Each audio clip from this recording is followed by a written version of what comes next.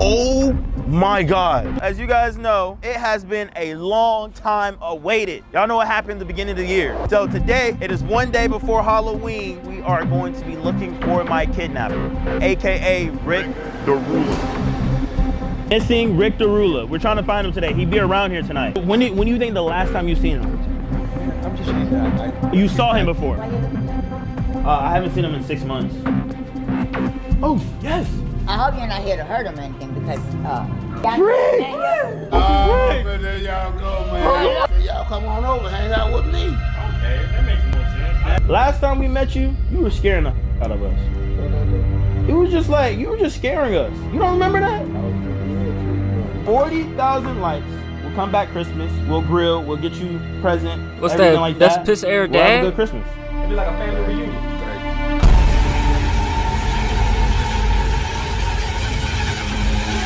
Kidnapper. Oh my goodness. Canal Joseph. So now you have no choice but to stream. So we'll fly out, help you build it on. No one else to. Bro, what is that? Oh my God. What is that? What is that? Bro, just let me go, please. No reason to be scared. Please let me go. You came here out of your own free will. Are you f***ing serious? At the end of the day, y'all, none of y'all know nothing about it.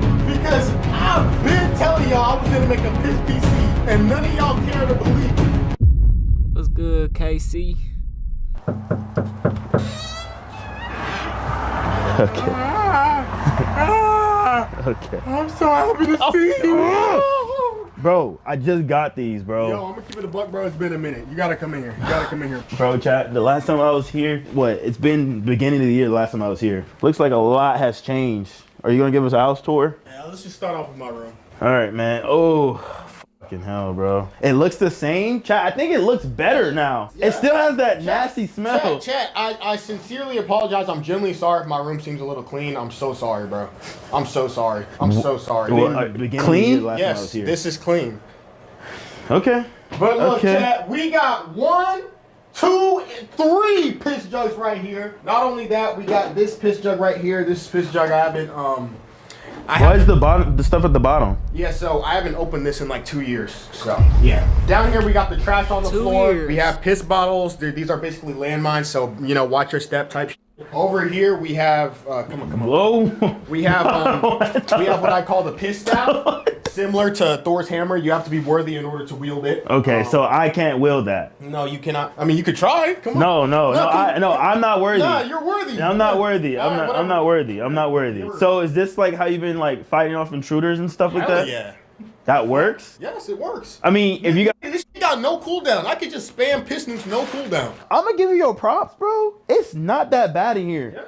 It's Yeah. actually you're actually changing your ways. Yeah, low key, like I might be clean air sight, dirty as shit to the end. Come here. Okay. Right Hell here. no. Don't show that. Okay. Don't show that. What is that? Is that a rat? Yeah, it's a dead rat. There's a rat in the jug? Dead rat, yeah. What? And piss? Yeah. What construction are you making? Yeah, so I got really pissed off. I caught a rat with my bare hands, No and so pun I put the intended. rat in this bottle of piss right here, and it just died, and so it got really dark. It's just floating.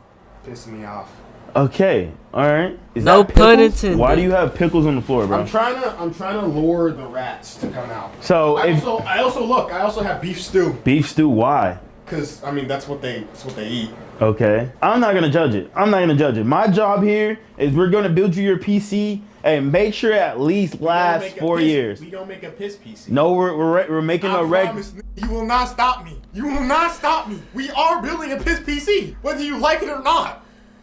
We spent a lot of money building up this PC, so if you guys don't know, Piss Air will be streaming right here. So if y'all want to tune in, he's probably streaming right now if this video is uploaded. What we're going to be basically doing is that we're going to be building this PC and making sure it is rat and roach proof. Yes. If you guys don't know, basically he had a whole Look at my boy Dingleberry out here giving back to the less fortunate. rat problem. I know we all love to poop in pizza boxes and then leave it out for the roaches and rats to eat for later. Yo, look at the rat. There are so many rats There in was a rat crawling my behind room, me. and I don't know why they're here or where they came from. You don't know why? But if they're gonna stay, they might as well pay some rent. And they're not doing that. They're just throwing hands Something you don't do. with each other This is his parents' house. and eating food off the floor. I found the mutant rat's hiding spot. I finally have the mutant rat on camera. Bro, what is that, a possum? Oh my god. Holy guys. Holy. So this is his room. What is this? Wait. What is? Please don't tell me that's. What is that? What is that? No, stop. Okay. Oh. See, I told you, watch your step. You don't listen. Bro, I told you to watch your step. Don't get pee on you. Don't get pee on you. This is literally. Bro, what is that? Oh my god. What is that? Yo. What is that? Yo, it's gooey. It's gooey. Yo. What is that? Yo, please don't tell me that's. One slash and it's over. No. One slash. No, please. Is that? Maybe. Who knows? Who cares? This is my room. Everything's a surprise in this bitch. Okay, you allowed to make your piss PC. I don't know what that means, but we'll see. We'll see. Okay, just throw that over there. Like, okay, he's collecting now. Okay, bro, I don't think that was there this time, bro. My ceiling is falling off. Like, I don't know what's going on. I think it's some sort of water damage problem. Might be from the piss nukes, all that shit. Over here, this area, I'll get up in the morning and cook me some food, and then I'll see rats come out of like here. Rats going? Yeah, they'll come out through this. Oh, because it's hot. Yeah. See, so look, that's the biggest issue. We're going to be building a There PC. ain't no way that shit works. It's going to produce heat. Bro got a weed eater. So the rats are going to go and chew up his wires, and I ain't spent all this money just for you to destroy the PC. So we got to rat and roach proof it. That's just destroyed. like, look what they did to his stove. This stove was like, probably didn't look like that until the rats. I mean, we could do a quick basement tour if you want. Yeah, I guess so. Yeah. Fuck no. Be really careful because this is kind of wobbly a little bit. Oh, bro, what happened this time, bro? Bro, even animals can't live here, bro. Yo, here, look. Let me see. Yo, he got worms. Yes. He has worms. How often do you be down here? When I want to relax, think about video ideas, I'm just down here thinking and shit. Okay. Yeah, I'm not gonna lie. You gotta at least clean up down here, man. It has gotten worse last time I was here. Oh my gosh. Your teeth is white. How's your teeth white? How's your teeth white? Piss is acidic. How are you not You're sick? not educated. Piss is acidic. Burn all the gunk out. Hell no. Piss is acidic. How do, like, there's no way this nigga's real, bro. Call it piss paste. Piss. I'm Isaac Newton. I'm an Isaac Newton of my time. I'm the Black Oppenheimer. Albert Pistine in this bitch. I feel so bad for his girlfriend, bro. You have a girlfriend? No, when he gets one. No. Oh, you got a girlfriend? I can make avatars. Like, I can like connect piss bottles together. I can connect piss I'm bottles an together and make them sentient and then that. Same shit. I don't care. All right, let's go get hazmat. Yeah, let's. Oh my gosh! Ah! We are grown adults, bitch ass. Get your ass in the Walmart. You have spider webs. How you got cobwebs in your head? All right, we got screwdrivers. Now we can get hazmat suits. I just know that man is beyond stanky. Like, oh my god. There's only two. Oh. No, wait. Yo, Brad, there's only two hazmat suits. You out of luck. What you mean out of me and him? If you really man, rock, paper, scissors. All right, one and done. No way. I'm finna whoop you real quick. You ready? You've been ready. Rock, paper, scissors, shoot. That's crazy. Bro, why am I the one that's suffering? I got the worst end of the stick, bro. At this point, chat, please, can we get this video to 15K likes? Bro, you can Yeah, man. Let's go ahead and hit that like button from my boy. I already done it. Hey, man. find someone to build this. Cause you go in there, bro. You liable of him throwing some piss on you all time, man. Nah, bro. If I'm pulling up, I'm making you giving you a PC and whatnot. And you over here want to throw piss on me, bro. Oh, you gonna see the heaven gates today. Up for you. Don't be scared. No, because I'm putting my life at risk with no hazmat. All the times I've been at Pisser's house, life I had a at hazmat risk. suit and a mask, and I've been fine as long as I have that. This time, I don't have anything, bro. What did Bluey do? I'm sorry, Bluey. What did Bluey do? I'm sorry, Bluey. I'm Give him sorry. a kiss. That's a minor. You're good. Okay. Okay. Wait, Louis can't be a minor, please, right? He's not a minor. No, literally dead as he is. I've never seen you, bro. We gotta get you nail clippers, bro. Look how bad this is. Look at the left one. Oh my gosh, bro. All right, I'm gonna keep it a buck, chat. This is gonna be hard. And I don't know what you mean by pissy PC. You want a piss PC? Piss PC. You gonna see. You gonna see. And that's crazy because you say I'm not gonna do a piss PC. I will. You will not stop me. What do you think a piss PC could be? I don't Type know. it up in the. They said, ask Pisser, what's the least favorite part of your house? Probably where my dad is, because my dad participates in my piss stuff, but he's What? kind of clean. Let me put my mask on. Where's the latex mask suit? Yeah. There we go. Whew. What? Yeah. Whoa. No, he won fair and square. Don't even act like that. Don't even act like that. What you looking at? Give me the gloves and the mask, man. All right. We should be good, chat. You want this? Oh, yeah. Not sight. Oh. Bro, this is the dad's fault, man. I don't think he lives. I don't think his mom is there. I don't know what's going on with that. You know what I'm saying? But bro, his dad is allowing all of this, bro. His dad is okay with living in a house like this. What it is this house is probably paid for, bro. I mean, you see it's old as hell. The property value's low, so they payment can't be crazy high. They've got pre-inflationary, even pre-inflation, they've got a payment so low. They property tax is probably $50 a year on this bitch.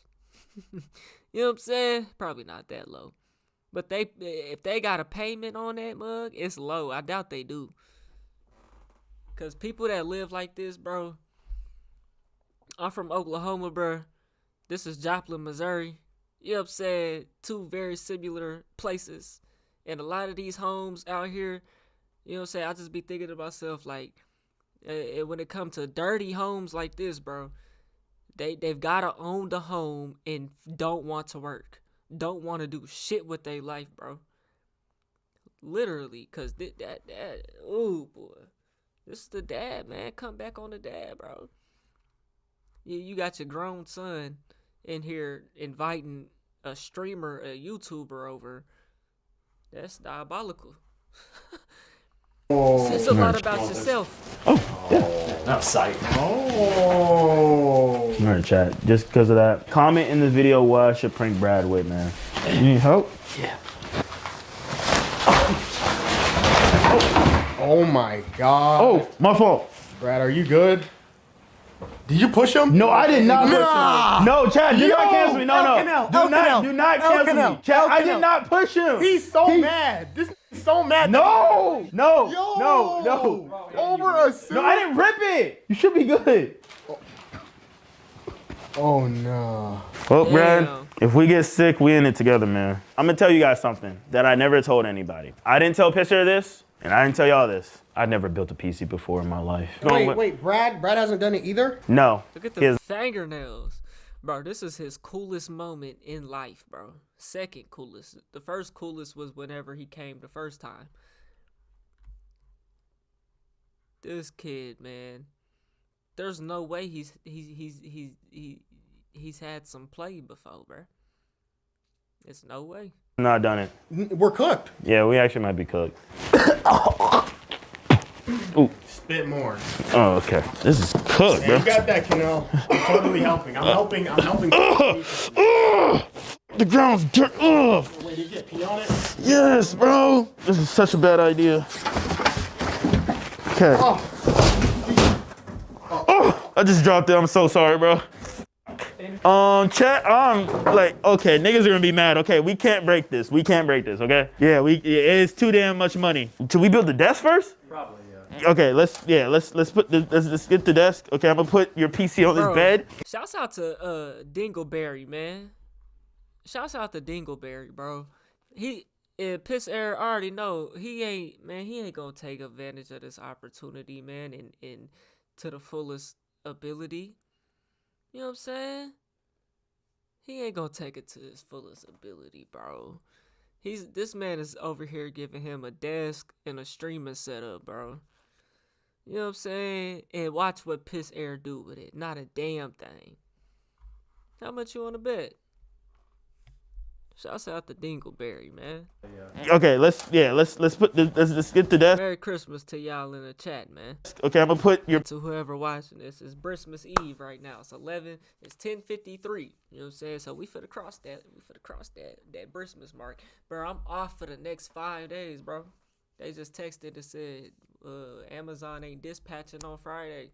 You know what I'm saying? So shit, nigga, I'm off till Monday. You know what I'm saying? I'm chilling. I need it. PC on this bed. Okay, and there's piss everywhere. Okay, all right. There's literally pee everywhere. Oh, What day is New Year's on? I just know it's cause I know I'm gonna have to work that shit on a Thursday. Well, no, Christmas, New Year's Eve is Wednesday, so that's my off day. So shit, I'm straight. stinks, bro. It's actually getting bad in here. As long as I don't stay No, bro. I think it's getting bad because.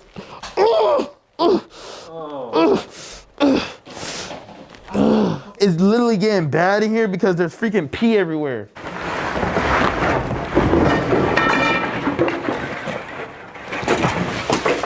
Oh, it smells like shit in here now. Oh, bro, what the? Bro, what are you peeing in these bottles, bro? Fuck. Where did you want your setup? Right there, same spot. Nigga, he wanted his PC this whole time. He didn't tell us to move it. He want us to move P? We're supposed to build a PC, not move P. And also, I'm sorry to tell you this, but under that desk there's pooping pizza boxes. That's What? This nigga didn't even have the courtesy enough to clear a space knowing he finna come give you a whole People are crazy, bro. Knowing he finna come bring you a whole PC, he didn't even clear out an area. You know what I'm saying? Nothing about this man is clean, man. what you smelled earlier. This is crazy. I didn't want to break the news to you until now. Okay, so where you want your setup? Right there. Right there. Pizza boxes? Not it to move the piss jug. I'm the cameraman. You're the last one? You know what? I'll do it myself. Okay, thank you. Why are you putting it next to us? You can put it in the corner or something. Ugh. Bro, something is just watery wet. Ugh. Okay, everything's wet over here with piss. Hell no. Bro, how does he pee this much? Bro, there has to be nut in that. Like, I'm not joking. Like, why is it, what is that liquid? It's clear. Bro, I f***ing hate this shit, bro. F*** y'all niggas, bro. What is this gonna do? It's a broom. Ugh. It's a brand new broom. That's fucking cheese touch. That's the cheese touch. Nigga ain't used that broom. That's the cheese touch right there. Gave it to Dingleberry. Nigga steal that. Nigga went and grabbed a broom and gave it to Dingleberry. No, no, son. Oh, it's the drop of piss nuke, bro. It already smells like in here. Please do not fucking do a piss nuke in here, bro. Yo, piss here, man. You a motherfucker. Tighten this. How tight? Booty hole tight. Oh, okay. Y'all doing way too much. So Gus tight. What? How would you know? No. How would you Okay. know? This is what we're gonna do. If we can build this underneath an hour, bro. I think we can build this underneath an hour. Y'all wanna put a timer? Chat, what is my punishment if we don't build this underneath an hour? You have to drink a bottle of pee. No. Oh, hell Get piss nuke. Let's go ahead and do it. You Fuck it. drink, Timer. nigga. 1 hour. What the? What? That better not be semen. I don't know. Wasn't me. Okay. Okay, we doing good on time. Nigga, yeah. Hold up. We doing good on time. I just heard a rat. You heard a rat? Yeah. Holy shit. You never thought about plugging the holes? I actually want to catch them, so Okay. I can't trap them. Bro, is this a f***ing piss sock, bro? Which one? Right here. Oh yeah, this one. Of course it is. It was just drenched in pee. Oh my gosh. 49 minutes. 49 minutes? This man is getting the opportunity to change his life thanks to Dingleberry, man. And he ain't gonna do shit with it, bro. Might be a stupid. We ain't gonna watch this whole. We gonna skip through some. You could do this. No, bro. That Stay in my room. Like I'll. Why are you going up on there? nigga, oh, stop. Stop. I'm saying please. He's on Fent. I don't know what he's on, bro.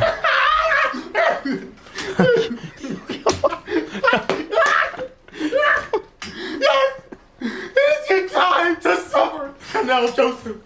Yo. Bro, this guy needs to seriously be on a watch list, bro. Oh, so they just keep giving us extra ones? Yo, put that down. Drink it. We have 29 minutes. Okay. 29 minutes. Okay. Hey, we're gonna take. All right. Bro. Oh man, real funny, ain't it? How would you feel if I were to pour an entire bottle of piss on your head? Yo, piss air. Bro, you do that, I'm burning your entire house down with you in it after I knock you out. I'll probably be going to jail tonight. You going to jail? That's if you can beat my ass, though, which you can't. Is that right? Is You that can't right? beat my ass. You're right. I can't. You're actually gonna beat me in every fight. You beating me in every fight. I'm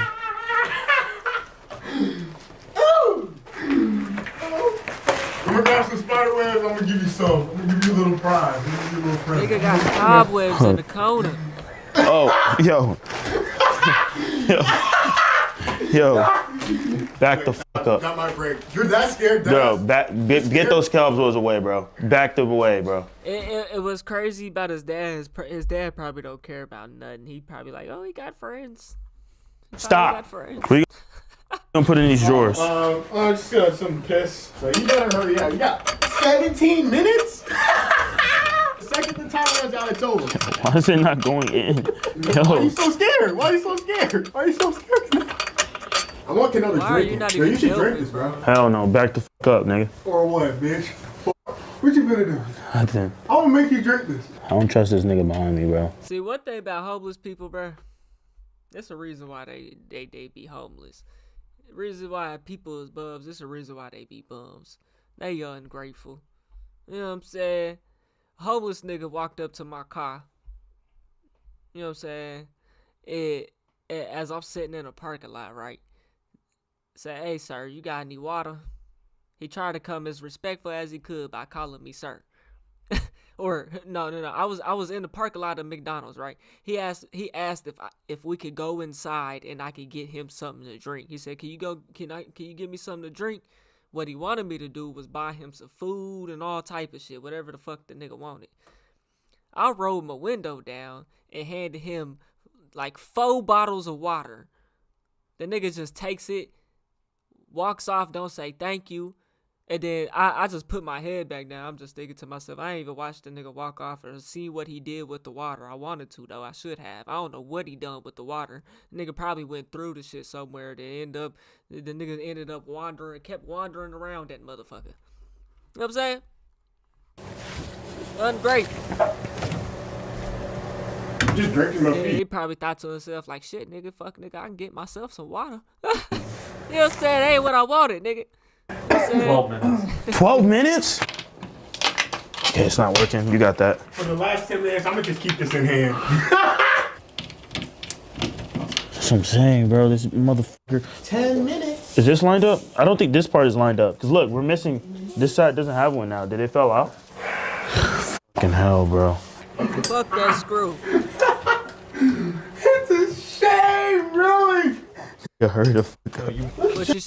What you should be spending time on, since you're trying to time yourself, is setting up that Streamlabs and all that shit for that nigga so he can stream and make it out that bitch. He got a one for himself though. You can come hand a nigga the world. You can go hand a homeless person $1 million right now. It is not gonna change their life. You know what I'm saying? You can go hand a bum on the side of the road $1 million right now. It ain't gonna do nothing for him, bro. They gonna be back in the same spot they was in within a year. Check the timer, shall we? Oh my gosh. 3 minutes. Oh, no, not my mic. No. Yup. 2 minutes, Brad. You're right in the Unless you pool. guys can finish That's screwing these full couple of piss. screws in the next minute, I win! And the piss missile is mine! 59, 58, 57, 9, 8, 7, 6, 5, Bro, what he finna do? 4, No, What he we. finna do with that? Don't do it. Yo, chill out. Wait. Don't no. do it. Look at how unhealthy that shit is, bro. Oh my Number God, it's one. the same color as his jacket. Oh my, bro. Bro, he look at that corner, bro. Oh my, bro, it stinks of shit in here, bro. It stinks like fucking shit, bro. There's Imagine when they one day move out this motherfucker, bro. they gonna think people just trashed it like it was a trap house or like, you know what I'm saying, like it was homeless people living in. Nah, that's their actual home. Pickle piss in there. Dill. It's like you try to buy this home to flip it. You know what I'm saying, bruh? But you don't even know it had all this pit. Man, you gotta burn that whole shit down, nigga. There ain't no value in that, in saving that. Pickle piss. Oh my gosh, bro. Should have been on time. And if they do and not burn it down, right, and somebody moving that hole, they ain't never gonna know all this happened. Yo, quit burping Really in made my me ear, proud dog. today. You made me really, really proud, right? What? You scared? Oh, just let me go, please. No reason to be scared. Please let me go. You came here out of your own free will. These nails, please let me go. Y'all let me know if these are good. Basically, we got a Gaming X Trio 490. I don't know if this is good. Next one is RE-ATX3. I don't know what that is. What is this used for? That's the power supply. Power supply. Next things next, chat. We have a BS50E Wi-Fi motherboard. We have a AMD Ryzen 7. I don't know what that's used for. This one is a Flare 5 DDR5. And then we have Windows 11. And then we have a G50 Graphite 1 terabyte. I think this is a memory card, right? Rate this setup out of 10. Is this good? Okay, hold up, chat. I gotta take a breather real quick. My breath. Here, you talk. You talk to chat. All right, chat. So far, I'm really proud of Brad and Kanell. I'm very, very proud of them. They're very outstanding. I'm just gonna keep it a buck, guys. A lot of people watching this right now would like have a panic attack in my room. So I'm proud of Brad. I'm proud of Kanell. I'm also sorry for being high as fuck earlier. I was taking whiffs of the pee while I was walking around, and that was what was really getting me hyped. Type. What? So I'm really sorry. Is that real? Sorry. Okay, all right. You could get high off sniffing piss? Be careful. This is your PC, so you're not finna say I broke it or anything like that. Gently line it up and put it in there. This is all on you, Pisser. It's all on you. The one thing he's I only heard done. a Look at scratch. that Is it fine? fingernail, bro. Okay, is that good? So, okay, what do we do I'm next? pretty sure we're supposed to put paste. We're supposed to put paste in first? Yeah. You need it? Is that important? Yeah. We need to go to like Best Buy or something. Okay, so we gotta go to Best Buy? Oh! Yes! Oh my God! That's what I'm talking about. you're the goat. Oh my gosh, okay. Just dab that man up. Yes! W Kanell. W Kanell. That's right. Bro, I'm cooking right throw now, the bro. piss bomb. I'm cooking right now. Chat, I'm not gonna lie. This is not looking like a pissy computer, bro. Hey, this is looking like a good ass computer. He trying to turn this into a piss computer, bro. I will. Look, if you really think about it, this has like fans on it, right? And this is like the main. If I pour piss on this, the droplets of piss will go on the PC and it'll like sink in with the PC and then it'll be infinitely cool. What are you talking about? All right, we just need rat stuff and roach stuff, right? You gotta tell us how your rats be getting into your stuff. 'Cause we don't want them to chew the wire. No, they don't chew the wires. They don't choose wires? No. Okay. Yeah, let's just do mouse traps. Are these? Oh wait, this is glue. So this is gel. So you put this in corners and OMG. Ultra clear roach and ant gel bait. Kills the queen and colony. Kills roaches and the eggs they carry. Mouse traps, roach gel bait. You can put these in corners so it's clear. So if you bring a girl over, they don't be like, ew, you got roaches? They won't know. Yeah? Yeah. Okay. Typo. Oh, sorry. Good way. These don't look pretty tight. They gotta look sharp. Or is it those? She ran from the smell? Okay, y'all, bro. Okay. I'm good. Can I get a different register? There's a whole bunch of people behind me with fucking cameras. I'm about to snap the out. Oh, sorry. Please don't snap out. I don't want you to snap out. We didn't do nothing. Bro, you that stinky that she did not want. She did not. Bro, she left her register. Bro, so we did stink. Oh, they left it? Yeah. We stunk. I'm not gonna lie, we did. It's been a crazy night. Crazy night. It's that time of the year. Yeah, man, I've been wiping like a week. Okay. Oh, hell no. Bro, if you're gonna think you have It's the autism, coolest bro. moment of his All right, life. okay, let's get you your monitor. Bill, piss here. my Touch the God, keyboards. bro. Which one resonates with you? You like that one? said he ain't white Okay, let's no just get you more. Corsair then. No, Let's just get got you all it. Corsair. This is called a Crosshair Vanguard. All right, get that. You got mic, you got mouse, you got keyboard, mouse pad. What else are we missing? Webcam. I'll probably just get the most expensive ones. That's probably what looks better. Give them curve monitors, chat. We're banking on Pisser actually streaming. This is like a 50-50 chance if he's actually gonna grind. Trying to upgrade, He's not. and him be like, man, I don't really like streaming. It's kind of gonna be pointless. One Alienware, one HP. He One not for gonna- chat he and not- then one he for not. gaming. Okay, all right. This is what we got. Thermal paste, 2 monitors. This is gonna be your gaming monitor. Then we have his chat That monitor, nigga's in there yawning. He don't care about none of this shit, bro. so he can read chat. And then we have don't his even know how to webcam. use Hopefully none this of is it. good. We have his He mouse. don't even have enough motivation in him to you know what I'm saying? Like it's just not in him, bro. This nigga's gonna fumble this, bro.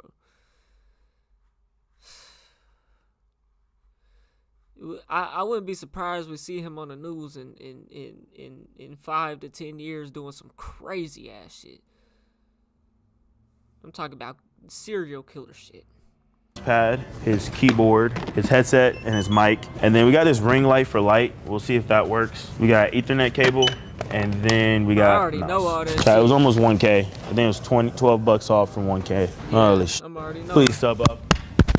Please sub up. Mic's falling apart. Equipment's falling apart.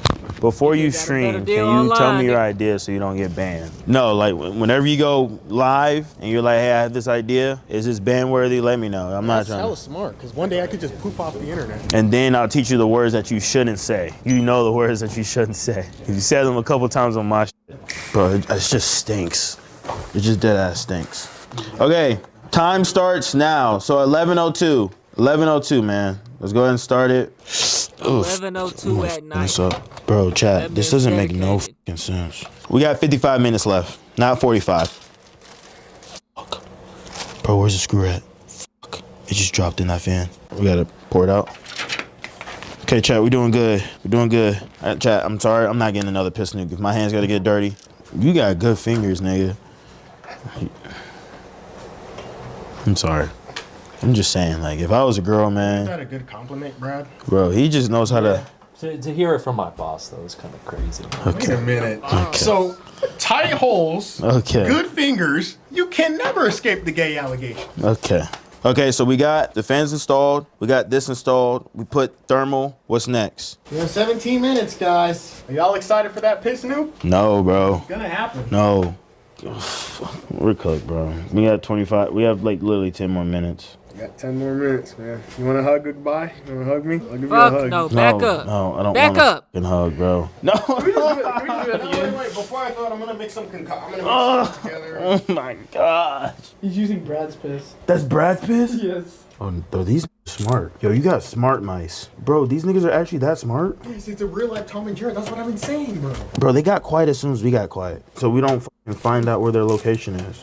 Yo, I ain't know you have fucking smart ass mice, Jerry ass mice. All right, so it's powered? CPU is powered, motherboard's powered, fans are powered through the motherboard. Okay. I wanna implement my own idea with this. What? Remember when I said piss PC? Yeah. I want to make my own piss PC. This is how I'm gonna do it. You're not gonna stop me, Daddy. It's gonna work. It's gonna work. I have my own plans in mind. Bro, guys. he gonna pour What do you piss all on Cause it. you upgraded this? Yeah, I'm gonna upgrade it. You're gonna need to get a jug of piss. Bro, what are you doing?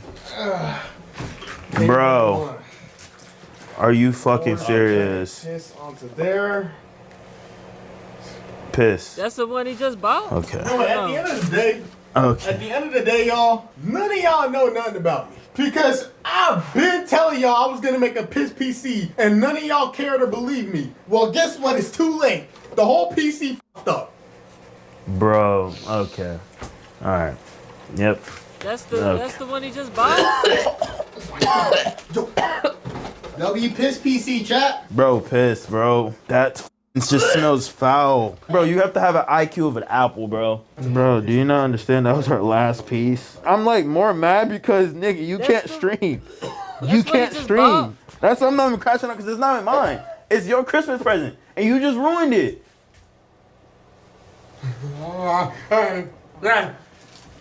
This is your fault. Bro, my mom's calling me. Oh my gosh, bro. Yeah, take your ass home. Hey, yo. I told y'all niggas, man. This is the man. He just bought this shit, bro, and this nigga poured piss on it, bro. Bro, I told y'all niggas, man. And now he not even gonna get the opportunity to even start that fucking computer up. Dumbass.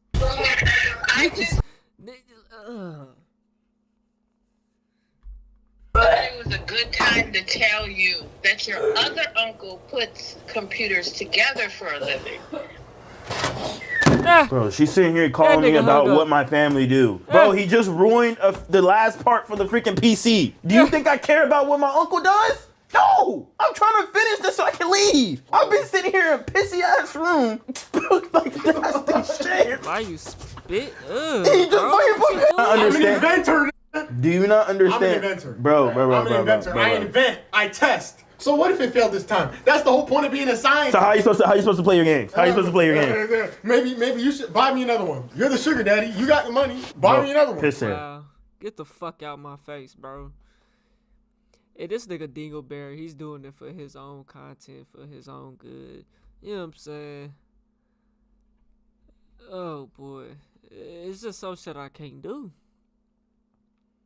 Because the moment you would have already been pissing me off with how ungrateful you just are. But the moment you would have done, I would have been out of there, bro. I would have been so pissed off, bro. How much money do you think I have? Millions and trillions of dollars. Buy you another one, bro. I think that was the most expensive one. I think.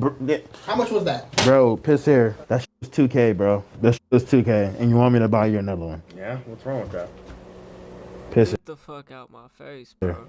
Please end and beat his ass. And you know he really wants another one though. He's really gonna wish he didn't do that. You know what I'm saying? Although he was still never going to do shit with it. Oh, stop. Bro, we could have made a coolant where you go to put like yellow coolant, but you freaking... Yellow coolant. That's not even close to piss.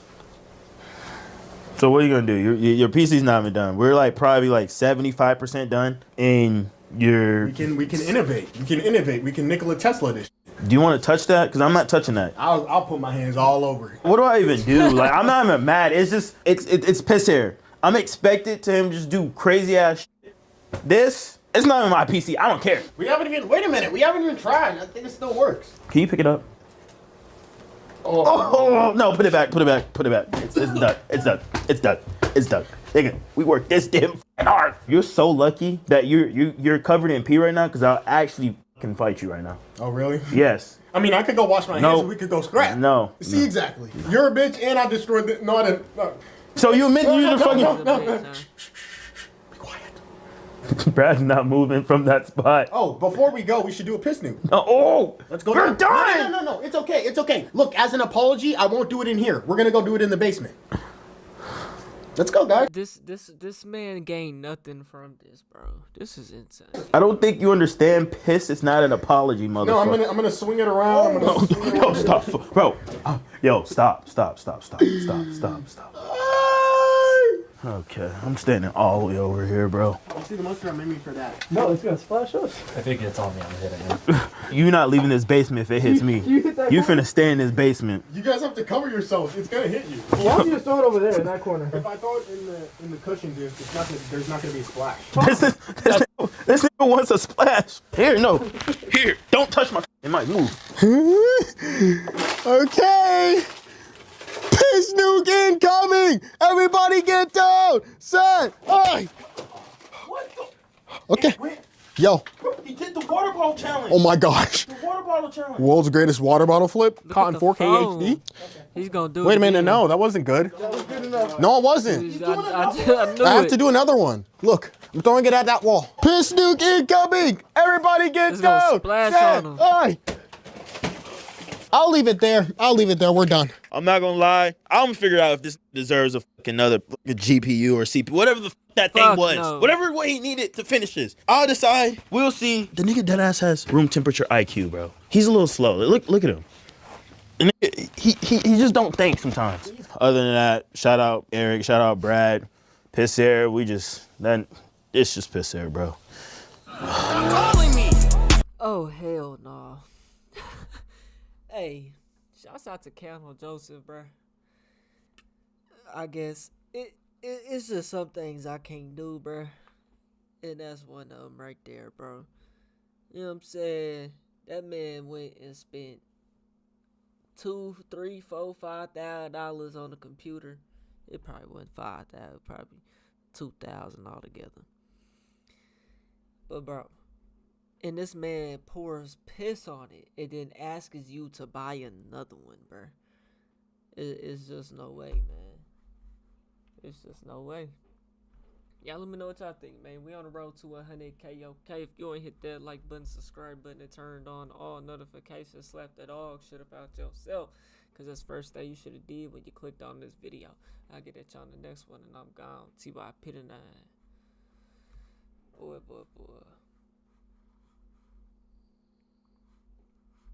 That shit don't make no sense, boy.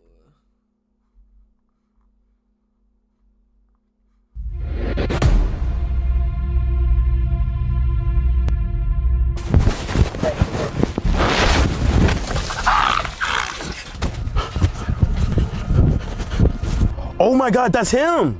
No, they actually found him. Yo, chat, he's actually known for kidnapping. Look. That's him. We'd have been cooked. Oh my God. As you guys know, it has been a long time awaited. Y'all know what happened at the beginning of the year. So today, it is one day before Halloween. We are going to be looking for my kidnapper, AKA Rick the Ruler. Missing Rick the Ruler. We're trying to find him today. He'd be around here tonight. When do you think the last time you seen him? I'm just using that. You saw him before? I haven't seen him in 6 months. Oh, yes. I hope you're not here to hurt him or anything because, Rick!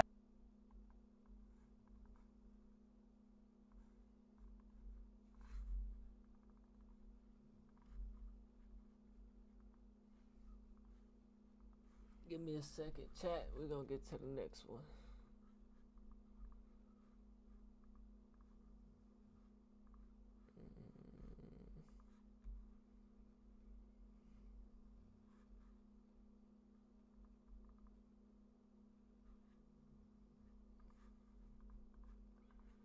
All right.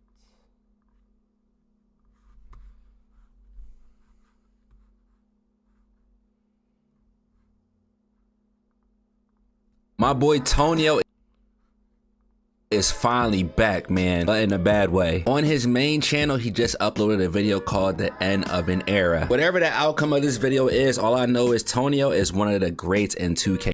That nigga has 800,000. Okay, so that makes sense. God damn.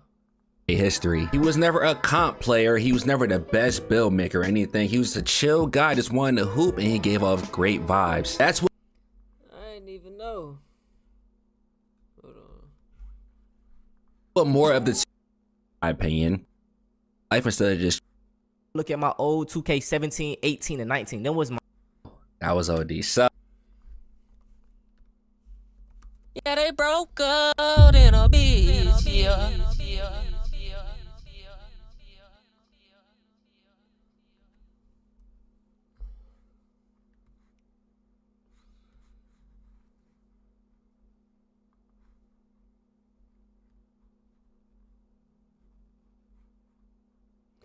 Yo, I did not know this nigga was a 2K YouTuber. Hey, my boy got the phone pointed into his little Android creation at me on Y'all straight putting up on him. I ain't know my boy was a 2K YouTuber. What the hell? That's crazy.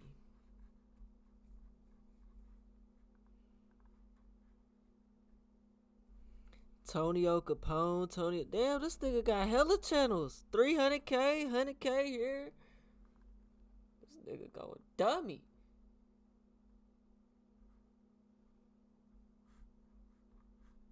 God damn. That's crazy, bro. This internet is crazy, man. You know what I'm saying? It's all it always just comes down to an audience, bro. Certain people could be viewing your shit, and then it's like This shit is crazy, man. That's crazy. We're gonna see what it hit for. I know,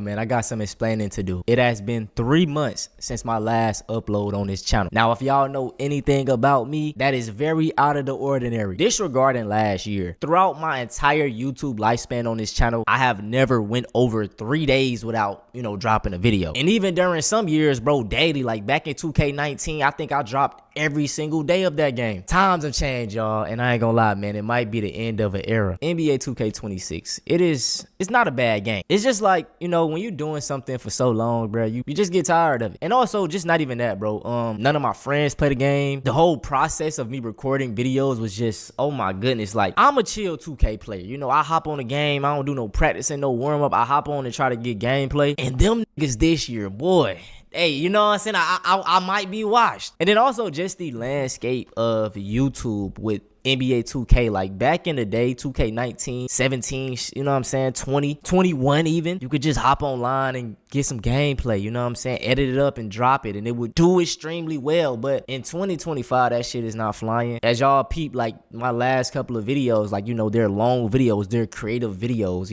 and they take a long time to record, edit, a lot of energy, and it was just like, the ceiling for 2K isn't so high. So shouts out to San Diego. That's where my mama from. I think my sister was born there too. Like, I don't know, man. I just bro, I ain't even know, bro. If y'all been watching my channel, we been reacting to Antonio, bro. You know what I'm saying? This man got a whole channel with damn near 900,000 subscribers, bro, from 2K. This is crazy. I ain't even know that. Was just like, the ceiling for 2K isn't so high. So like, I don't know, man. I just started kind of reconsidering things, especially the end of 2K25. And if you didn't know, bro, I've been dropping 2K videos since NBA 2K15. So that is 11 2Ks, bro. Since I was in the 9th grade, I am grown now. I'm 24. I was 13 years old, bro. 14. You know what I'm saying? I done did probably every single park video to date, bro. Like, you know what I'm saying? This isn't a knock to anyone, but I don't want to be that YouTuber that's just spamming videos to make some bread. It was never about the money for me, bro. Like, it was just the vibes, and I just love this shit. Fast forward to today, man. I don't got that passion no more for 2K, especially the park. Now, this video might sound sad, but if you've been tapped in, you know. 2K is bad. Gaming is just not what it used to be, because it's the same thing. It's failing to innovate. You know what I'm saying? And to grow, you know? I got other channels. Tonio Capone. And at the same time, you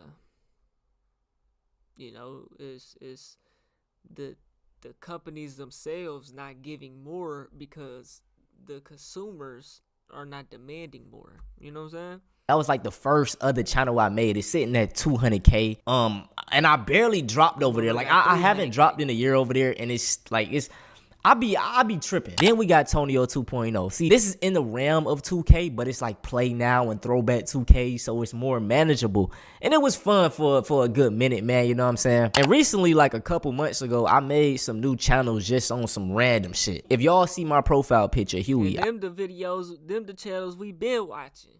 You know I had the Huey profile picture since back when I made this channel, you know what I'm saying? And if you know anything about Huey, he a real nigga. And I've always been that type of dude. So, you know what I'm saying? I made a new channel and I was just talking about topics, specifically like black topics, how people love talking down on black folks. Because in 2025, y'all, we in a very weird time. Motherfuckers love slandering our name. So I just made some random videos, you know, just standing up for my people, and they took off. A lot of people. It's crazy how the biggest creators, a lot of them are coming from 2K, bro.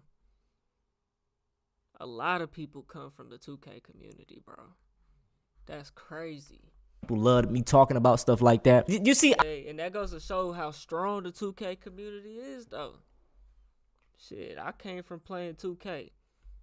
You know what I'm saying? Shit, I was streaming 2K back. That was the first thing I ever done on the internet, was stream 2K. I grew so fast off these channels, but in the midst of me doing that and making those type of videos, it reignited like my love for content creation and even just videography or like, you know what I'm saying? Like on these channels, I talk about topics and also I add my, you know what I'm saying? I do my thugger with the editing, and it just brought something back to me. When I used to do park videos, man, if y'all go look at my old 2K17, 18, and 19, them was my best years in my opinion. I ain't even blew up in those years, but those were my best years. I used to do like intros of me editing, like little mini hoop mixtapes at the beginning of every video, man. It was just like the passion that I had back in, and it's like now you can't even really do that because it'll mess up the out. It's so crazy nowadays. But in the midst of me with these new channels, it brought back that flame, you feel me? And before you know it, man, I ain't even touched 2K. Like I haven't played Park probably since my last video. Like them, it's tough, bro. I don't know. I don't be having nobody to play with, and then it's like torture playing with random. So I was like, nah, forget that. And boom, 3 months done flew by. Like I even told myself, I was like, bro, okay, I'm gonna drop a video every week, but I can't keep up. I ain't gonna. It's bad when you can't even play the game and not make content. You know what I'm saying? Lie, man. So I just wanted to come on here and just update y'all, man. I've been boycotting 2K since 2K20, probably 23. I think that was the last one I bought. So it's been 3 years, nigga. I don't even know if I bought 2K23. I know I played it a little bit, and the game was so bad, bro. Like the last 2K I played, this is one of the reasons why I stopped playing 2K. Is because it was probably 2K23 or 2K24, whichever one it was. It's probably 23, I think. I can't remember though. I created my player, got the game, created my player. You know what I'm saying? I'm on the PS5, bro. Every time I try to play a career game to grind my player, I could play the first game, right? I could play one game, and then I would load up the second game. I'd get like halfway through it or some shit. Not even that. First quarter or something, the whole console would crash. You know what I'm saying? So I couldn't play a park game because my player was ass. I couldn't grind them. And then I just started playing my team. I couldn't even play my team for so long without it crashing either. Like the whole console would just turn the fuck off, bro. While playing 2K, it was the only game that done it. I thought I fucked my console up because I always left it on overnight and shit like that with GTA, because like it would stay on type shit. And it was always, so I thought my console was cooked. But how is GTA staying on for days on days and I can't even play 2K? Like that shit, bro, that shit blew me, bro. It turned me completely off with 2K. I'm like, bro, this game is this motherfucking bad. It's crashing my console, playing my career. That I gave up, bro. I couldn't take it no more. Tell y'all, like, you know what I'm saying? It's the end of an I era. couldn't take it. I said, fuck 2K. I can't take this shit no more, man. Doesn't mean you know what I'm saying? Y'all just showed y'all my other channels. And also gaming. I'm never leaving gaming. I got another channel, Lil Tonio. You know what I'm saying? I play different games on here, a variety of games. And my goal is going to be to drop a video every week. And it's just random games. Like I just did Deadpool. I got an Elden Ring video coming up. After that, I'm gonna do Hitman. It's gonna be at a realm of like how I was doing these 2K videos where I like spend a week in the stage or something. It's gonna be like I'm gonna spend a week on that game. A big compilation of just me having fun on these games, and we're gonna see where that goes. But man, y'all don't be sad. All my videos are still going to stay up, and who knows, man, I might come back playing 2K. You know what I'm saying? You never know. Also, like I said, my Tonio 2.0. I like playing Play Now. Like if I'm chilling, I'll hop on and play a Play Now game. Also, man, make sure y'all go follow my Instagram. I just dropped some new pictures over there, man. Go show it some love. Also, you know, if you want to just tap in with me. And also another reason why I'm gonna step back from this channel is because I want to give more room or more space for newer people to come up. Like, you know what I'm saying? Like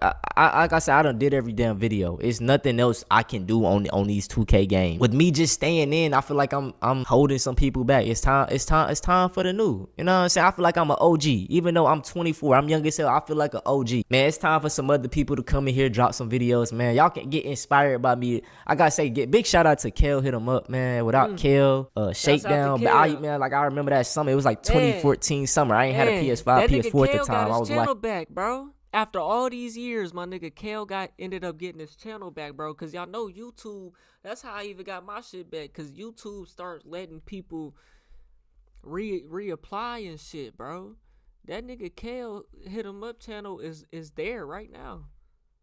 Kale, 360,000. Bro was doing reactions.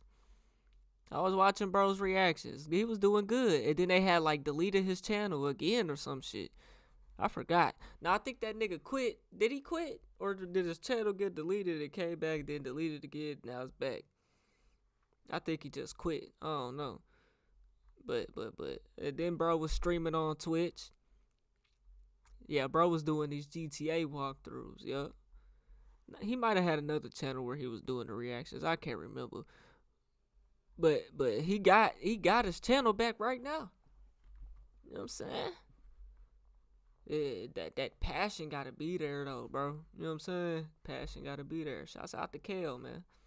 Watching a whole bunch of 2K videos, and I wanted to, like, if y'all don't understand that jump from PS3 to PS4, and when I saw that, bro, I wanted the next gen console so bad. That's Bro, I swear, bro. That's why, bro, I didn't even start playing 2K till 2K16 for real. As far as part go, you know what I'm saying? Cause shit, we couldn't afford that shit back then, nigga. I got that shit for Christmas. I got the P4 with no games on Christmas. My dad got me the Uncharted edition, so it came with Uncharted, but that shit was so ass. I'm like, nigga, this ain't what I want. Nigga, I cried tears of joy when I got that motherfucking PlayStation, cause I asked all year for that motherfucker, bro.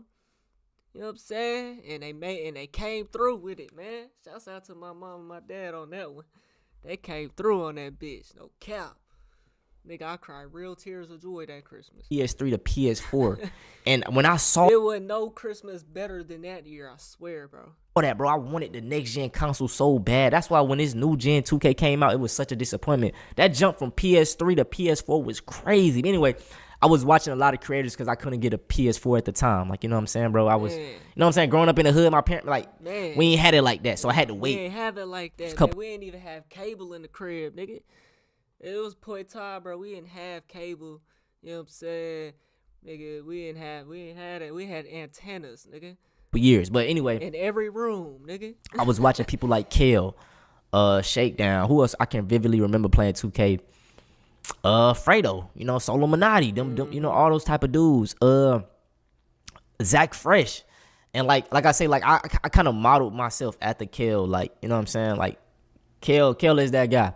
If y'all don't know about Kale, hit him up, bro. He's the GOAT. You know what I'm saying? And I wish he got to the point where he got inconsistent. And like I said, I never wanted to be like that. If I'ma just step back, I'ma step back and we gonna do it all the way. But I don't want to be flipping and flopping, take a 3-month break, come back. No. Like I said, y'all, we just gonna stop it before it get out of hand. But man, they gotta speak to you at the same time, bro. You ain't gotta force this content shit, man. You ain't gotta force it. It's supposed to come to you, bro.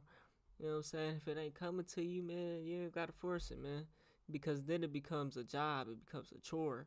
You know what I'm saying? It needs to always be fun to you, man. You know? Y'all know where to find me. Y'all know my other channels. Y'all got my Instagram, man. And y'all can binge all my videos. I'm gonna keep them up. If 2K, I don't know if hey man, shouts out something to come out the way. If the things change with the algorithm of 2K, I might come back. You know, I'm never going to say never, but for the time being, I'm not going to be that inconsistent YouTuber just being like, oh, I'm going to drop. No, we just going. 2K just isn't fun. Madden isn't fun. Madden hasn't ever been fun since the funnest I ever had playing Madden was on the Wii. Literally was on the Wii because they used to have mini games. I don't know if they had it like for like the regular console versions, but I know on the Wii, my nigga, like Madden 11, whatever one had the Saints on it. Oh God, nigga, them mini games used to go crazy. And that was the best Madden. It didn't even have online play, nigga. I'm over here playing mini games, nigga. That's probably just me though, my experience. I think they might have had online back then. I don't know though. But the gaming is just ass, bro. It's just ass. It's just not, as far as what I play, Call of Duty, 2K, Madden, GTA, you know what I'm saying? Same copy and paste shit year after year. I'm not subscribing, and then the price of the game goes up and it gets worse year after year. You know what I'm saying? The price of the games just keep going up. I'm not paying $100 a year. And then you gotta pay $100 for VC, which I never bought VC in my life. I was the type nigga, I grinded my career and got my VC and got my player up. After 2K19, you couldn't do that shit no more. 2K19, you couldn't do that shit no more, bro.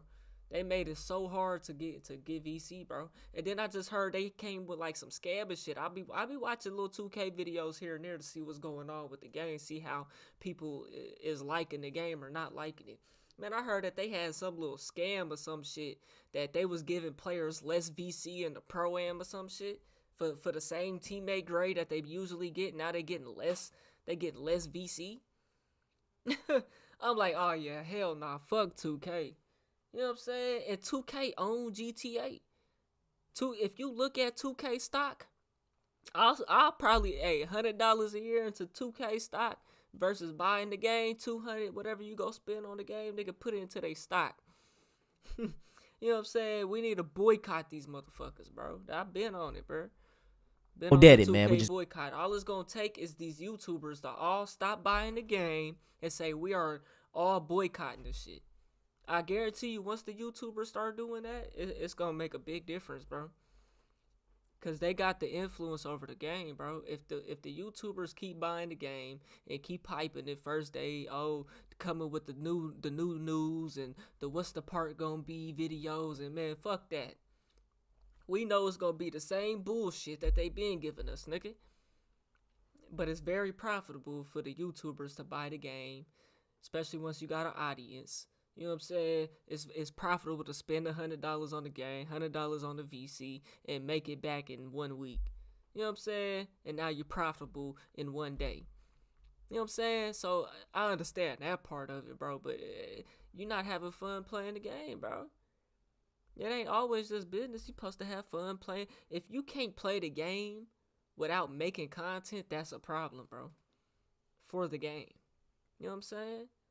I've been said fuck 2K, bro. I can't get behind it, man. Especially not after hearing that they starting to cut niggas VC and they ain't getting as much. They scamming niggas out their own VC for playing the game. It ain't even like they buying the shit.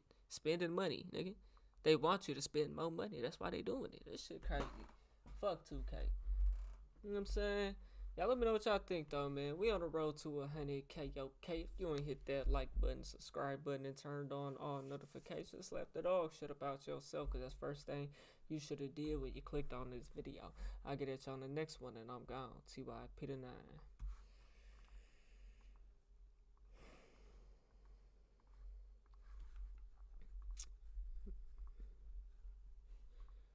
What was bro title? My boy Tonio is finally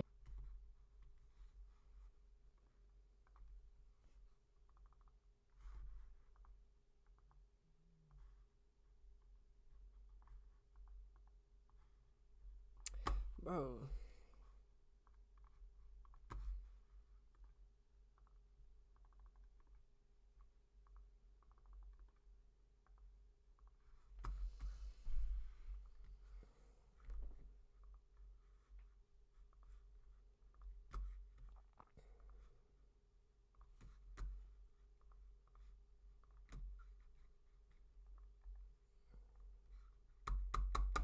Oh boy, I need to put the ads on that mug. We just gonna stack up. It ain't that serious. We got time. What we watching next, man?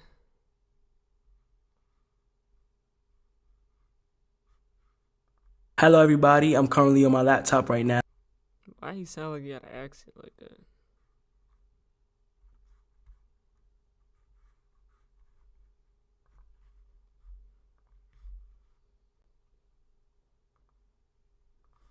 Hello everybody, I'm currently on my laptop right now, and Okay, bro, this is probably one of the craziest titles I've ever titled a video. I don't even know if YouTube will upload this, bro. So you're either a Kaisernet fan and you probably thought, what the hell is this nigga talking about? Bro, what the f is you even talking about? Or you are a hater and you want to see me shit on Kaisernet, and I can tell you right now, that is not what I'm doing. I'm making this video because I genuinely feel bad for this man. They are treating him like he is worse than Hitler, and I'm not joking. night talk with Miniclin, thoughts, you know what I'm saying?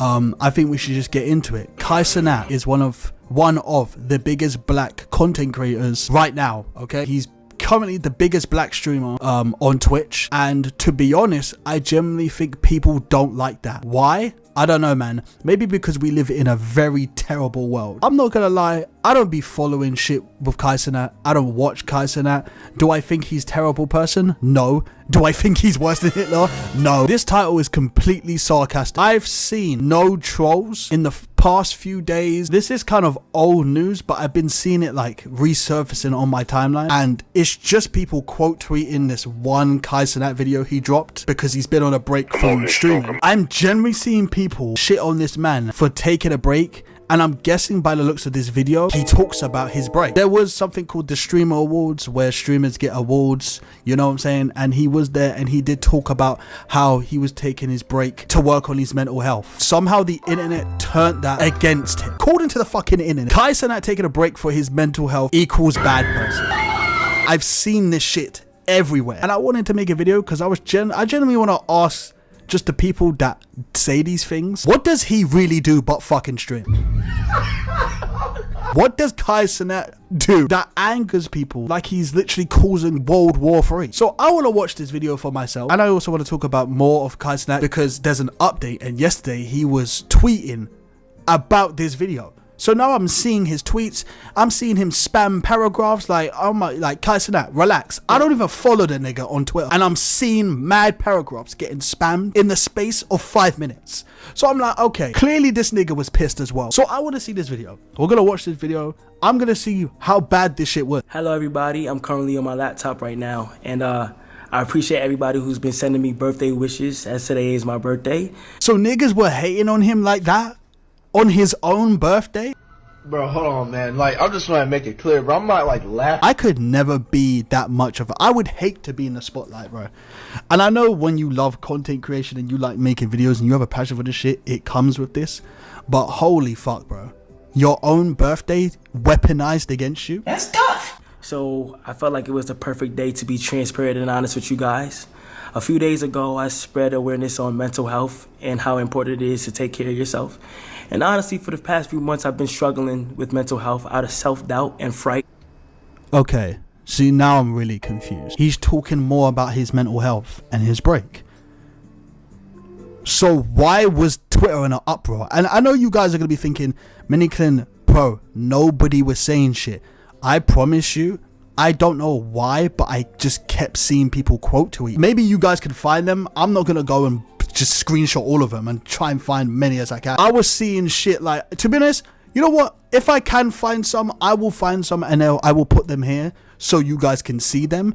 But these niggas were going crazy on. Very passionate about creating. And I have other goals and things that I just want to achieve and do more of. And this is the part that's got niggas confused though. This nigga sounds and looks like he's like he's been cloned or something. You know what I'm saying? This nigga's not normal right now. But the thing is, what's weird about this, he says he has goals and he wants to make better videos. And that's why he's taking a break for his mental health, as if he's not already doing good, though. I get you want better for yourself, but, like, that's kind of one of the reasons why people was, like, saying stuff like, what do you mean? You know, because it's quite confusing. Very passionate about creating. And I have other goals and things that I just want to achieve and do more of. And other goals, okay, I understand that. I would love to show you guys what I've been working on for the past few months through my more personal page, which is KC3 Hidden. So he gets on here on his birthday and he's talking about his goals and inspirations, and people on Twitter and on the internet are treating him like he's a literal criminal that escaped prison and he's wreaking havoc like he's the fucking Joker. Like, I am going to go private soon on that page, so whoever gets in, gets in. But I just want to let you guys know that sometimes it is important to take care of your mental health, and honestly, it's been getting better. It has. But out of frustration and fear, I just been in my head for some reason. I never had this feeling before, but I want it to be known that I truly want to create. And I don't know if I'm getting mature or... Niggas cut. He truly wants to create. Like, he's not doing it now.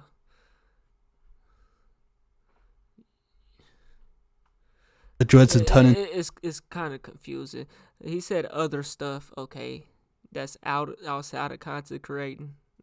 I understand. But now you're talking about you want to create. To Minister Louis Farrakhan. I'm trolling. I'm just looking things at a broad point of view. But I am. Am I the only one who feel like he's talking weird and funny and acting like his mannerisms are off? So passionate about creating in general, and I'm excited to show you guys what's going on. Thank you. That's the fucking video. That was it. This is the video that I saw posted and people were quote tweeting. And there were generally people saying that he's, and I'm not trolling when I say this. They were saying, wow, you're a millionaire. You shouldn't have mental health. Some of us should be slaves again. That is basically... Nah, yeah. That ain't got nothing to do with mental health because you're a millionaire. I'm not saying that. What they were saying. Yo, buddy, retards. I don't know if you're above the age of, I don't know, man, 15 years old. Like, I'm talking about grown people should not be on Twitter talking about, yo, money equals no bad problems in your life. If fucking anything, money equals more problems in your life. Real shit. You know what I'm saying? I'm not no big millionaire, but I definitely tell you money helps. But like, bro, if you are a viewer of mine, nigga, I disappeared off the fucking face of the internet for 8 months because this shit was driving me fucking insane. This shit is toxic, this internet shit. Especially when you have a lot of people watching you and you have a lot of people judging you, every move you do. You know what I'm saying? And the thing is, Kai Cenat does good shit. I play Mario Kart gameplay and I talk shit online. You know what I'm saying? I deserve the bullshit. The fact that he's getting bullshit and all he does is... He's building a fucking school in Nigeria.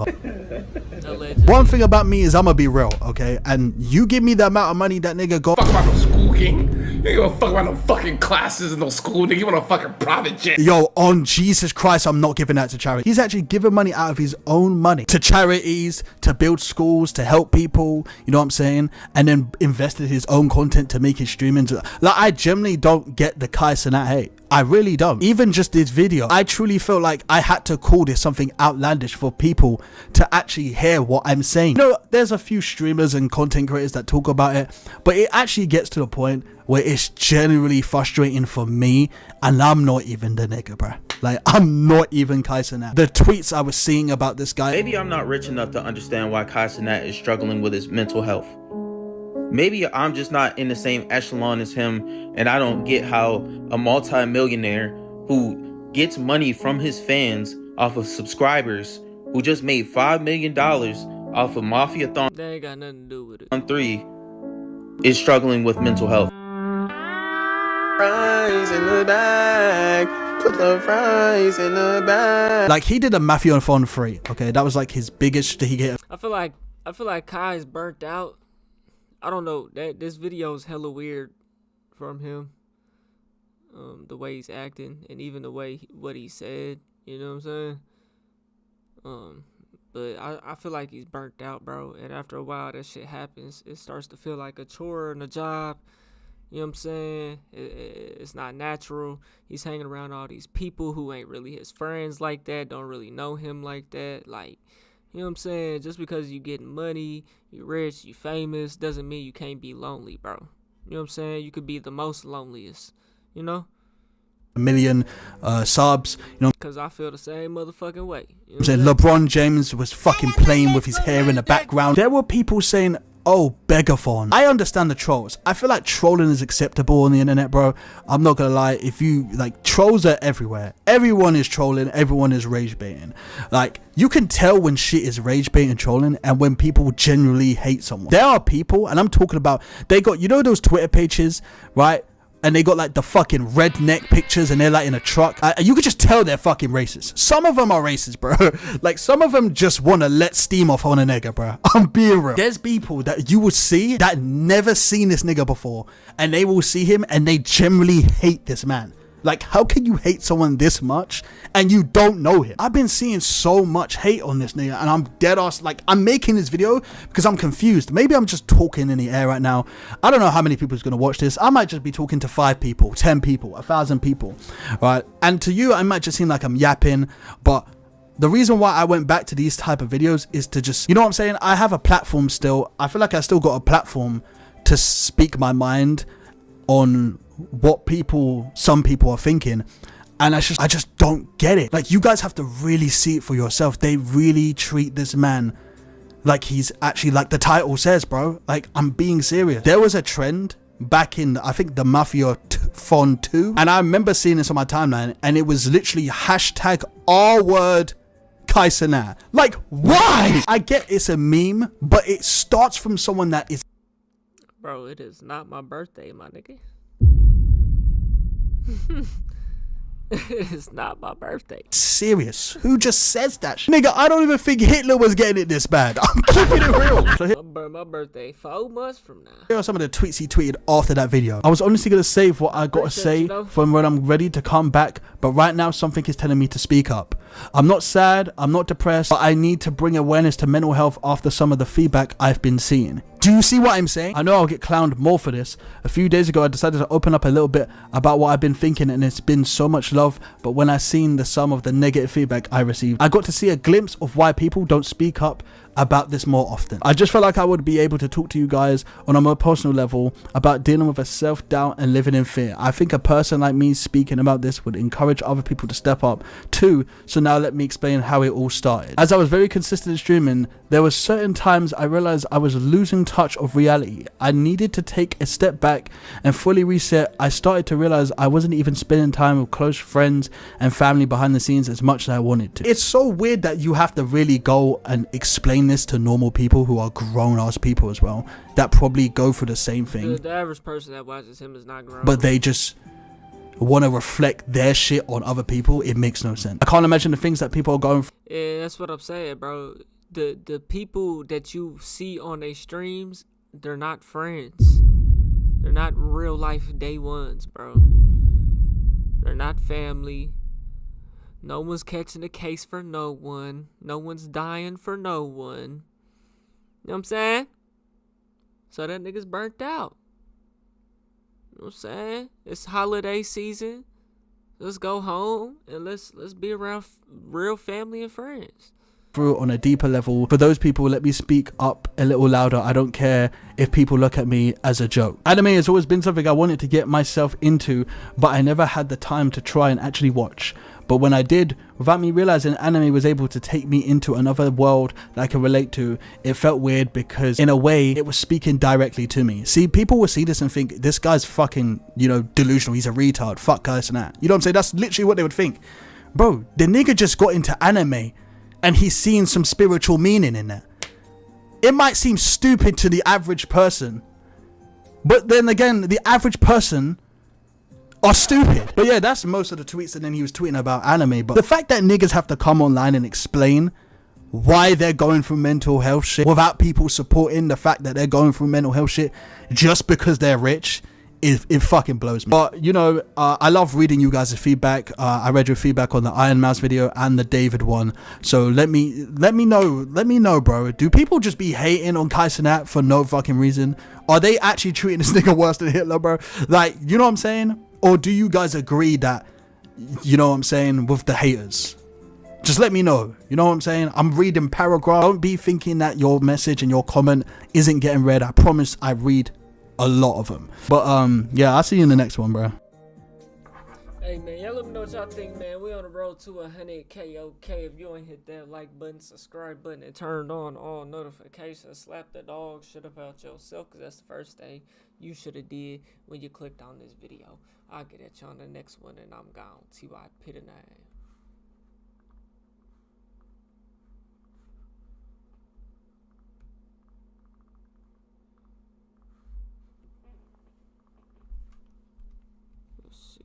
else we got?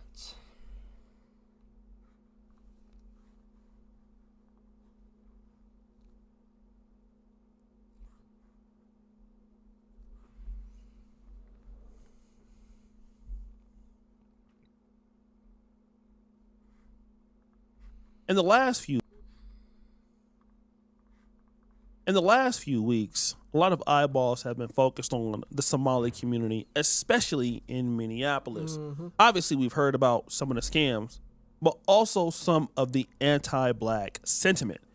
As you know, the Somalians are from the Horn of Africa, and typically these communities are closed off because of cultural reasons and also Islamic. And Somalians, not all of them, but many of them, do not consider themselves to be black. Somali people have clearly stated that if you're a black American like myself, that we're not the same. They're saying, hey, no, we're Somali. You guys are American. I know we're the same skin color, but we're different. But this has been something that is consistent. That is true of many Africans because all of them are the same color, so they can't really differentiate by black or white, but by tribe. And this is no different than what you see. However, the Somalis have been getting so much hatred, not because of just some of the crimes going on there, but obviously the trolling, Somalis saying that Minnesota is promised to them. You have certain guys out there, you know, thanking the American government for the free food and food stamps and all of that. And so America is coming down hard on the Somali community, including the president. Now, in the black American community, there's a different beef because, okay, well, look, you guys are not us. You say that you're not a part of us, but now you are getting your wake-up call. You thought that you was different and you not. So, we tried to tell you. And this caused this really viral clip from this lady. I am currently asking for a ceasefire. I'm asking for a ceasefire between the Somalis and the African Americans. Please, we got something bigger going on right now. This is a divide and conquer situation happening in Minnesota. Y'all know we ride together when situations arise out here. When that George Floyd stuff happened, baby, we was out there. Ain't nobody was asking what type of black you was. We all felt that. Is that right? Was Africans out there? I mean, I popped out to one where I'm from. Ain't no big African population where I'm from, but. So I just don't want this ignorant conversation to overshadow what's really. And they don't look at it the same until it's time to get deported. You know what I'm saying? Be happening. Don't give them the upper hand. Why are we acting slow? I'm asking for a ceasefire. If you like me, please put down the shots. We ain't got time. Just put a pin in the conversation. How about that? Let's just put a pin in the conversation. And after we're done with this, then we could get back to doing that. Y'all could get back to doing that. I don't even know what type of conversation. I'm gonna go finish my electrolytes because it's. Now, this Somali lady here, I'm not gonna lie. She sounds like somebody in our community. If I didn't open my eyes and look at her, I mean, the vernacular, the way she's saying it, I don't know if she even live in Minnesota. She sounds like she grew up around nothing but black Americans. American. I mean, she probably got like a black American boyfriend or whatever. So she's saying, listen, you know, let's ceasefire. You know, we're all the same. Now, in her obvious opinion, she might actually look at us the same because you have some Somalis that do grow up in America. They grow up around black people. You know, they be in the gangs and stuff like Ethiopians, some of them Eritreans. They be rocking. I mean, I was living in Sacramento. I remember being. It's different when you grew up here versus you moved here at a grown age on your own free will. Being in Oak Park, they had a Ethiopian dude that was, you know, from Oak Park. He was gangbanging and swinging like anybody else, right? So you have some dudes and women that are just still gonna rock with the community, and she sounds like she's maybe a person that is like a tweener. She understands our community and understands her community, and then she brings up the whole idea about George Floyd. Look, when it happened in Minnesota, we was right there with y'all. Like, we understand the play. We can't let these white folks separate us, right? So that's the kind of language that we actually use sometimes. But then this happened. First of all, everybody and their mother was outside. It was a national thing. Like, it was very clouded. It was very trendy. It was very trendy to be marching and saying Black Lives Matter. There were stores that would have Black Lives Matter signs. What about the whole internet, the whole white community posting black pictures on Instagram. I remember that. In the window. A lot of people were standing in solidarity with Black Americans. And at the end of the day, if y'all claim y'all black, then aren't you marching for yourself? Isn't Black Lives Matter for all of y'all? You see how they separate? It's like they don't even realize that they're doing it. You're separating yourself from us by saying, we was there for you during George Floyd and Black Lives Matter. Aren't you black too? Right. So wouldn't that also be your plight and your fight too? Right. Wouldn't that also be you standing up for yourself and your community as well? She ain't It's lying. because you always other yourself. It's a subconscious thing because you do not see yourself as us. And that's okay. We finally said, okay, we're not the same. So this lady is saying, listen, y'all not gonna get away with trying to act like, y'all was really down with us because it was a trending thing. And she was right. Not only was Black Lives Matter popping in America, it was popping everywhere. UK, Amsterdam, it was a trend. Everybody in the world was with the Black Lives Matter thing. Many people were. I mean, obviously in Africa, it was a thing that people were just on the trend, maybe not understanding what it was, but obviously what the lady is saying, listen, you don't still view yourself as us. And so there's no real solidarity with y'all. And now we get it. But now because you're having an issue, here you go, right? You want our help. But then you had other brothers who brought out something different. Instead of asking Black Americans in general to help protest for the interest of Somalians, why not tell Somalians who feel the need to protest to each bring one Black friend or associate that they have in their own personal lives? Then that way, the amount of people protesting would double, if not quadruple, because we all know Somalians love and respect Black Americans.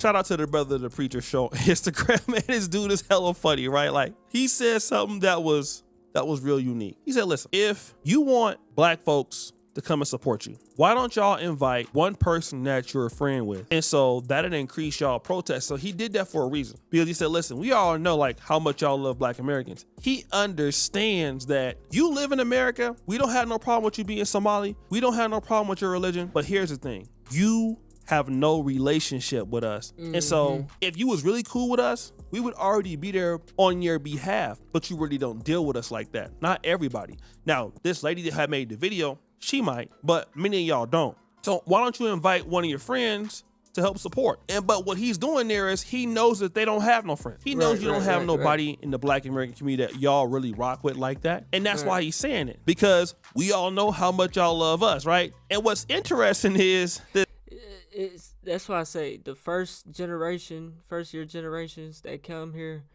that's more so them. It's different if you grew up here, you know what I'm saying? Your second, third generation, it's different than just being a first generation. That first generation ain't gonna have no friends, ain't gonna have nobody like that. You know what I'm saying? They're gonna be to themselves, saying it because we all know how much y'all love us, right? And what's interesting is this same dude did a skit, right, about what's going on in the Somali community. And this is what I'm seeing a lot of Black people on TikTok is really going crazy. Today we're standing because my community, the Somali immigrant community, and our broader immigrant community is under assault. We know that the identity of who we are is part of the attack. President Trump has had a history of targeting Black people. Now, obviously, he's listening at the news and he's hearing the guy saying that Trump is targeting Black immigrants. So he's acting concerned. Then this happened. Hey, what's wrong? First, it was the Mexicans. Oh, he's racist. That's why Black people didn't even like him in the first place. It wasn't even the fact that they was gonna come for Black people. It was the fact that he was racist towards Mexicans trying to build a wall. You know what I'm saying? Papa John still ain't came with my wings and my breadsticks. What? Yeah, how long do it take to come with some wings and some breadsticks? It's been like an hour and a half. See, I told you, that's why I don't order from them. Make it make sense. That is crazy. You know what? I know what I'm gonna do. I'm gonna get them a bad review. That's what I'm doing. They are getting a bad review from me. And get that shit off my TV. But yeah, I'm about to get them a bad review. Got him! So he went from looking at the skit to not being concerned at all. He started asking about the Papa John's menu order, why they haven't been there an hour 30 minutes. Man, get this off my TV, right? Basically, he did that all to say that, listen, man, we don't give a damn about y'all. Get this off my TV, man. Like, that ain't got nothing to do with me. Where's the Papa John's pieces and breadsticks? We don't care. And it's funny because it's not like we don't care because it's y'all. He's trying to say, we don't care because that's what you have shown us. And see, people forget this level of sweat equity. And the same thing that I would say living in Uganda, and I would tell anybody this. So many people forget to invest goodwill. You hear so many people talking about investing in business, investing in your body, investing in everything else. But one thing that compounds is goodwill. There is a saying that's very, very popular that I've heard, or maybe I've made it up myself. Stocks and bonds grow without you. Goodwill grows because of you. Yeah, that's some good game right there. You gotta be careful though, bro. You can't just be out here being nice to everybody and their mama though, bro. Because you know what I'm saying. You know, I'm a good person, and I'm too good for my own good, and that hurts me. My expectations are too high. It fucks with me because I expect that you're gonna do the same to me, and when you don't, I'm fucked up. You know what I'm saying? So that's why sometimes, man, I wanna do nice to you, but it's fuck you. You know what I'm saying? Sometimes it's fuck you. You know what I'm saying? Because in return, I know it would be fuck me. Based off of the experience I get in life, you know what I'm saying, though. So I hear what you're saying for sure. You know? Popular. But you gotta be careful though, because people will use and abuse you, bro. Straight up. I've heard, or maybe I've made it up myself. Stocks and bonds grow without you. Goodwill grows because of you. And that is something that we don't think about when we're, you know, in doing our days, when we're working with people, you know, being nice to others, being appreciative to others, respecting other people's communities, being respectful of men and women. It ain't something I always thought about, man, but as I've gotten older, it's something I've taken more into consideration because everybody is so used to what. I definitely think about that a lot though, because I be out here with I ain't gonna say a negative aura, but man, like I said, I'm too good for my own good, bro. And so like over time, I've realized to like start being an asshole. You know what I'm saying? Sometimes be an asshole, but it's like, okay, now sometimes I'm getting too far ahead of myself and I need to take a step back from that shit. You know what I'm saying? You know, you got to be choosy with it sometimes, man. Gotten older, it's something I've taken more into consideration because everybody is so used to what is in it for me right now. And I'm not trying to limit Somalis because Somalis I've met have been great people. You know, women are very pretty. The guys are usually really nice. But I will tell you this. When you come from countries in the African world, basically opening your doors to people that you don't know, it's uncommon, and people look at it as taken, you know, you can be taken advantage of, right? And these people come from, you know, some of the countries are broken with the war and everything like that. So to care about you think I was from Africa, somebody's issues, it's just really not feasible because you got to care about your own issues. You're coming from another country where you don't know the educational system like that. And so the only safe space you do know is your community. Now, let's say, for example, the Black Americans that live in Ghana, that live in Kenya. I mean, it's true that we could have the similar approach, but, you know, coming from the American educational system in a country that is respectful of so many different people's, you know, ethnic groups, religions, and things like that, that's a little different, right? As Americans, we kind of like, okay, you know, eat different foods, you know, live with whites, live with Asians. And so giving value to people as an American is a little bit different. When you're coming from a community like the Somali community, certain African communities, that may not be the case. And so when everything is going well, you start to believe, well, it's because of my community that I got what I got and not nobody else helped me. And then when you need something, you don't have any goodwill invested with anybody else. And so now you're in an issue where your community can't necessarily solve it because it's outside of your community's favor, okay? It's like your community has been gatekeeping, you know, to protect you and what goes on. But now the scope that decides the fate of your community is outside of that. And so now you need, you know, leverage in other places, whether with the whites or blacks or people who sympathize with you or whatever. And now you can't get that because of the lack of investment.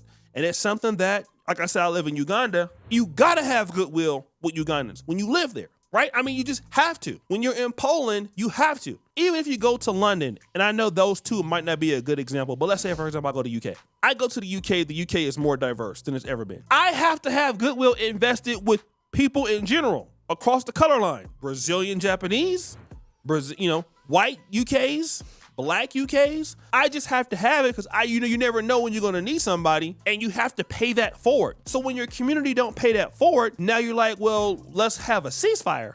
But you don't have no investment in nobody, so don't nobody care about your issues. It's just like somebody saying, give me. This is what I want. You know, a man or woman gotta give me all of this, but you're not bringing nothing to the table, okay? And so when you don't bring nothing to the table in a relationship. See, I brings to the table. I am the table. You know what I'm saying? That's why I move how I move. You know what I'm saying? Relationship, in a friendship, in the business world, well then once you get into problems, it's easy for somebody to overlook you and just watch you have this downfall slide. And this young lady that said that, I mean, actually, I probably believe that she got Black American friends and all that. But the She's response American. and the consensus is hold your own sack. That's you. That's your problem. That ain't got nothing to do with us. Deal with it. So guys, what do you think? It's your boy LCD Jackson back at it Her again. parents might be immigrants, but she's full blown American. You know what I'm saying? That shit get washed out when you come to America. Look at Myron Gaines. It's a reason why them immigrants come here. You know what I'm saying? Because they don't want to be where they're from. You know what I'm saying? Some of them do kind of like niche off to themselves and try to like congregate. It just depends. You know. It just depends. A lot of immigrants, they come over here and they don't want no parts to do with their homeland no more. You know what I'm saying? Straight up. With another episode of The Celebrity. But then you got the other group that congregate into one area and try to build their own little nation within America, you know. And so that's kind of the Somalis here, or at least this group in Minnesota or whatnot. You know what I'm saying? That's on topic, you know. Hey, y'all let me know what y'all think though, man. We on the road to 100K, okay? If you don't hit that like button, subscribe button, and turned on all notifications, slap the dog shit about yourself, because that's the first thing you should have did when you clicked on this video. I'll get at y'all on the next one, and I'm gone. TY Peter 9.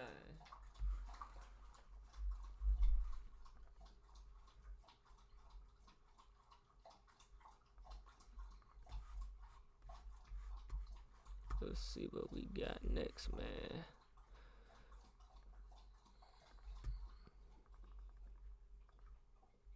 1, 2, 3, 4. Yeah, this is duh.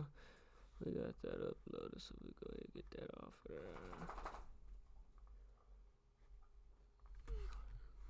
Alright.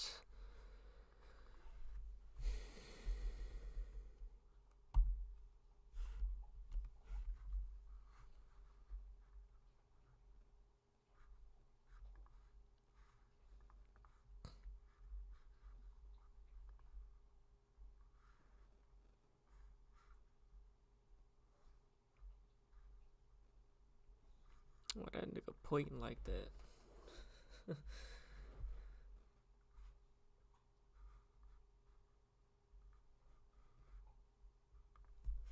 I knew things were over for Nicki Minaj when the fence-sitting celebrities started having opinions and started voicing it. That's usually an... Yo, that black spray is crazy. That's why I tell my barber, don't put that shit on me, nigga.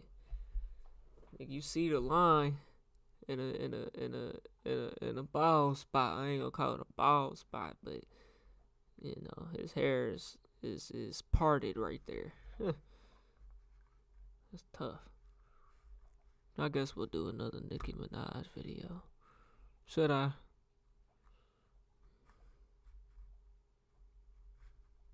I knew things. They come bars from Nicki Minaj.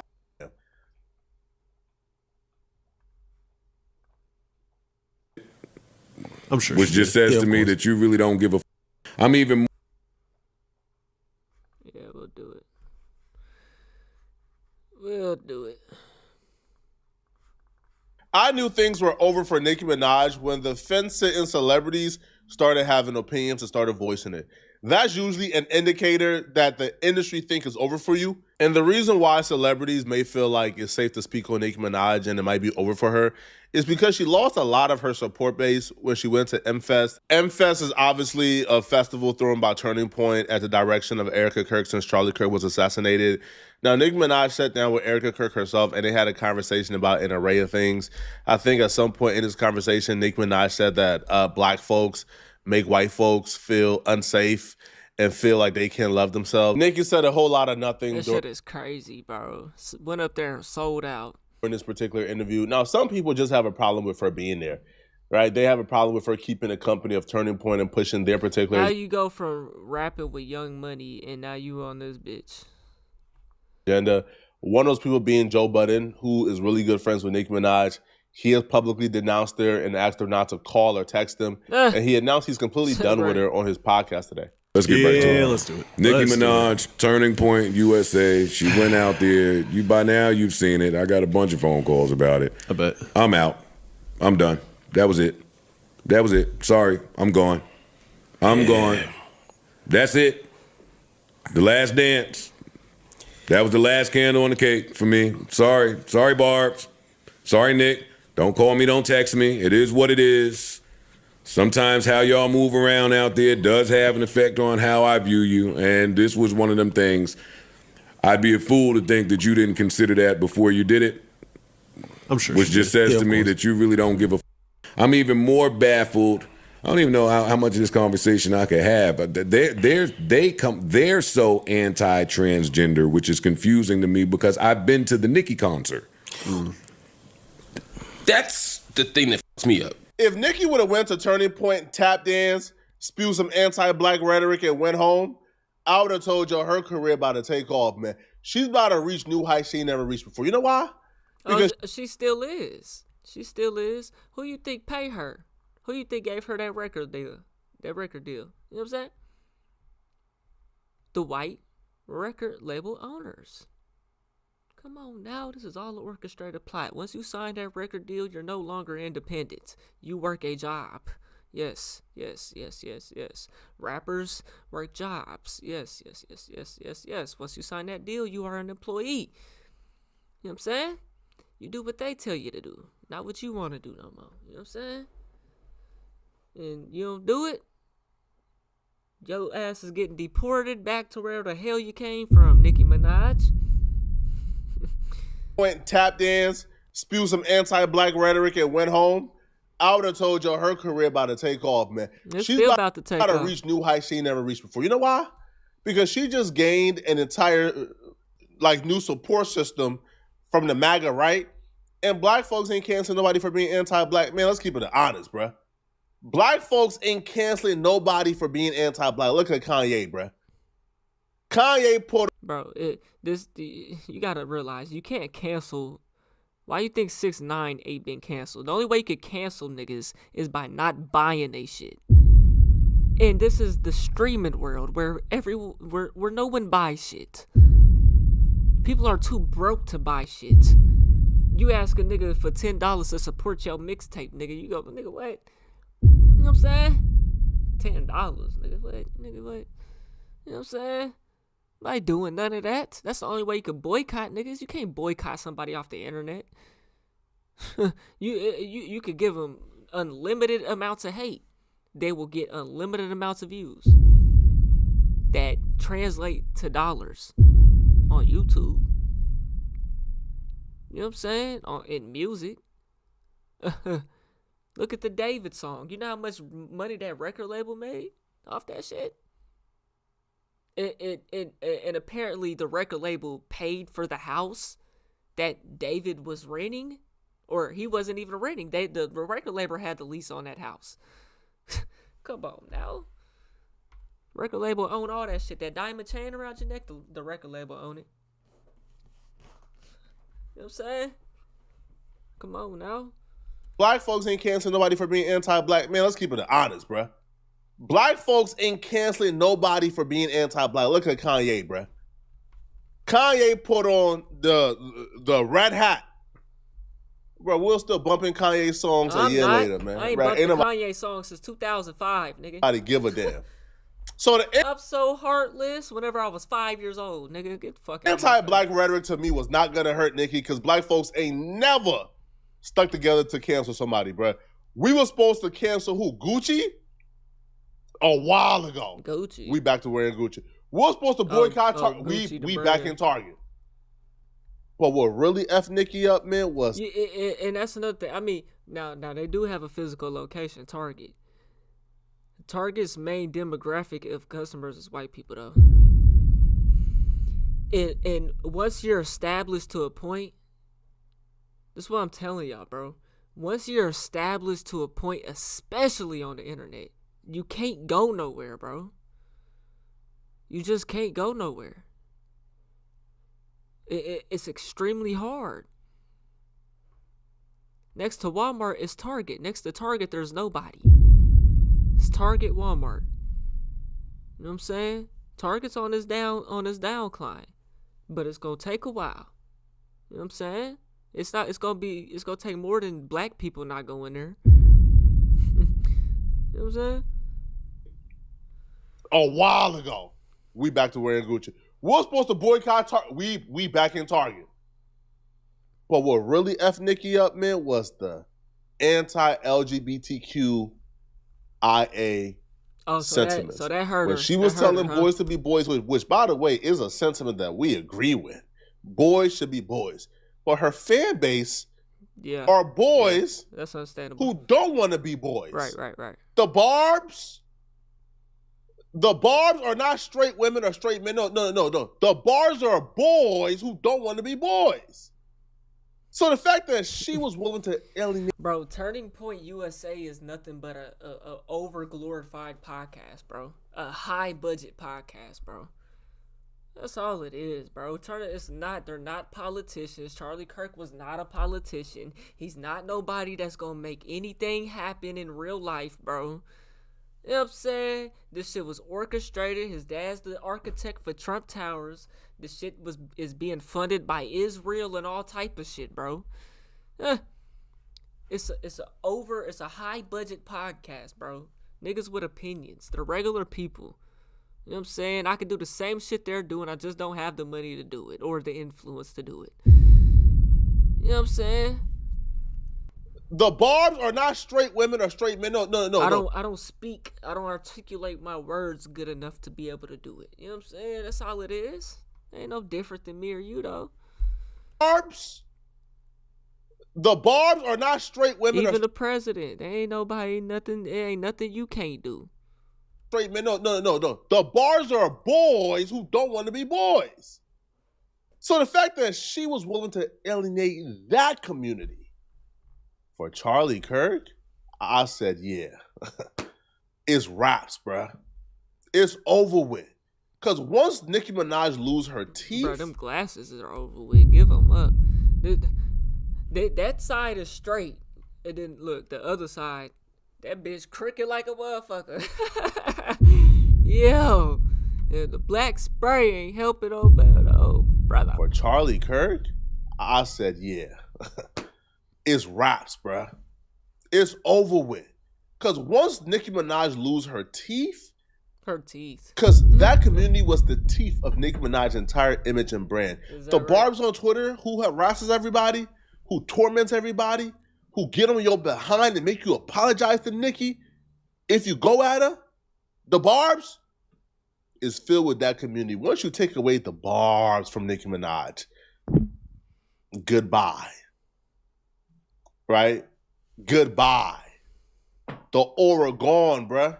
And she drops her album, I think, in May. Good luck. I'm so confused by so much of what was said on that stage. Yeah. Bro, the album is gonna do good. I watched the whole thing, hoping that maybe it was going to be impartial or there was a reason, but she was just echoing a lot of the shit that you would expect to be echoed. I remember highly disappointing. Oh, same.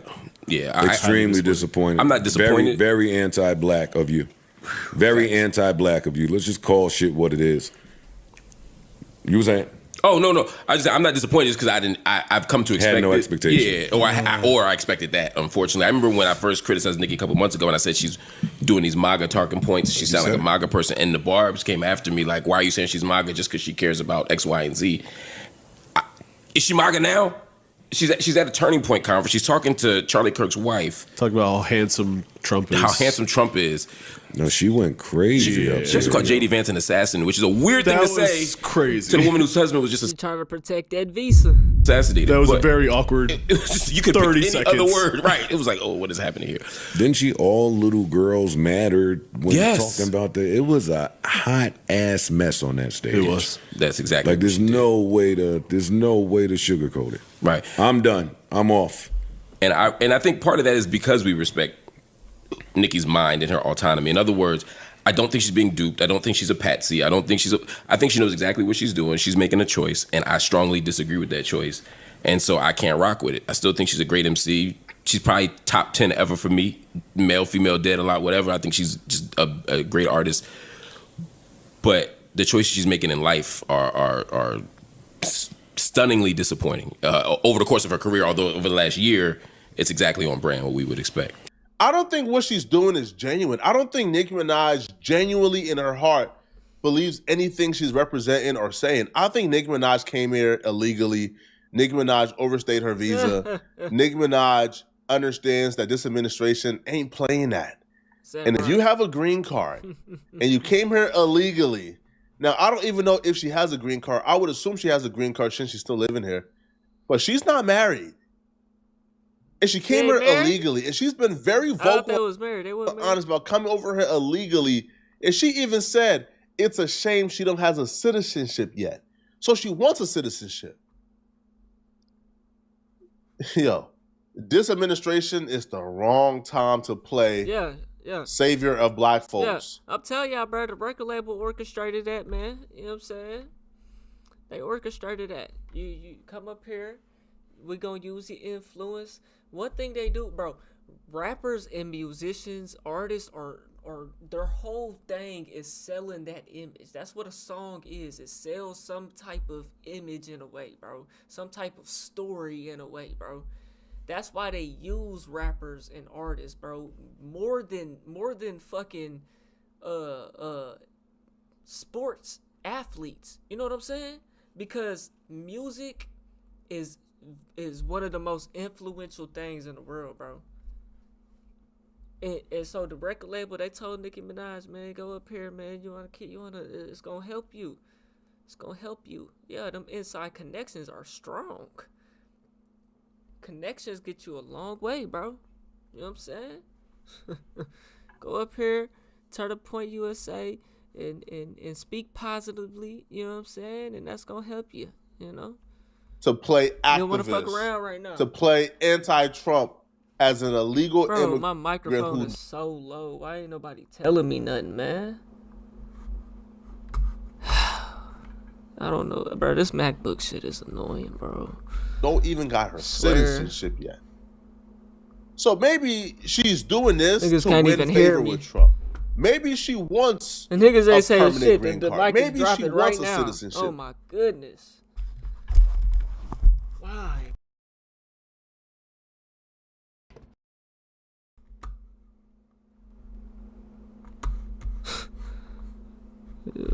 Maybe she wants Trump to override something with USCIS. I think Marco Rubio has that power. So I think Nicki Minaj is playing a long con That's probably game. the all the videos, the mic been all the way down. Ain't nobody said nothing. Y'all ashamed. But essentially, when it comes to this con game, though, you have to choose between she's already chosen, but your green card or citizenship or your rap career. Right, She chose the right. green card and the citizenship because the rap career to me ain't never gonna be the same again. I mean, the rap career ain't going nowhere. It ain't like you can't rap in fucking Venezuela if you wanted to. You know what I'm saying? It ain't like you can't rap in fucking the North Pole. You know what I'm saying? Can't listen to a Nicki Minaj song and get that same feeling. I'll listen to the Monster. Now, as far as like getting into studios and connections and stuff like that, yeah, but verse the other day. that's that selling that image shit. You know what I'm saying? It didn't even feel the same no more, man. And quite frankly, I'll be real, bro. If I'm her, I'm choosing the rap career, bro. Nicki Minaj is a multi-millionaire. Nicki Minaj could move to any country in the world and live comfortably. Bro, she could move to Dubai and live comfortably. She don't need to live in the United States. I guess she's been here all her life, so that's the only thing she knows. But but selling out to this extent for a green card, man, is even worse than popping coochie for a green card and getting married. I guess where my brain be stuck on is an ounce of black is black enough for me.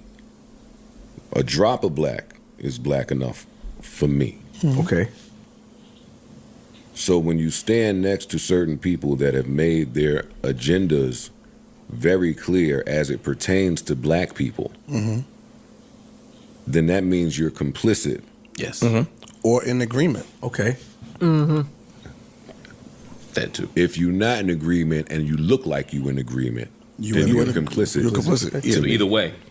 And it's hurtful when people take all of that equity built in black in turn and do that with it. Yeah. Maybe they don't view that drop of black like you do. Still right. I don't know. I'm not making everybody no excuse for everybody don't rep black. Black is not a monolith. Everybody don't rep it the same way. I'm only talking about my views in terms of people that I rocked with stamping something a little too hard for me. I can't. So then what do you... I wouldn't be able to sleep at night.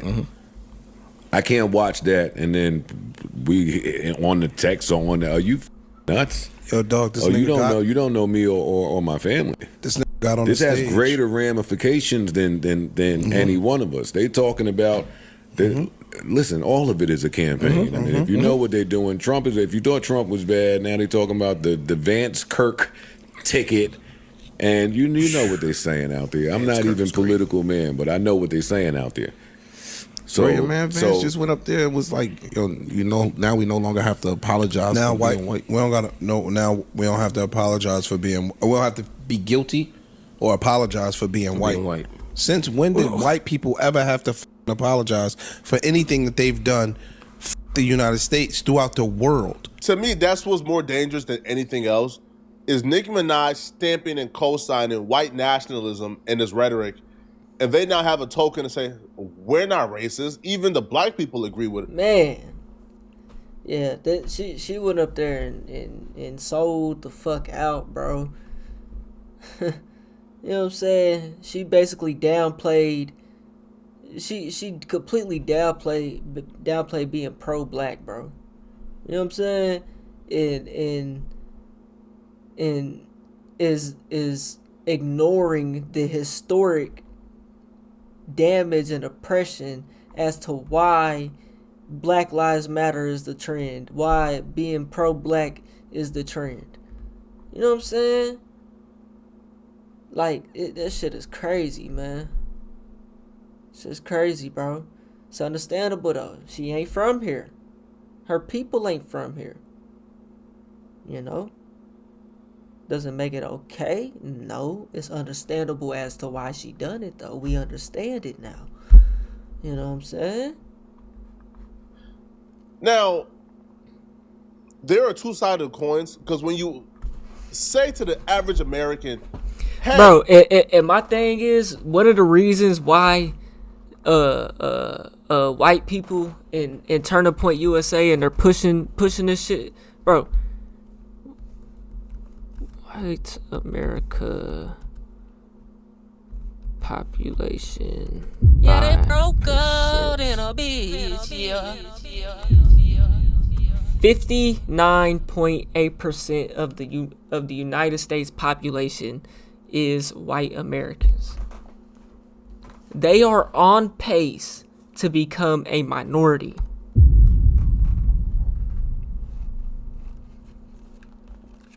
Where is there a chart of this shit? Chart over time. Is there a chart of this shit? I guarantee that the graph is on a downtrend.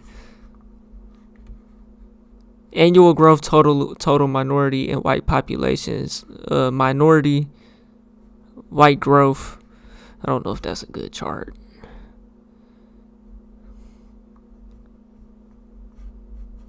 Regardless, bro, y'all understand. The birth rates are down. The white population is declining, bro. You know what I'm saying? 59%. They are on track to become a minority. And now you can't use the minorities this, the minorities that. And really all that's going to turn into is more of this type of shit. All it's going to turn into is whites becoming victims. You know what I'm saying? That's all the shit going to turn into, bro. I'm telling you. What do you think they mean when they say you don't have to be afraid? You don't have to be ashamed of being white anymore. Right. This is what it's going to turn into. The white person will tell you, yo, during cancel culture, yo, if I said, yo, I'm proud of my heritage, I'm proud of being white, I got canceled and labeled a white supremacist and a nationalist. When no, I'm just a regular person who's proud to be white. They will tell you that. They'll tell you, yo, bro, like, yo. For some of them, that's true. For some of them, that's true. But it's some of them that that's not how they think, though. You know? Some of them, they don't think like that. Oh, I can't have certain opinions or say certain things because I'm white. That's what the average white person would probably tell you. But that's why dog whistling is so dangerous. Because a dog whistle would hide behind a veil. The veil is, see white people, right? We're talking about how cancel culture had you guys afraid to be yourself and to express yourself. That's the veil. The real opinion, and what J.D. Vance was really saying, is, yo, this is our country and we taking it back. This is a country that we built and we taking it back. That's a call to white nationalism. Right. And to me, that's dangerous. They don't want they don't want to become a minority, bro. They're in fear of that. They're in fear of that, bro. Frame of America for a white nationalist doesn't include people who look like me and Nicki Minaj. I think even Charlie Kirk once said that a Muslim should never be president, sorry, not president, but a Muslim should never be the mayor of New York City. When Zohan, I think, was in the lead, Charlie Kirk said that he don't believe that Zohan should be mayor of New York City because he's a Muslim. And it's a shame that 9/11 happened 20 years ago, and then 20 years later, the mayor is a Muslim. He didn't attack his philosophy, which he probably could have. America's always gonna have this problem, man. This is an artificial society, bro. The real history of this land was stripped away from the black folks, man, which are the real natives to this land, you know? And so now we're living in an artificial society where we're a mixed society. This is always going to be a problem in America, man. You know? Because any race can take over this bitch at any point in time. And the whites are on the downtrend. You know? He didn't attack anything else. He says Zohan is a Muslim and a Muslim should not be the mayor of New York City. Framework like that, to me, would tell any immigrant, oh yeah, we can't stand next to people like that. But Nicki Minaj don't seem to care.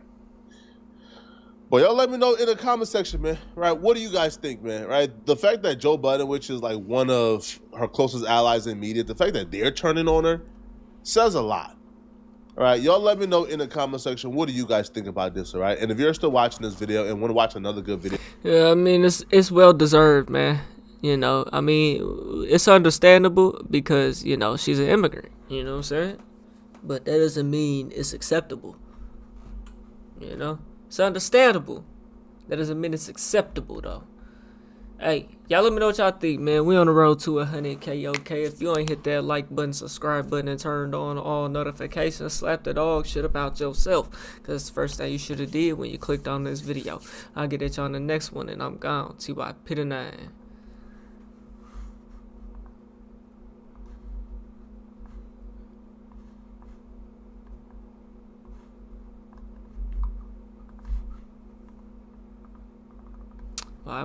Why does lighting keep dropping, bro? Boy, this MacBook shit, man. You can't make it up, bro.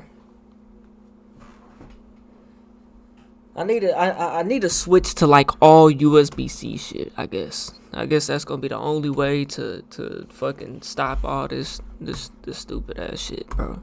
Cause I got a damn dongle with 6 different USB inputs on it, plugged into the USB-C port on this mug. Like, shit is insane, bro. Weak ass fucking MacBook, man. I love it for its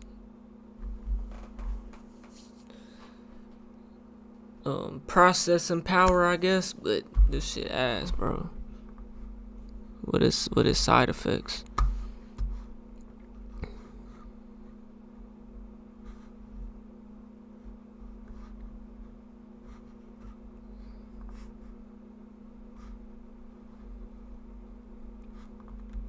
And today, we're reacting to YouTuber's life is in danger for making this.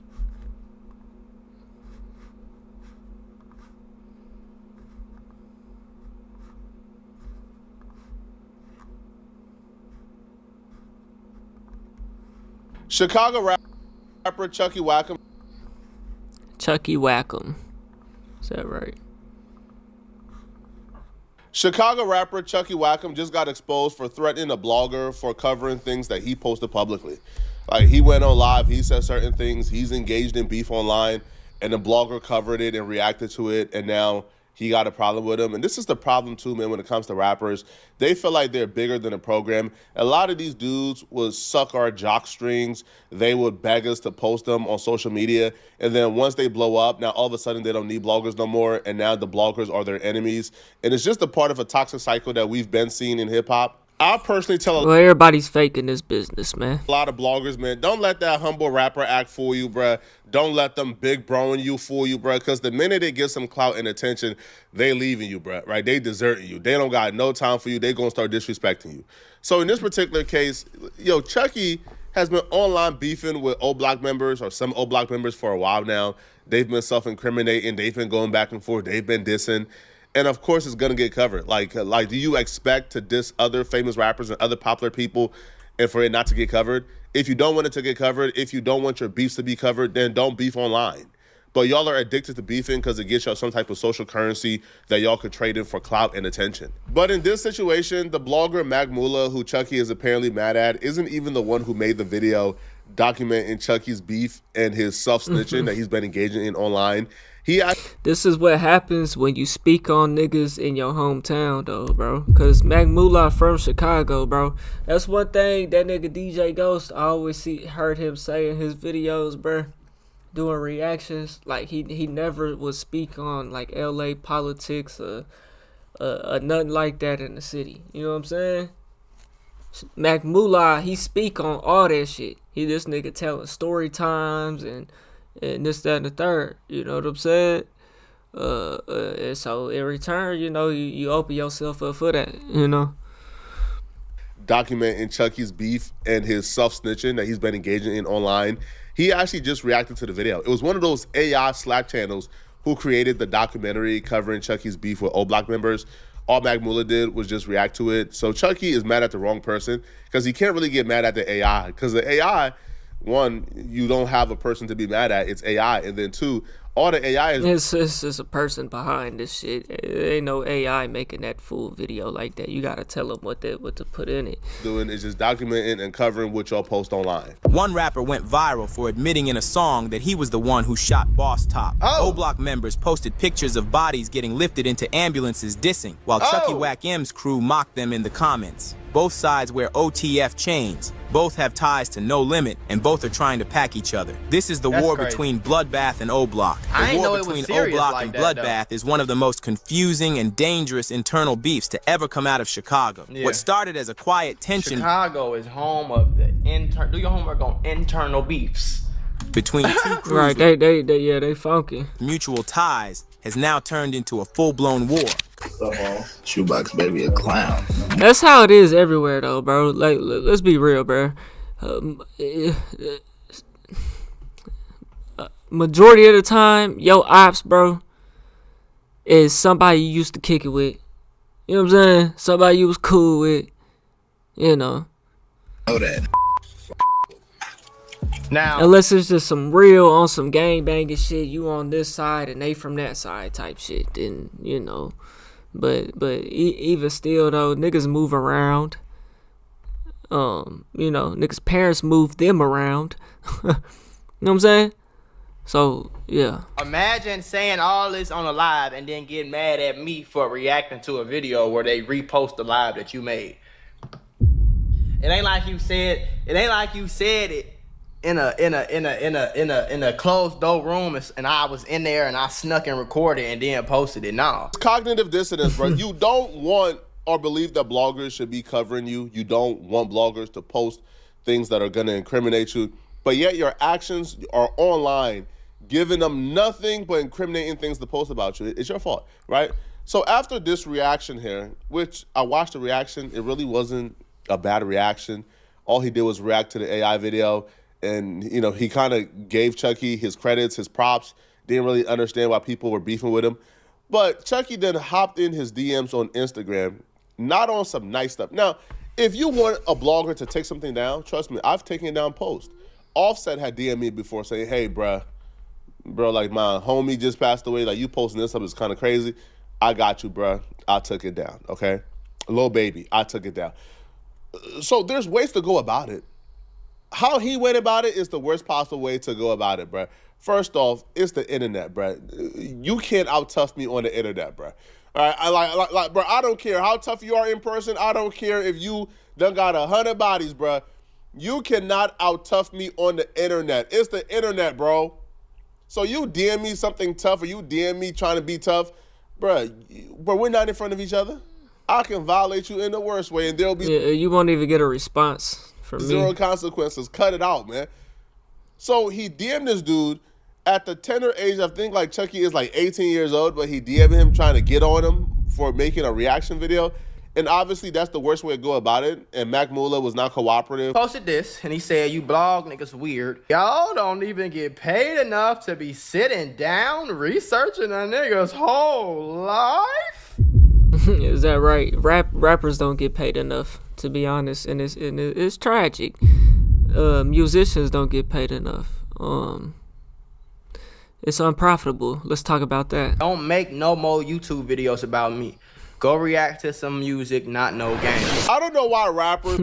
Why you think you still in the hood with 58,000 followers on Instagram, though? That ain't no money. That ain't no money. Videos about me. Go react to some music, not no games. I don't know why rappers are still trying to play this money game with content creators in 2025. A lot of y'all are don't play to sell your booty to do content now because y'all understand that there's no money in rap. Right. So no money. Of course he gets paid enough to react to your videos, which is why he's reacting to your videos. Now, if I had to guess who got more money, Mac Mula or Chucky, Mac Mula got more money than Chucky. Like, that's just the undisputed Any fact. day. Like, that's just undisputable. That's not even something that it's 100% fact. Mac Mula got more money than Chucky. That's 100%. So to even say that, man, they just look down upon us and they look at us as if we're like the dirt under their shoe. It's always you bloggers weird. It's never we weird for doing too much online. Now, so No he cap. wrote that publicly, and then he DM'd Mac Mula. Now, Mac Mula... We the lame ones. We the ones who's not tough and not gangster because we actually choosing a profitable business. Right. I make music too. I make better music, bro. My bars is harder than a lot of these niggas, but I ain't dropping no music videos because I already know it ain't profitable, and I don't want to sell no image like that, bro. You know what I'm saying? Shit, I done moved on, nigga. It ain't fuck the streets, nigga. But I know what the, you know. If rap don't work, nigga, I'ma sell homes. Literally. Just started my real estate course, nigga. No cap. That shit hard than a bitch, but them motherfucking multiple choice, nigga. I see why I was trash at school, nigga. Fuck that multiple choice questions and shit, nigga. They can have that dumb shit. I'm just trying to pass the test and get the license, nigga, so I can not do it again, nigga. You gotta keep renewing your shit, though. Boy. Line. Now, if rap don't work, I'ma sell homes, nigga. Fuck dope. I'ma sell a home, nigga. What you talking about? So he wrote that publicly, and then he DM'd Mac Mula. Now, Mac Mula responded back in a very mature way that I'm proud of. Right? It couldn't be me. All right? So once you take that approach, bro, all right, we just disrespecting each other at this point in the DMs, bro. I'm not doing no type of, man, bro, you could have came to me and had a, man, F that, bro. He ain't coming to you to have a conversation, man. All right? He disrespecting off rip. So what I said was you could have came to me like a grown man and had a convo. Unfortunately, coming my DM telling me what to do ain't gonna work. I'm not no peon. You put stuff on the internet, people are gonna make videos about it, and I'm gonna react to it. It ain't like I'm secretly spying on you. You're putting it on the internet knowing you're a famous rapper. Why explain yourself? What am I supposed to do? The only reason I even responded to this is because he put it on his story. So I'm like, let me go ahead and make a video about it type shit. Make $1 off of it, which he ain't doing. Not nobody for me to come link up in person to talk about no fucking talk about me. What the fuck? Now I didn't say nothing about linking up in person. This is all I'm saying. Don't make no more YouTube videos of me, bro. You're a famous rapper. You're a famous. I ain't never heard of him, nigga. Who puts beef and street shit on the internet. Why do you think bro? But I didn't say nothing about linking up in person. I was just saying the way that you came. But this is why I be saying, like, I don't know why everybody got to be tough and like, don't make no more videos about me, nigga. Yeah, I'm Big Bad Wolf and all that. Like, we ain't got to do that, bro. We could just have a simple, regular, calm conversation. And if you really didn't want me to do that, honestly, bro, you don't do crash out stuff for me to really react to it. You know what I'm saying? So if you would have just came in my DM on some, hey, bro, I appreciate it if you just don't make them type of videos on me, this, that, the third. I have no problem being like, hey, cool, bro. You know what I'm saying? I appreciate you coming. Keep going crazy with your music. You know what I'm saying? Be cool. Like, you know what I'm saying? Respect to you, bro. Be safe out there. All love, bro. Keep hustling. Woody, woody, woo. It could have been like calm like that, but I don't know why, you know, niggas gotta communicate like that. Sitting down at the crib, making videos about me. I made one video about this man. Again, I want y'all to understand. And I've been doing YouTube since 2011. I made one video about this person. Keep that understood. And you just said, I could have came to you like a grown man and had a convo. You dumbass little boy, I'm coming to your DM because you was a little ass girl. That's what I'm coming to your DM. Like, damn, bro. Why I gotta be all that? Where Mac Mula is going wrong is he's trying to use logic when dealing with illogical people. Yeah, you can't do that. These are people who kill over That's my blocks problem. that they mama pay Section 8 on. Again, these are people who kill over corners and blocks that they mamas have Section 8 vouchers for. These are not logical people. I already have. Sometimes it's deeper than that, bro. It ain't always about that. Disdain and hatred in my heart for rappers. So he picked the right block. He picked the right one. Mac Mula is unproblematic. He's not gonna do no internet woofing online. He's not gonna go back and forth. He picked the right one. Okay? Because it makes no sense. Your issue is with the person who made the video, not the person who's reacting to the video at all. He clout chasing. Now, Mac Mula tell him, hey, bro, you could have came at me a different way and we could have had the conversation. Chucky now sees that as some type of, oh, what do you mean? Like, I should came a different way. Chucky feels like he's too good to even have a conversation. His reaction to Mac Muller telling him, hey, bro, you could have came at me with a different approach. Chucky feels like that's disrespect because he's all the way up here and Mac Muller is down here, which is not the case. Mac Muller is probably just as famous as Chucky.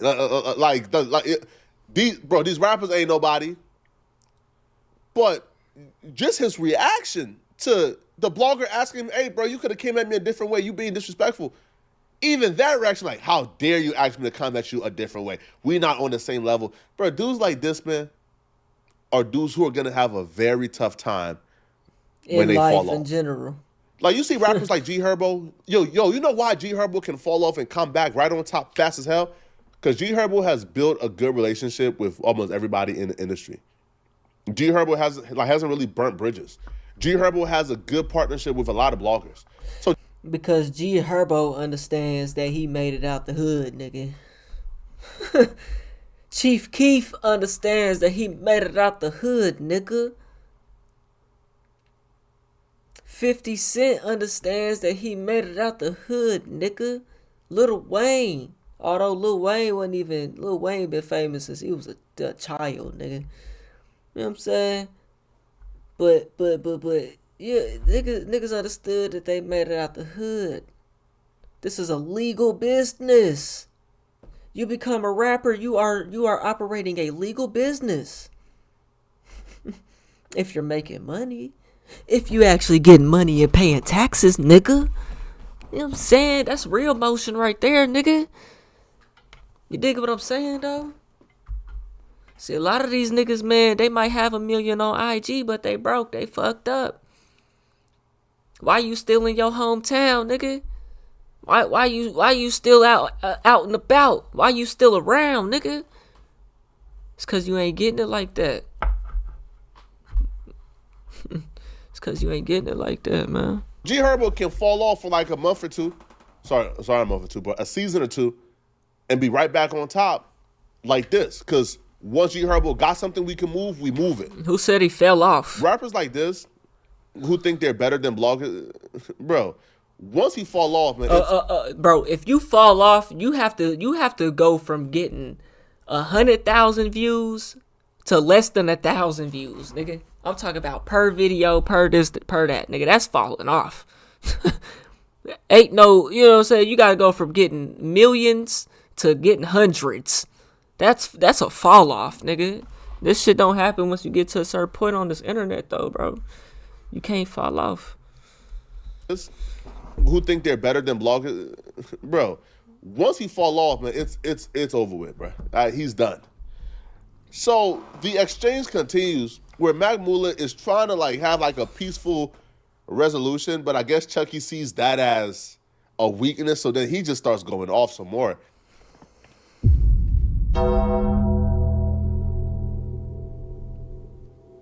I gotta be a little girl. Why? And again, it's not the first time some shit like this happened. The only reason I'm making this video is because of this. Because it went on your story, and I'm like, shit, I'm going to give me some views on this shit. I'm making videos about me, and I'm not finna go back and forth with you. If you choose to go back and forth with me, then I will link up with your ass and smack the shit out you. Real deal. Threats. I don't know why niggas be threats over the like DM, this, bro. It's a real concern of mine. Whatever going on in the streets, let it go. I hate you blog ass niggas talking about come to you. Who the fuck is you? See why I say he got the right one? Mac Muller is so unproblematic, bro. That man said, I'm gonna slap the ish out. And Mac just, I'm not. He got the right one. Okay? Because my question to him, and it would have been seen as antagonizing, is, okay, hold on. You want to slap the ish out of me and bring me violence for making a YouTube video and reacting to something that you posted. Don't your ops live a block away from y'all? Mm-hmm. Yeah, you worry about me. Don't your ops live a block away from y'all? Mm-hmm. Have something died over there yet? Have something dropped over there yet? if your ops is a block away and they are not exterminated, then you ain't got no business threatening me, bro. I'm a blogger, bro. All right. You ain't got no business trying to slap a blogger when you ain't slapping your ops yet, bro. Straight up. That would have been my response, bro. Because it makes no sense. A lot of these dudes are tough when it comes to the media people and the bloggers, but they're not tough when it comes to the real people who want to be tough with them. Your video is dedicated to me and my guys. I don't like your vibe. My videos are not dedicated to anybody, bro. I react to literally whatever is going on that'll get me views, bro. So I said, nobody said link up in person. Don't post it on me no more, simple. You just said this like I was supposed to get in contact with you another way. And that's not what I meant. That's why you see what look at what I'm saying. Y'all want to see? I want y'all to see my world. Nah, I meant you could have came in my DM another way. Not don't post about me no more. No, nigga, I'm grown as hell, straight to the point. Not even trying to politic about me. Is you slow, shorty? It's a respectful way to do things, and it's a disrespectful way to do things. You disrespecting me by putting me on your page. Now, okay, again, if I was like some secret spy that was like at your crib with some cameras and some audio equipment, and I was hacking into your DM and shit, and then bringing that to the internet, I will understand. But if you are putting these things, let's go to my video, shall we? These are undiagnosed These people are not people you could reason with, bro. Mac Muller, you ain't doing nothing wrong, bro. Keep your heads up, bro. We riding with you, all right? We is rocking with you. People like this, listen, trust me, bro. He'll fall off before you fall off. And when he falls off, I'm sure he'll be begging you, hey, bro, can you cover me? Hey, bro, can you repost my stuff? Hey, gang, it was all love. It's all love. Yeah. It's all love. I'm telling you, bro, they go through life with undiagnosed issues, which is why they have real issues regulating their emotions, and they just spaz out and they deal on impulse. But y'all let me know in the comment section, what do you guys think, man? Who do you guys think was in the right and who do you guys think was in the wrong? And if you're still watching... I wouldn't even give that nigga time of day. I guess to make $1 off it, though. I mean, shit, you gonna make more money off of it than he is. That's the funniest part right there, bro. You know what I'm saying? Mac Mullah made 1,000% more money than he made by doing that. You know what I'm saying? Rap is just not... Rap. Let me tell y'all how bad rap is these days, bro. Nobody's buying your mixtape for $10. You know what I'm saying? So therefore, you gotta rely on streams. Not one person is streaming your shit enough times for you to even make $10. And then you're selling this image of being a criminal. You know what I'm saying? That does nothing but open you up for your lyrics to be used against you, bro. You gotta keep up with the Joneses, bro. You have to pay for the beat. You have to pay for studio time. You have to pay for the music video. You gotta pay for the cover art because you don't know how to do none of this shit yourself. Even if you do, it's gonna cost you time. You know what I'm saying? It's so many expenses that go into it. There's no money to be made, bro. That's why the only way to make it as a rapper, you have to sign a deal, or you just have to have that algorithm. You have to have some virality to you, and how that's gonna happen is you're gonna have to be posting content, whether it's TikToks, Reels, Shorts, long form videos. You gotta be like how Blueface is. Blueface has virality to him.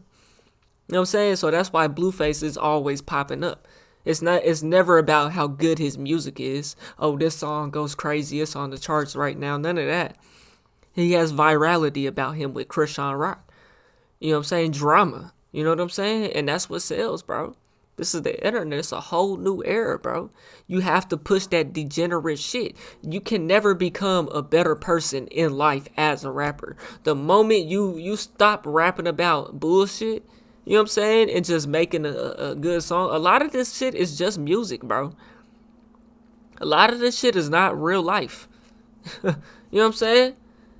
Because niggas have made it out. And they're just rapping at this point about that shit. Meanwhile, they're really so-called rich, right? But can't rap about no investments. Can't rap about. Some of them do, you know what I'm saying, here and there, but what's the majority of it though? You know what I'm saying? You either have to have that algorithm or you gotta sign a deal, bro. And what comes with that deal is the algorithm. You know what I'm saying? It's a tough game, bro.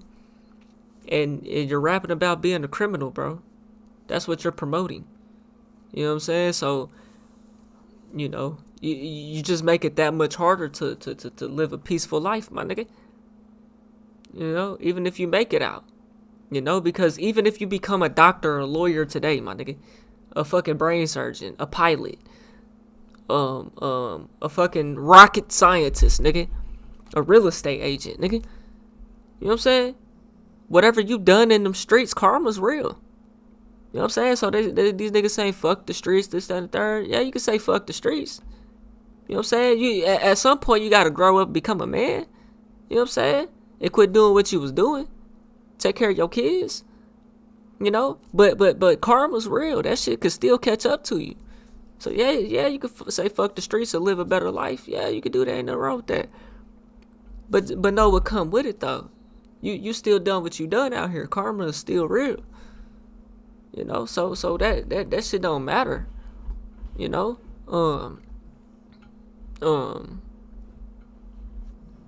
But yeah, as a rapper, man, you can't be a better person in life. You have to continue to get worse. You know, that's just not cool, bro, because growing up, man, I was not taught to be in the streets, bro. I wasn't. You know, my family, they didn't want nothing to do with that. They didn't want me to have nothing to do with that because neither one of my parents graduated, bro. You know what I'm saying? Neither one of them graduated. And I was not taught to be a bum. I was not taught to be retarded. You know what I'm saying? Like, not taught that shit. I jumped off the porch and done what I done, yeah. But, nigga, I wasn't taught that shit. They told me to not do that shit. You know? And so, like, as a grown man, I make my own decisions now. And the decisions that I make is to not be a fucking bum, not be retarded, not crash out and throw my life away. I got a partner locked up in the pen right now in the feds. You know what I'm saying? My best friend, big brother, got locked up when we was in first grade, second grade, some shit like that. Nigga just got out of 3 years ago. I'm 25. You know what I'm saying? So the brother that his biological brother wasn't really there for him. You know what I'm saying? I became that nigga brother. He became my brother. You know what I'm saying? Straight up. So man, this rapping is just not. It's just not good, bro. It's not healthy, man. In a lot of ways, man. And you gotta sell the image. You gotta keep up with the Joneses. You gotta get the big chain around your neck for people to even take you serious. You gotta have the music video with bitches shaking ass and you gotta be beefing with somebody. You gotta be having a song with another rapper for people to take you serious, bro. You know what I'm saying? It's just not a good game to be in, man, to try to take serious in current times. You know what I'm saying? I do music strictly out of passion. That's why I don't go to the studio. I learned how to mix and master my own shit, how to record my own shit, how to release my own shit. You know what I'm saying?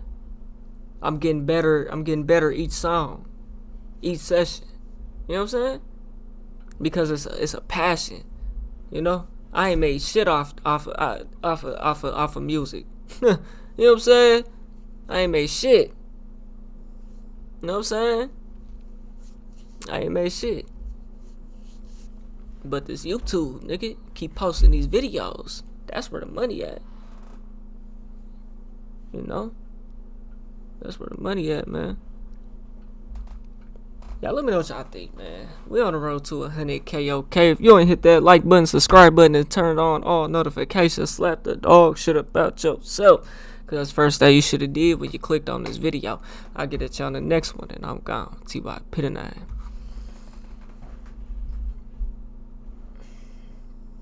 Man, I'm hungry than a motherfucker, boy.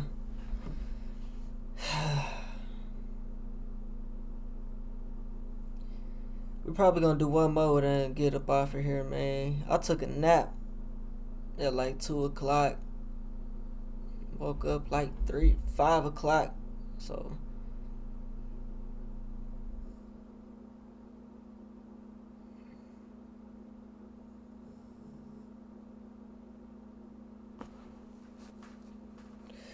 that's why I even got energy right now.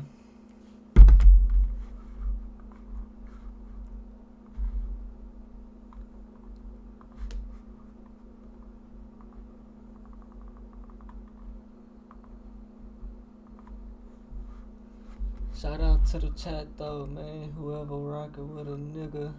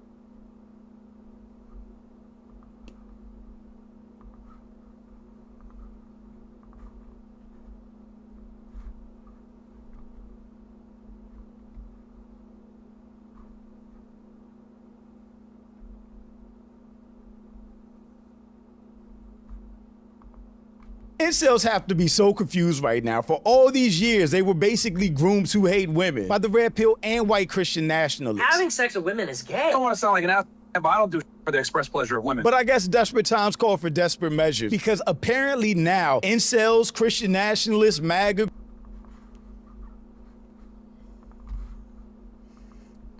Guess we'll do it, man. Incels have to be so confused right now. For all these years, they were basically groomed to hate women by the red pill and white Christian nationalists. Having sex with women is gay. I don't want to sound like an ass, but I don't do for the express pleasure of women. But I guess desperate times call for desperate measures, because apparently now, incels, Christian nationalists, MAGA, groypers, racists are so afraid that they are going extinct as a people due to low birth rates. They're literally counting down the days until whites are a minority in America. There's a genocide going on right now. It's against whites. So now it's okay for them to date women that... Is that right? They built entire platforms around attacking. You know, single mothers, 304s, women with mileage on them, anybody over 25, basically. Anything to keep the white race alive. I mean, these people are absolutely insane. Like Nick Fuentes telling his incel groyper following that dating a woman is gay. But really being honest, never having a girlfriend, never having sex with a woman, really makes you more heterosexual. Because honestly, dating women is gay. Are you actually attracted? Look at how these people talk, bro. And I swear to God, this is one of the reasons why they're able to hit that algorithm and have a following for real, because they know how to talk so good, bro, and sound like they're confident, and just they can say the dumbest shit, bro, but the way it sounds is just, it sounds so good. You know what I'm saying? That it just, people take the bait. You more heterosexual, because honestly, dating women is gay. But are you actually... Because honestly, dating women is gay. Like, actually attracted to women? I am attracted to women, but I will say that women are very difficult to be around. Or Marvin telling his audience that women make men weak. I don't live with my girl. I think it's a bad idea to live with women. I think it makes you weak. And I mean, maybe they do have something to be worried about. Birth rates for whites is decreasing drastically. And this coming from somebody that lived with somebody before, bruh. Should only be living with somebody, bro, if y'all been locked in for a while and y'all have a family, starting a family, or plan on starting a family. You know what I'm saying? To a point that white deaths exceeded births in most U.S. states in 2016. Damn, is that right? And they're starting to realize that those women that they hate so much, they might actually have to talk to in real life and procreate with. Because it is us against the world. Everyone hates us. If you're white, we're gonna have to wife up these hoes. You're gonna have to suck it up and wife up one of these American white girls. But I'm Jew. Welcome to the channel. Please like and share the video. Don't forget to sub. Now, let's get into it. The young white man, you are truly alone. All the young white guys need to team up. You remember when the male loneliness epidemic was a big talking point? I think we've all come to realize that it is a self-inflicted thing. These MAGA, groiper, red pillars, they're all incels that completely live behind the screen, that are super negative, miserable people that don't like anyone. And then they go online and bash black people and women, blaming us for their unhappiness because they're losers. Because it is us against the world. Everyone hates us. You guys need to wake up to that fact. We need to become racist, and we. Oh boy, you're damn right. It's y'all versus the world, like it's always been, nigga. You know what I'm saying? This has been the fear in white people since the beginning of time. You know what I'm saying? You're damn right. Because look at what y'all done. You know what I'm saying? If everybody hates you and you think that's true, look at what you done. Take accountability for your ancestors' actions, fuck nigga. You know what I'm saying? See, it's these type of white people in modern day, bro, that really irk me though, bro, because they just don't get it, bro. The same people that enslaved black people back then, bro, would have done it to your ass if times were different, bro. Listen, the game is on everybody today. You white motherfuckers. I'm talking to these type of people. You know what I'm saying? You are equal to the black man and the black woman today. You know why? Because we get to go to the same schools, and get the same education, and get the same opportunities you get. Yeah, you're no better, but you think you're better. That's a mental disability. You know what I'm saying? It's a mental disability, man. Everyone hates us. You guys need to wake you up don't to that get fact. We need to become racist, and we need to take charge. When did white people ever stop being racist? I just made a video about white guilt, and it's like, what are y'all talking about? Y'all never stop being racist. The systematic oppression never stopped. Racism, discrimination never stopped. White privilege still exists, but they have brainwashed themselves to believe that they're the victims and everyone else is out to get them. When really, we want white people to leave us alone and let us go on about our lives. Right, And by the way, don't That's lie. That's all people want, is just leave them the fuck alone. Into this propaganda that, oh, white girls are just whores. Let's go to fucking Colombia and get a cheap hooker. I'm confused. So she's trying to pitch herself and her fans to white racist incels? Is that? Right. You mad at it because they don't want your big 6'5" ass? Get the fuck out of here, giraffe neck having ass, bitch. Look like two of the most uncomfortable people ever. She looks like, why the fuck am I here? Because she got canceled on YouTube, I guess. And he just comes off like he's never been around a woman before. Damn, Lily fell off hard. Yeah. Because this is they're fake, bro. They don't know each other. They've never they're saying, and look what happened when this motherfucker got smacked, bro. The nigga ran to Nick Fuentes in fucking Sneeko like they was gonna go help the nigga, man. They're employees, man. They're co-workers. You know what I'm saying? They're co-workers. They're fake. They don't know each other. They're not real. They're not loyal to each other. You know what I'm saying? So of course it's awkward. They don't know each other. They're coming to push the same bullshit narrative together. You know what I'm saying? That's what they're doing. They're full of shit. He just comes off like he's never They been. put the suit on. They try to look like they're all good and nice and professional, and it's all an image, man. Been around a woman before. Damn, Lily fell off hard. Yeah. His passport bro bullshit, that's as Jewish as fuck. That's a Jewish psyop to make you have mongrel babies. It's Jewish as fuck. Meanwhile, it's actually American as fuck. What are you talking about, stupid hoe? If you're non-white, if I was non-white and I wasn't in this battle like I am, if I was a black battle. Right. A battle with yourself. You're not, who are you at war with? On the internet, on X, and with your videos? He's not in any war, but these people convince themselves that they are the hero. And dude got smacked by a Jew, right? Was he Jewish? Or he was talking about Jewish people and ended up getting smacked by a white guy?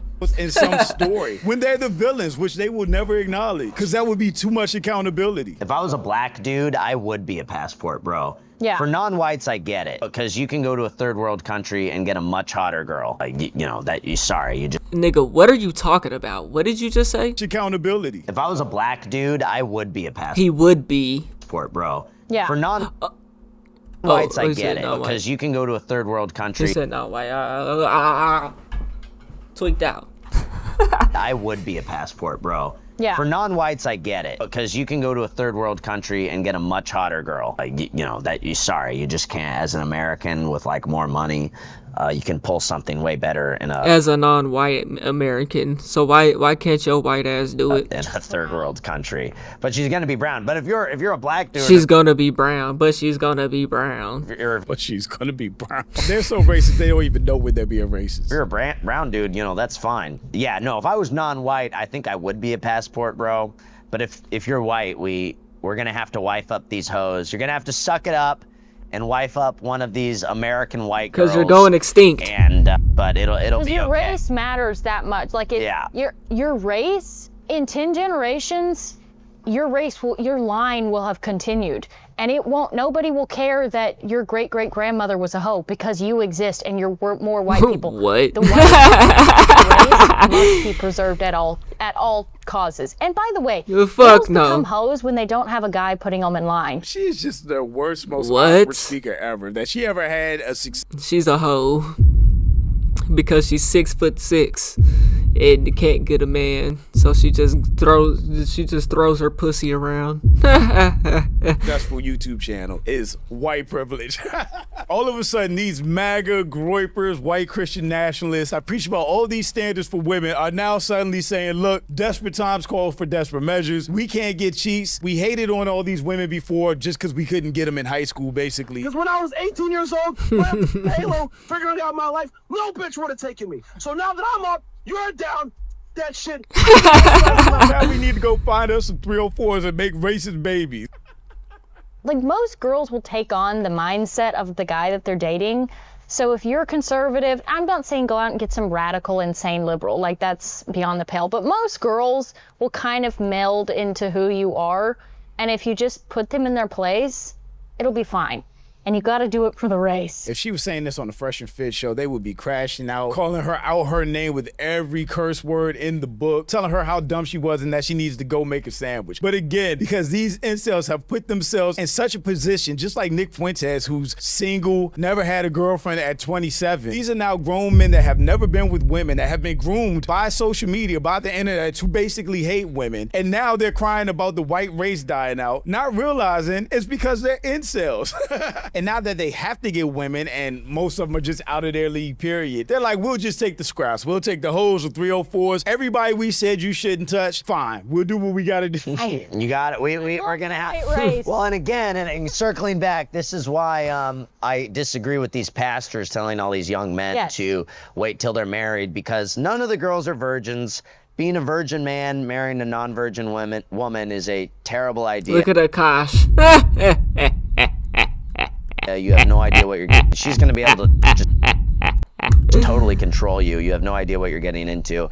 So these groypers, MAGA people on Red Pill is so weird. They don't ever view a relationship as just a relationship between two adults. It's always some type of manipulation, or who has to control who, or you have to do this to control somebody. And that was the whole thing about them telling their followers not to date women their age or older, more experienced women that know themselves, have actually lived life. They told them to date younger women with no mileage, find a virgin if they can, so that they can groom them and control them, which just comes off like huge insecurity. Not in America in 2025. I do not recommend waiting till marriage. As a man, if you're a woman, try and stay pure. But as a man, if you're a woman trying to stay pure, you know, none of the girls in this country are virgins. You're not going to find a virgin wife. So if she's going to be ran through, you need to be ran through as well. Ran through. Men aren't run through. Men do the running through. But go rack up a body count and then get yourself one of these ran through white women. I'm sorry, we have no choice. Go rack up a body count. Advice to the young niggas, it's not that serious, bro. Just beat your meat, bro. You don't gotta try to rack up your body count, bro. Cause I swear to God, in high school, bro, that's the number one thing. Oh, how many bodies you got shot? I done fucked that bit. Niggas be capping about their body counts. It ain't that deep, bro. It's not. Get yourself one of these ran through white women. Cause one thing you don't want to do is fuck around and have a kid. I'm sorry, we have no choice. This is the situation. Imagine being at a lounge or something and dudes like this are trying to holler at normal women. What would that opening line even be like? Just imagine people like this out in the wild. They would be so awkward and out of place anywhere other than a racist convention. And hopefully our children can grow up in a country that's not totally fucked up. Okay, guys. I don't know if the racism is paying off for Lily Gaddis. She looks pretty miserable in that clip sitting next to that dweeb. That YouTube demonetization must be hitting her. She low-key looked like a shorty I went to school with, though. Hard. These MAGA, groiper, right-wing racist incels, by their own beliefs and ideologies, made themselves detached weirdos that live their entire lives online, being racist and hating on women, only to realize that they need women at the end of the day to continue their race. Not to mention, it's hard to take anything they say serious, which is what this tweet is calling out. Bro's still out here giving advice to white men after being bitch slapped and walking away. White man, you are truly alone. All the young white guys need to team up because it is us against the world. Everyone hates us. I said it before, these dudes created the problem that they're now trying to solve. But it's too late. They're extremists, they're weirdos, and now they're just grossed out by women in general. It really looks like if we mind our business, black people, and just wait out these groipers, they really might make racism go extinct with them. But shout out to my channel members. I appreciate y'all so much. Thank you for your... Hey, man, y'all let me know what y'all think, man. We on the road to 100K, okay? If you ain't hit that like button, subscribe button, and turned on all notifications, slap that dog shit about yourself, because that's the first thing you should have did when you clicked on this video. I'll get at y'all on the next one, and I'm gone. TYP tonight.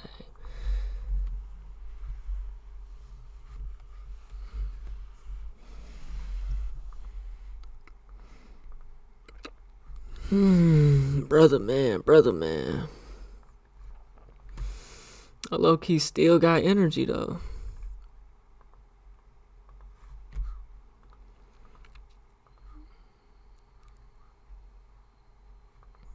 I'ma say this. The streets are dead. People gonna snitch.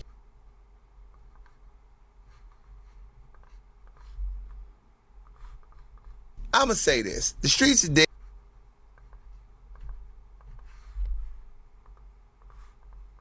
I'ma say this. The streets are dead. People gonna snitch. People gonna die. People gonna end up in jail. Let's just do some real stuff. Learn day trading. Learn how to be in construction and build for real.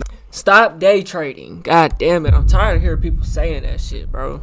You're not gonna get rich. You're going to lose more than you make. It's nothing more than prize picks, nigga. And you're not profitable on prize picks, nigga. Stop the cap. Tired of hearing people talk about day trading, bro. The average day trader statistically loses money, bro. Come on, man.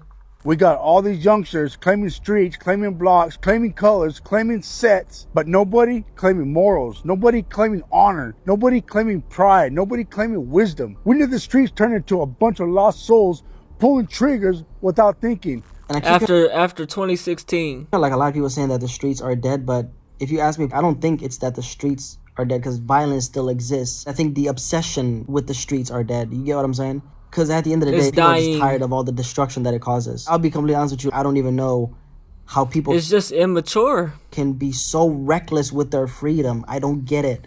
But at the same time, I'm just happy that people are getting sick of the obsession. I'm just happy that people are like... People are just waking up, bro. It's immature, bro. As a grown man, what do you need to carry that mindset for, bro? Now, if you've been paying attention to social media the last few years, You can learn values from the streets, this and the third. But as a grown man, what do you need to carry that mindset for? You know what I'm saying? The name of the game in life is to elevate year after year, bro. You supposed to try to make it out the hood, not in a casket or in a jail cell, bro. especially since the pandemic, you've probably noticed a shift. The street image doesn't hit the same way it used to. No. Not because violence disappeared, but because people are exhausted by the damage it's caused in real life. Everything feels louder, more reckless, and harder to defend. So even though the violence is still there, the obsession behind it is slowly starting to die out. Now, for most people, the street lifestyle isn't something they actually lived. It's something they were first introduced to through media, movies, rap videos, documentaries. After the rise of NWA in the late 80s, what started as raw storytelling from places like Compton and South Central LA slowly turned into something else, the birth of gangsta rap. As that sound grew, major corporations stepped in, the streets got commodified, and the hood turned into something you could package and sell. A genre that was originally created to amplify black voices eventually became a product in a much bigger business game. But underneath all that, the truth was always simple. This started with inner city kids rapping about what they're seeing every single day, whether it was violence, poverty, drugs, survival. Those stories resonated and they eventually took off. The same neighborhoods that were once feared suddenly became marketable to the mainstream. And by the time we reached 2025, the glorification of street culture isn't subtle anymore. You can feel its impact everywhere. Entire subcultures in hip-hop, especially drill, took that glorification to a whole new level. Rappers like King Von became the face of a darker, more dangerous era. And the consequences of that are... Yeah, I wouldn't even say King Von. It was before King Von. I would say Chicago kind of... That Chicago era, 2015, 16, the Rico Reckless era. You know what I'm saying? Birthed at a toxic era, bro. You know what I'm saying? Still being felt in communities today. But here's the part that matters the most. Street culture didn't disappear. It went from hustle. It went from hustling to make it out. Hustle, Ace Hood, hustle, hard. You know what I'm saying? It went from hustling to make it out to being the biggest killer, bro. This shit was never about bodies, bro. This was never about who had the most bodies, who was the biggest killer. It was never about that, bro. It was about making it out the fucking hood, bro. I was born in 2000. That's my perspective growing up. Make it out. It entered a new stage. When social media fully took over, the entire dynamic changed. People weren't just listening to the streets anymore. They were scrolling through them. Fights, robberies, shootouts, beefs, all of this has been documented in front of millions and millions of people. And during the pandemic, when the world shut down and everyone was stuck inside, that visibility hit a whole new level. Drama replaced music, clicks replaced consequences, and real lives paid the price. And that set the stage for a very key figure in this entire conversation. Who's King that? Von. King One Von, of huh? Satan's greatest soldiers was King Von. The late Chicago rapper King Von wasn't just another street rapper. He became the real-life embodiment of everything the internet glorified, not just through his music, but through how his life played out online. And the internet showed just how deep that influence went. Some of you guys might remember that clip of that young boy saying he was inspired by King Von to chase his teacher with scissors. And that right there just really shows you how far the reach went. A lot of these kids weren't just listening to his music, they were internalizing the persona. And another moment that really puts this entire conversation into perspective is that IG Live, for anyone who hasn't seen it, right? It's an IG Live where King Von pulled up to the hood with Chicago rapper Lil Reese, and there's this little kid standing around him, right? And out of nowhere, he points a water gun straight at Lil Reese's head, and then Von laughs and says, Don't shoot him in his... When you really let this clip sink in, there is so much dysfunctional street conditioning baked into these few seconds right here. Because when this happens all across America every day, bro. Man, I seen a little girl. I ride Amazon, bro. I drive Amazon, deliver the packages, bro. I be all through the hood and North Tulsa, all that, bro. I'm riding down this one street one day, right? I turned the corner. I think the house I stopped at was on the corner, right? But across the street and like a little bit in front of me type shit, it was some adults outside just kicking it. You know what I'm saying? Some men that was outside kicking it. in the driveway, and it was a young boy and a young girl. They was no older than 10, bro. Swear, they was young as hell. The little boy was taking a picture. I guess this might have been his sister or something. The little girl had her butt poked out, taking a picture like this. Just imagine that type of picture, bro, with her butt poked out. I'm like, man, look at this little shit, this little hoe shit. You know what I'm saying? Where's she learning this from? And then these adults standing over here. I'm like, yeah, my world. Stop doing that, little girl. Where you learning that from? You know what I'm saying? And it's from the internet. It's from these phones and shit, bro. The little nigga got a phone taking a picture of her. You know? Like, damn, growing up, we wasn't taking pictures of each other like that. You know what I'm saying? Shit, nigga, flip phones was just in style. Like, you know what I'm saying? The Razor was in style. At that age, you know what I'm saying? Shoot. Dysfunctional street conditioning baked into these few seconds right here. I remember my first phone was a Nokia, nigga. You gotta push. I'm talking about the Nokia, nigga. You gotta push, nigga. It got 1, 2, 3. It got the keypad on it, nigga. 1, 2, 3, 4, 5, 6, 7, 8, 9. And you know how the numbers be. You gotta hit to get to letter C, nigga. You gotta click that motherfucker 3 times, nigga. Texting was impossible. Nigga, I ain't even know how to text. You know what I'm saying? It did shit. That was a minute phone. You know what I'm saying? Once the minutes went out, nigga, my dad never renewed them hoes. I ended up getting an Android to I think my first phone, nigga, I was that had service, nigga, I was 16.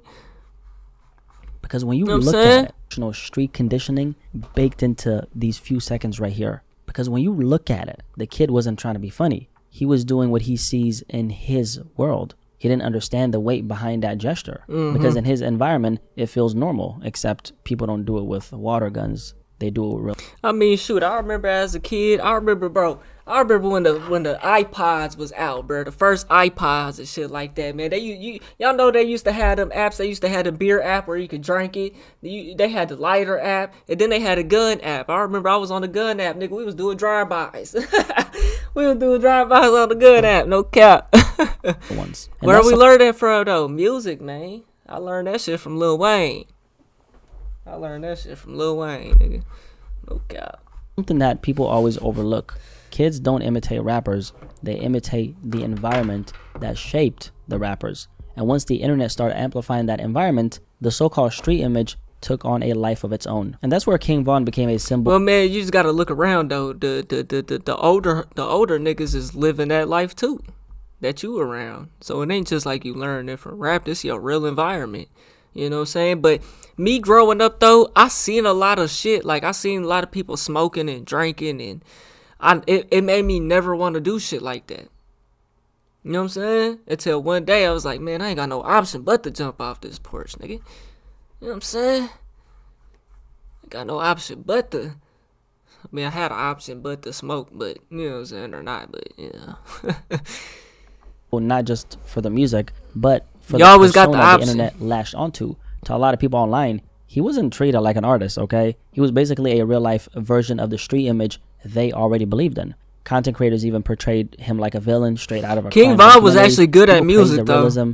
And, you know, Von, for what it's worth, he had the music to back it up. Yeah, And he here's was the actually truth about good King with Von, his right? music, though. He was a street dude who happened to become a rapper, not a rapper who became a street dude. And that distinction matters because when the lifestyle comes first, the music isn't the cause, it's the evidence. It doesn't create the violence, it records it. And the thing about Von is that he spoke directly to those inner city kids who were already wrestling with the streets around them. Von was the voice they recognized because he lived what he rapped. But like we all know, his story ended during the height of the pandemic after an altercation that turned deadly. However, even in Von's short time on Earth, bro would have been, what, 31 now? God damn, that happened in 2020? It's 2026. Bro would have been 32. Someone with massive influence. Goddamn. And that influence would go on to shape how the youth viewed street culture and what it really means to live that type of life. But the truth is, Von wasn't the only example of how deep this glorification went. Over the years, there were a bunch of moments, big and small, that showed just how far the culture had drifted from reality. Moments that made people kind of take a step back and say, wait a second, how are we still celebrating this? Now, one of the clearest examples of that is a story I covered years ago, the case of Philadelphia rapper Pop Hunna. Now, Pop Hunna is a rapper out of Philly, and a few years ago, he had real momentum. Ain't this somebody's boyfriend in the rap world. of a His shorty? music was going viral on TikTok. He had a few big cosigns and a few big records, and he looked like he was next up. But almost overnight, his career collapsed. Never even heard of this wonder nigga. Why? He was in a relationship with a shorty, wasn't he? A female artist or some shit. Well, this is why that happened. Coi Leray or some shit. I don't know. Helped solve a crime. Back in 2015, Is that when right? Pop Hunna was just 14 years old, he witnessed the murder of another 14-year-old boy. His name was Duval DeShields, and he did what any scared kid would do. He cooperated with the police. He tried to do the right thing, never imagining that decision would come back to haunt him. Fast forward 14 years old, man. to 2020. Don't even know better. Don't even know what the streets is, bro. I ain't know I was in the hood, nigga, till I got 20-something years old. I'm like, damn, nigga, I'm really... Nigga, this the trenches, nigga. Mama really had me in the hood. You know what I'm saying? Nigga, I ain't know this with the... we ain't know we was living this life till it was too late, nigga. You know what I'm saying? We knew what we was doing, but we ain't really know, though. During the height of the pandemic, and Pop Hunna is blowing up, and a few of his songs are going viral, and he also got a co-sign in collaboration with Lil Uzi Vert. His entire life was basically changing at this point, and then documents leaked of his cooperation with the police. Suddenly, the entire rap industry labeled him a snitch. Rappers distanced themselves. People clowned him online like he betrayed the streets. Even artists he worked with, like Lil Uzi Vert himself, completely ghosted him. Lil Like, Uzi a goofy. Stopped responding to him, and he acted That nigga like was never he never straight. really even knew him in the first place. And keep in mind, he didn't do anything morally wrong. He was just a witness. That nigga Lil Uzi tried to come with the street persona when he first came out. He tried to say his name was Lil Uzi Vert, cause he carried a Lil Uzi. Like, that nigga ain't carried a Lil Uzi. Homicide case where another child lost their life, and still he got blackballed from the rap game forever. I'll never forget the story because it exposed something a lot of us have known about the so-called street code. Street culture does not care about what's right. It cares about maintaining the image. And when people started seeing how backwards it really is, you know, how doing the right thing can get you exiled, that's when a big part of the obsession started dying. And it's not only rappers who got punished by this mentality. Going all the way back to the late 80s, this mindset was already destroying lives. And by the early 90s, it led to one of the most disturbing stories in Chicago history. And it starts with an 11-year-old boy named Robert Yummy Sandifer, nicknamed Yummy because he loved cookies. Before he ever had a real childhood, he was recruited into the Black Disciples, a Chicago street gang that had been around since the late 1960s. Now one day the gang handed him a gun and told him to shoot at a rival, a so-called test of loyalty. But when Yummy fired into a crowd, he accidentally killed a 14-year-old girl named Siobhan Dean. Now what happened after that is that the police were looking for him, and Yummy, because he was a little boy, right, he got scared, and he tried to turn himself in, or he was actually about to turn himself in. And that's when the gang looked at him and said, this kid is going to be a problem. And that's when two teenage gang members took Yummy under a bridge and killed told him. him that everything would be okay, and shot him in the back of the head. 11 years old, killed by the same just be doing shit. culture. Go shoot him just because, nigga. Show me how this shit's stupid. I remember the nigga asked me, I'm already sitting in the hood with you niggas. Nigga asked me if this something about a gang. You can get jumped in. Jump in. Nigga, I look at niggas like, nigga, what? I'm already here kicking it with you niggas. Fuck you mean? I gotta get jumped. Nigga, I ain't jumping in shit, nigga. Fuck out my face, nigga. If I would have done that, it still would have turned out that y'all wouldn't have never been my homies. Like, what the fuck? This was the Well, only way gang, to belong. nigga. And that's the truth about the streets. They don't mentor kids. They recruit them. They don't protect kids. They sacrifice them. All for a reputation that was never real in the first place. And My thing, though, bro, is you only should be doing what you need to be doing in the streets, bro. You hit that lick so you could come up right quick. You know what I'm saying? You ain't supposed to live by the fucking gun, my nigga. You know what I'm saying? You ain't supposed to sell dope forever, nigga. That's not what you supposed to do. You supposed to better your situation and get out the fucking hood, nigga. That's the whole point. Like, I don't get it. You want to be living in this high rise, nigga. You don't want to be in the hood. Here's the thing, stories like this didn't just expose the truth anymore, right? After a while, they stopped feeling shocking and started feeling familiar. Same outcomes, same funerals, same wasted potential. And when you grow up watching the same endings play out over and over again, at some point, it stops feeling aspirational and it starts feeling exhausting. That's why you're seeing something change. Even people who once fell for the image are starting to realize there's nothing powerful about throwing your life away for the streets and the image that comes with it. But this is where things get more complicated, because not everyone who ends up in the streets is there for the same reason. Yes, for some people, for a lot of people, it really is survival, limited options, real economic pressure, growing up feeling like the world was already stacked against you. And see, this new day and age, man, these little niggas, they gotta try to prove how tough they are, bro. You know what I'm saying? Because this game is not based off making it out the hood. It's not based off getting money. It's based off of being the biggest killer, bro. You know what I'm saying? And so these little niggas crash the fuck out, man. Lives in that headspace, when it feels like you don't have much to lose, that's when you start seeing what people call crashing out. Crashing out is when someone moves off pure ego or emotion with zero thought about what comes next. Essentially, they make a very irrational decision and throw their entire life away. But here's the part that a lot of people don't really like talking about. When it comes to the majority of these cases that we're seeing now of a lot of these young kids crashing out, it's not survival driving their behavior. No, it's something else. There's another group, influence, a huge group that barely gets mentioned. Kids who actually come from decent homes, parents who care, food in the fridge, a bed to sleep in. They're not running from hunger. They're not running from danger. They're running from being a nobody. And this is what the majority of these crash out cases looks like now. It's a bunch of young lost souls ready to crash out over something minuscule, trying to find themselves through killing another person, because that's the only time they feel a sense of worth. When you feel invisible in every part of your life, the streets promise something fast: status, fear-based respect, and identity. So a lot of these kids aren't choosing the streets because all you're doing is impressing like-minded people, bro. They have to. They're choosing it because they want to be seen. And that's why this new generation of young criminals are especially dangerous. A lot of these young kids are so overstimulated that they don't even have the capacity to think beyond the few seconds it takes to take another person's life. So the obsession with the street image has shifted into something even emptier, chasing validation instead of escaping poverty. But there's another huge part of this: the illusion. One of the biggest stories this year exposed that perfectly. Young Thug, a rapper who built nigga with fucking lip piercings and dresses, nigga. Come on, man. I ain't took Young Thug serious since I grew up, nigga.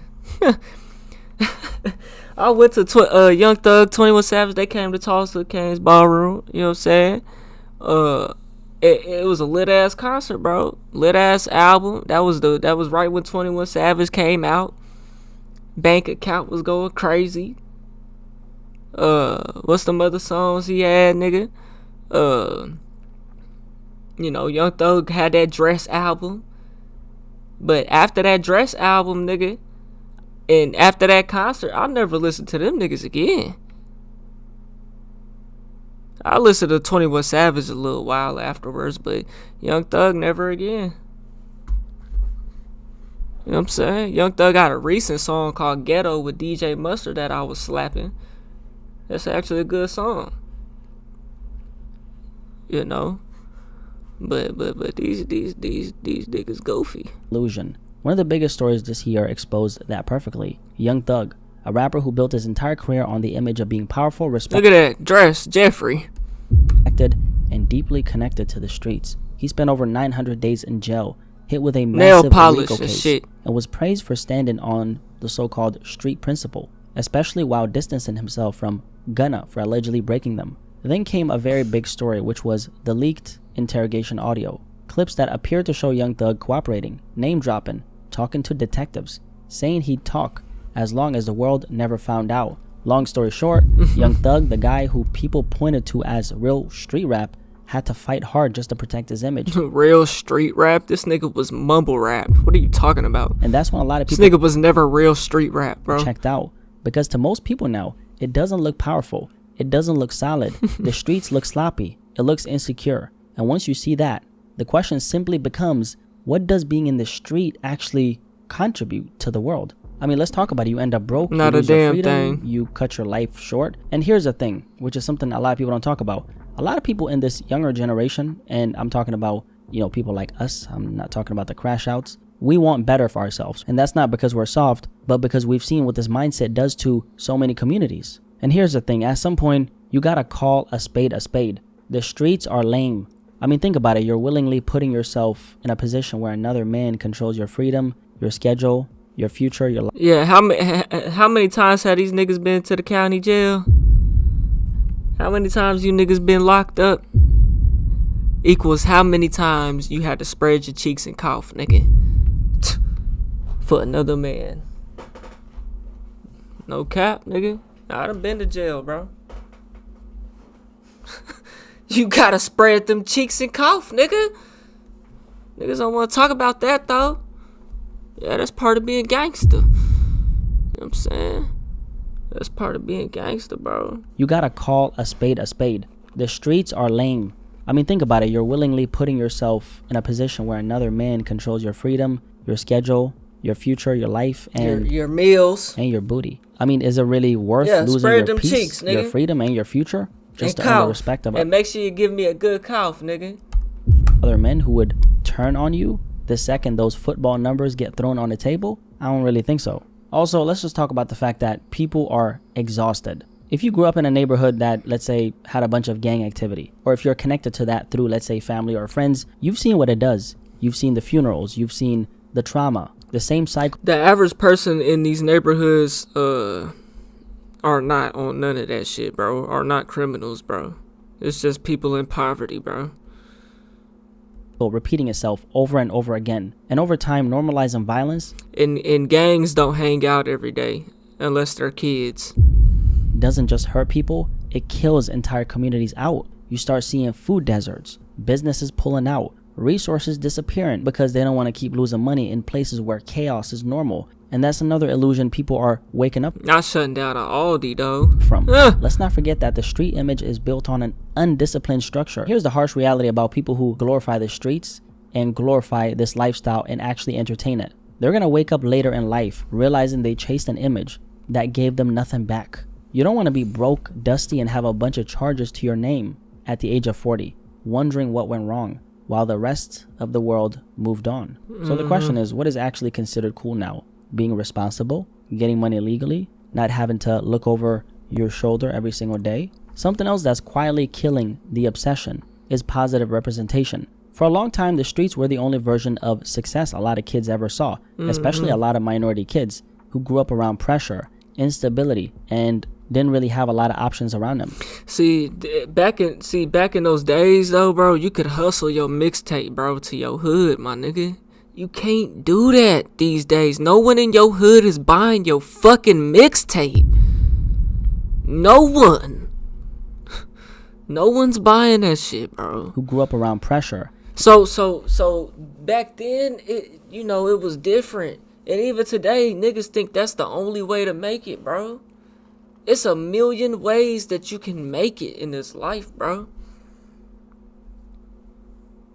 You don't have to be a rapper. Rap is very unprofitable.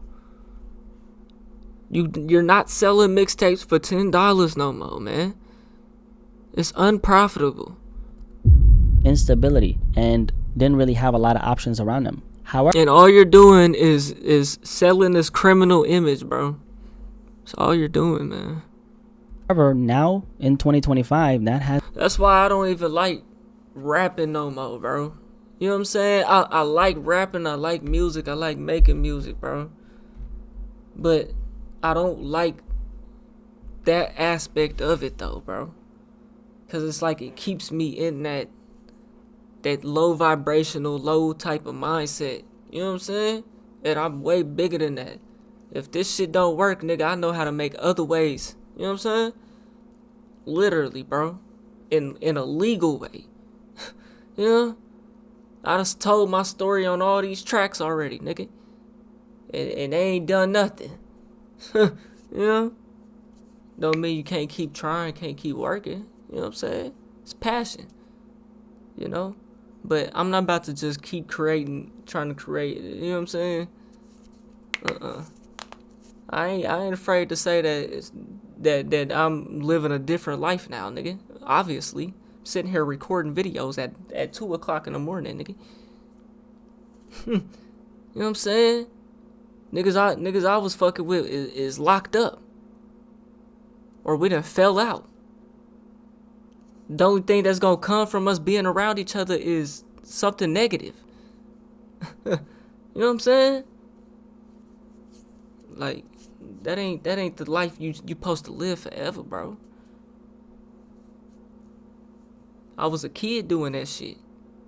I'm a grown man now. It's completely changed.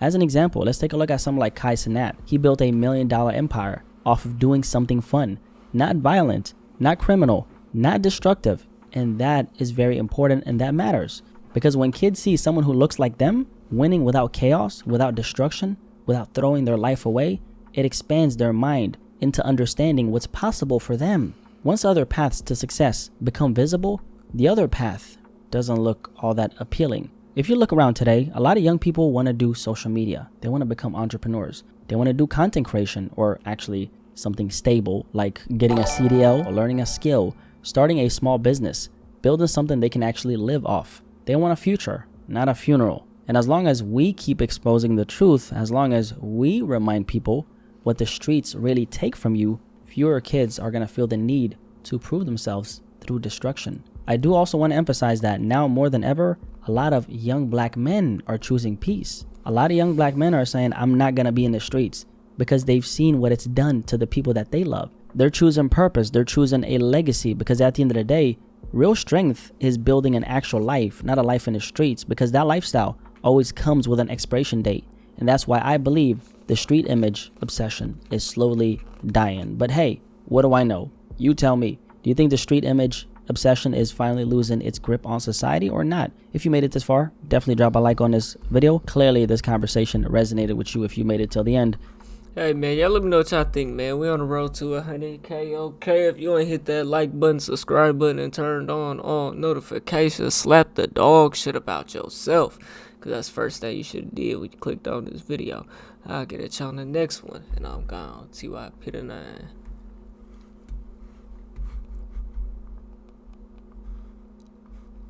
Oh man! All right, chat. We chilling. We ain't finna make no crazy reaction. I want to watch something fun.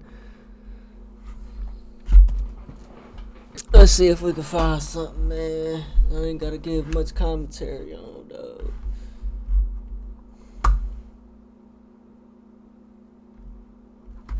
Put something in my stomach.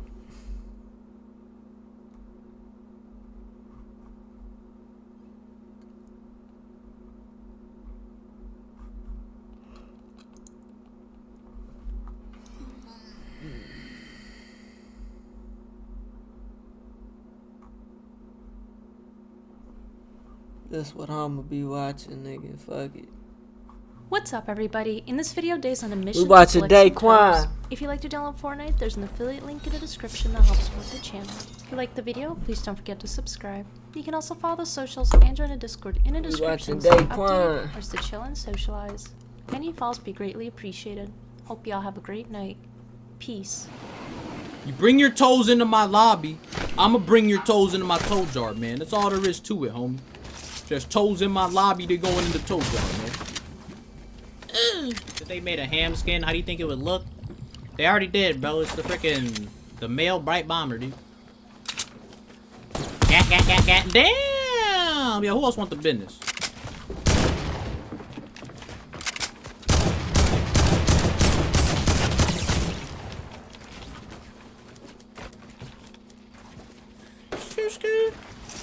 Nice try, kid, but you're doo-doo, okay? Relax. Oh, God.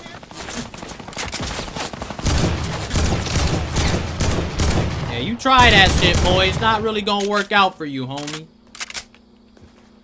Now I need you to bring that booty over here, son. Don't run from me, girl.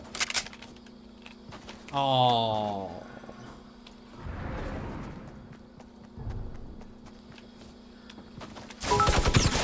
Shit. Oh my God, I can't build there. Oh, I have no mats. Ah! Map. Later, partner. Get out of here, boy. Doo-doo. Like, we need mats, bro. And then we're going on a toe hunting excavation, brothers. A toe hunting excursion.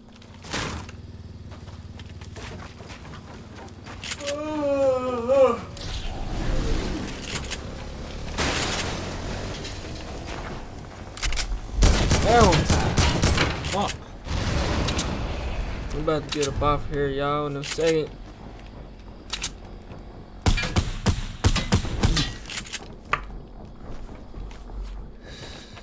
Hey, yo, cousin!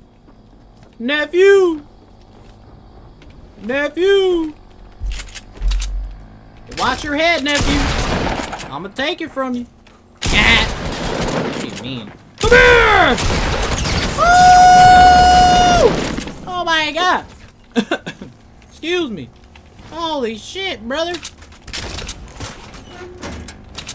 You got Chuggaloo. Oh my god! I'm doo-doo.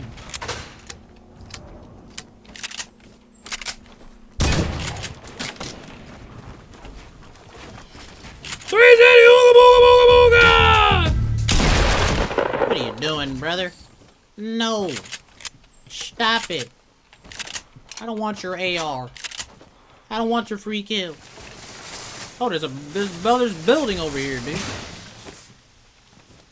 There's a band of building brothers. Yo, he overbuilding like crazy, bro. Holy shit, brother.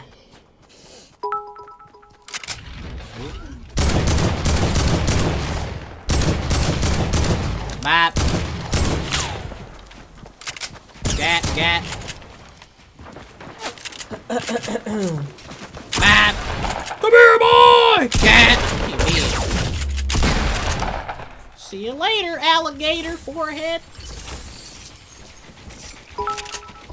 Now, who the hell was sniping at me, man? Come here, boy. I ain't playing with you, man. You're probably up there hiding like a little doo-doo, baby booty doo-doo stain. Where you at, son? What up, cousin? Where's that ooga booga?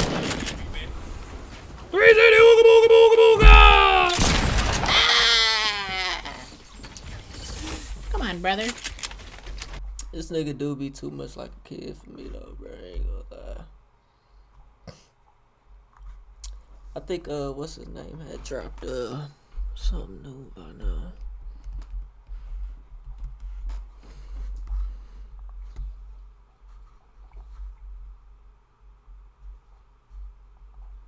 Evening, I am freezing in Alaska, and I am going to be trying Alaska's weirdest, most bizarrest Airbnbs. And my first stop is Anchorage, Alaska, which is the major city in Alaska. And my Airbnb is somewhere out there in the middle of nowhere. But let me read you the advert. DC-6 Aeroplane House. Yes, my first Airbnb is a full plane.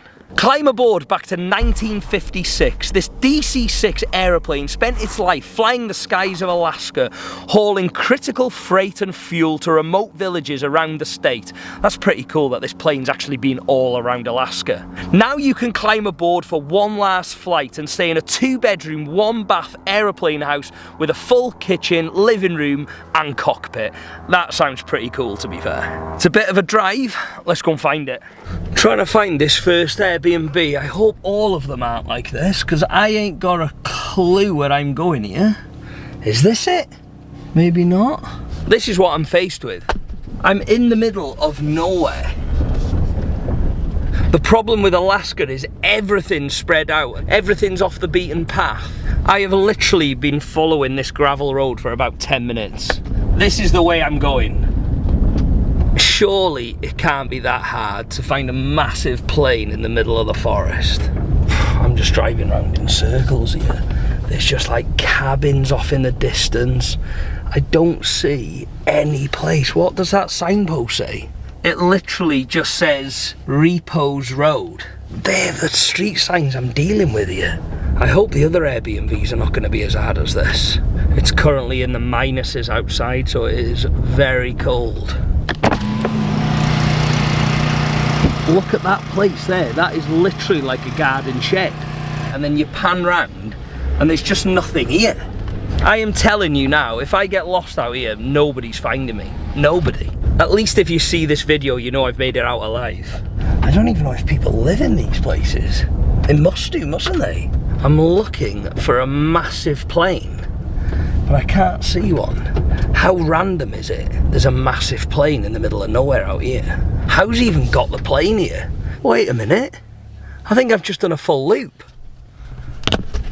That's the same sign as last time. This does not look good. I have literally just been down this road and I have not seen a plane. But I don't even have any phone signal to give him a ring either. Is there someone there? Hey, how's it going? Yeah, you gotta go around. Yeah, I keep going round in circles. Do you know where the plane Airbnb is here at all? Yeah, he's over here, but he keeps the gate closed. Did you see the sign? I didn't see the sign. Is the gate closed, did you say? Yeah, just come in here and stay to the right, and he has a little thing for the map. Okay, so where do I park the car, sorry? So you gotta drive around a bit around the lake, but check that sign out, you just scan it. Okay. Show you where to go. And where about is the sign, sorry? Just up here, you just go up here a little bit. What, just up here on the right? Okay, perfect, thank you so much. I need to scan the sign, and I have got no idea where this sign is, but he seems like a pretty cool guy. It's left up there. Is it that? Gate closed. Right, what are we dealing with here? Right, let's have a look. No trespassing, restricted area, airport property, entry prohibited. Violators will be prosecuted. Right, this is what we're looking for. Google Maps is wrong. Navigate to Fly8ma flight training. Scan Google Maps. Right, let's scan this. Okay, so I've come completely the wrong way.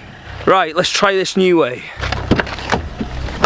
Right, we're out of there. Let's try what he said on the sign.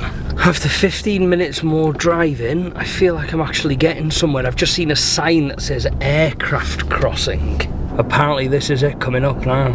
Oh, wait a minute, what's that in the back? It's like two massive pillars. No trespassing. This is an adventure within itself, this. I don't even know if I can get out of the car here. Right, what are we dealing with here now? It says Fly8 DC69727 runway cabin, so it must be this. Oh yeah, there's a Ring doorbell. Does Ring doorbell work? No. I have got no clue what's going on here. The light keeps coming on. Do I need to press anything? No.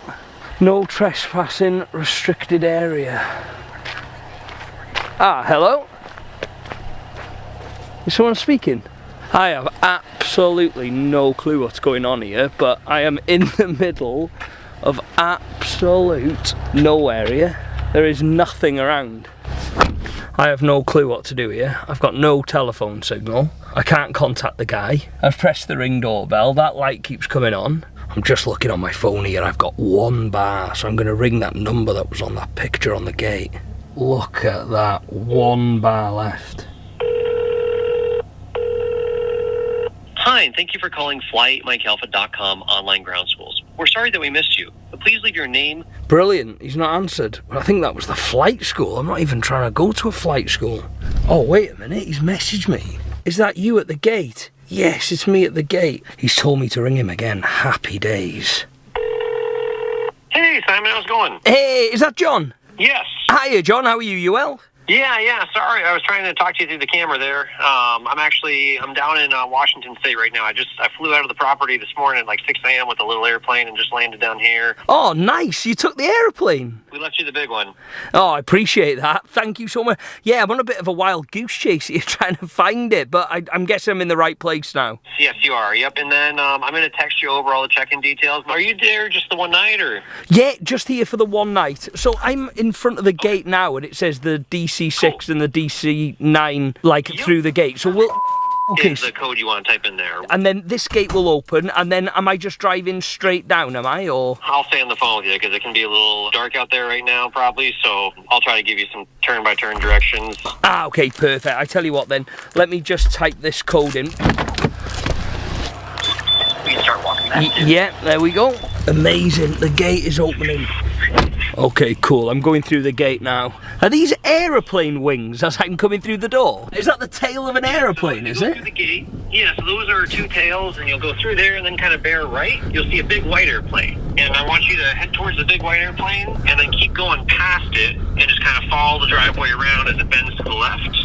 Ah, yeah, I can see it. And then I'm going to try to turn on some lights in my phone here just so you have something to kind of head for. Ah, okay, so there's one plane here. Obviously it's dark, so I can just see the porch. And then you've got the big DHL plane on the left. Is it that one, is it? Yep. And I want you to go just past the DHL one and make a left turn. You'll be going down a runway. Ah, so I'm actually on the runway now? Yeah, that gravel path there is actually what we use to take off and land with the little planes. I'm trying to turn on and off a spotlight down the other far end. Yeah, that's it. I can see the light that's flashing there. So this is the runway. Towards that, you'll see a driveway where you're parked right in front of your airplane. Oh my god, I think there's a moose outside the building. Yeah, there probably is. Oh, flipping heck. They're not dangerous, eh?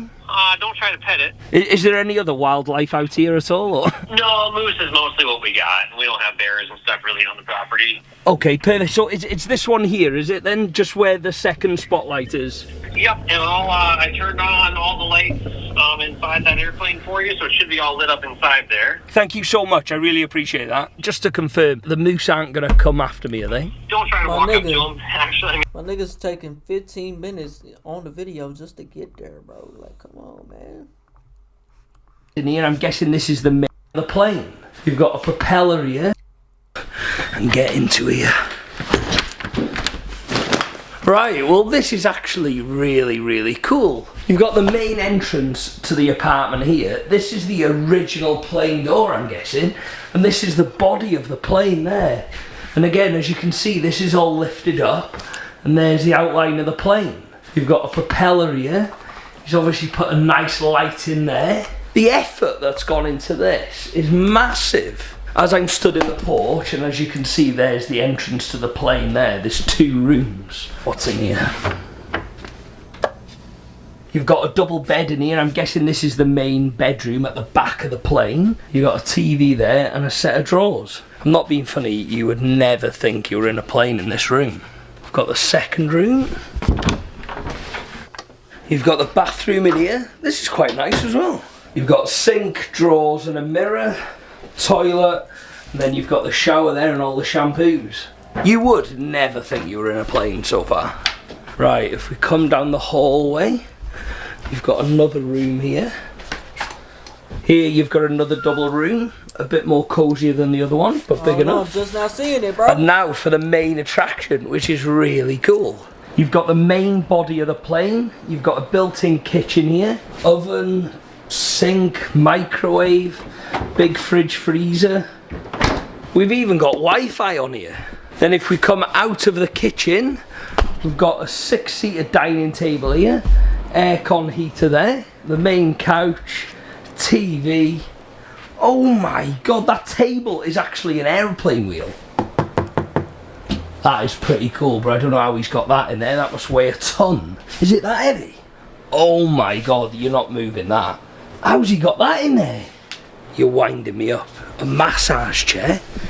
I have never been in an Airbnb with a massage chair. Oh, it was worth coming just for this. What other functions is there? Oh, it does your legs as well. Hips, calves. Oh, this is mega, this.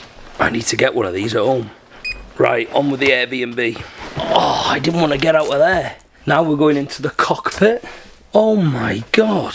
There's literally a Pac-Man arcade machine in here. Does it work?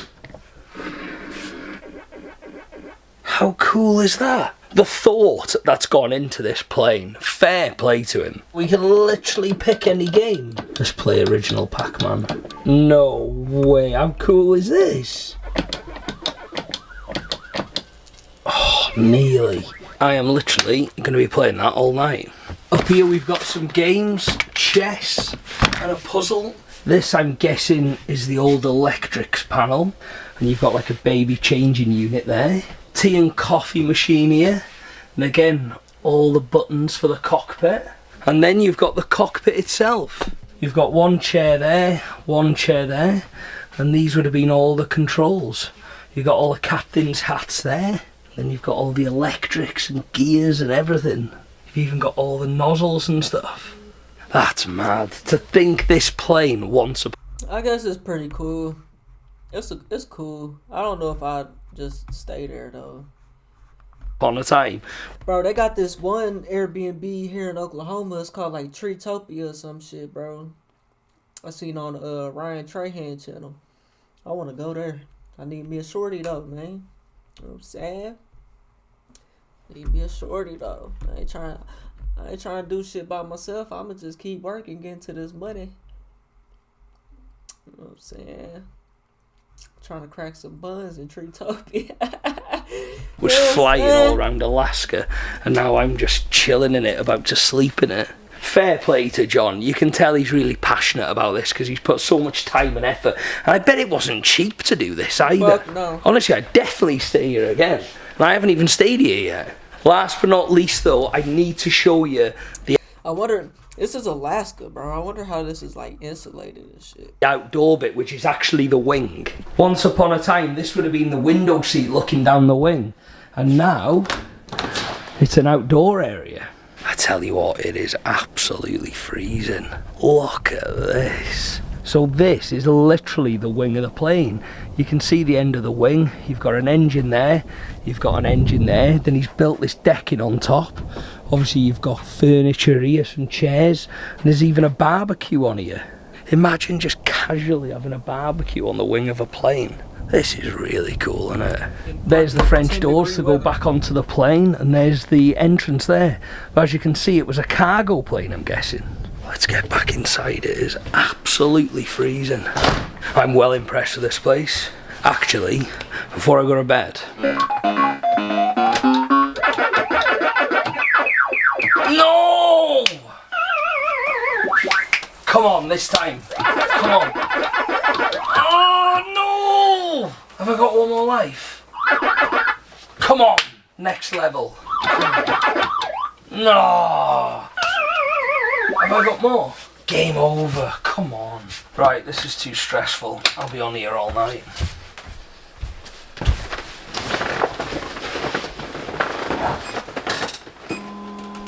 This is the best Airbnb I've ever stayed in. What more could you ask for out of an Airbnb? Oh, that'll do. Let's see what this bed's like.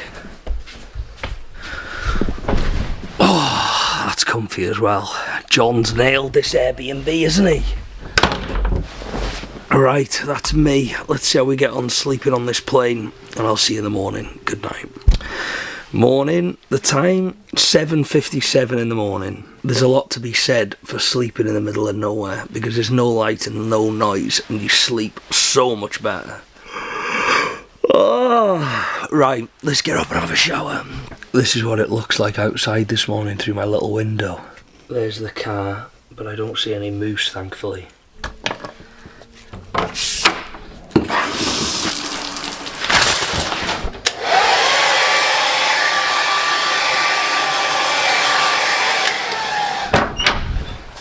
Nigga blow drying his hair. I'm gonna miss this place. This was really good. This is gonna take some beating, this. We're back in the freezing cold.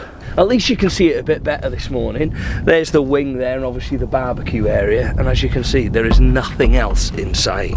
There's no moose down here, is there? No, we're all good. There's the tail of the plane. I'm guessing that's the hot water tank.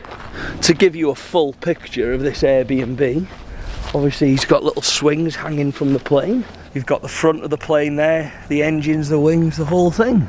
Fair play to him, he's done an absolutely great job. I'm going to give John a 10 out of 10 for that. I was well impressed. Right, let's see if the next one's going to be as good as this. I am currently in the middle of nowhere in central Alaska near Fairbanks, and I'm on my way to my next Airbnb. I've just jumped in an Uber with Cade and we're on our way there now. We are 21 minutes away. You know where we're going, right? Yes, sir. What's this place like? Like a cabin out in the middle of the woods. Really? In the middle of nothing. Oh, brilliant. The boondocks. So I've got nowhere to get food or anything? No. Brilliant.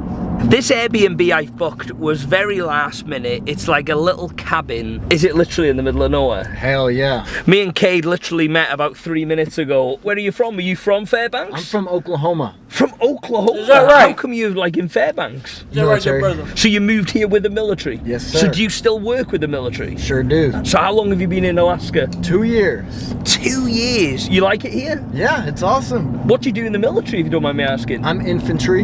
Infantry? So there's a big base in Alaska, is there? Or? Yeah, Fort Wainwright. It's pretty big. Do you get a lot of tourists coming through Fairbanks? Yeah, we get plenty of tourists. And how many of those have you dropped off where I'm going? None. You're probably gonna get eaten by a grizzly bear. There's not actually grizzly bears out here. Oh, absolutely there is.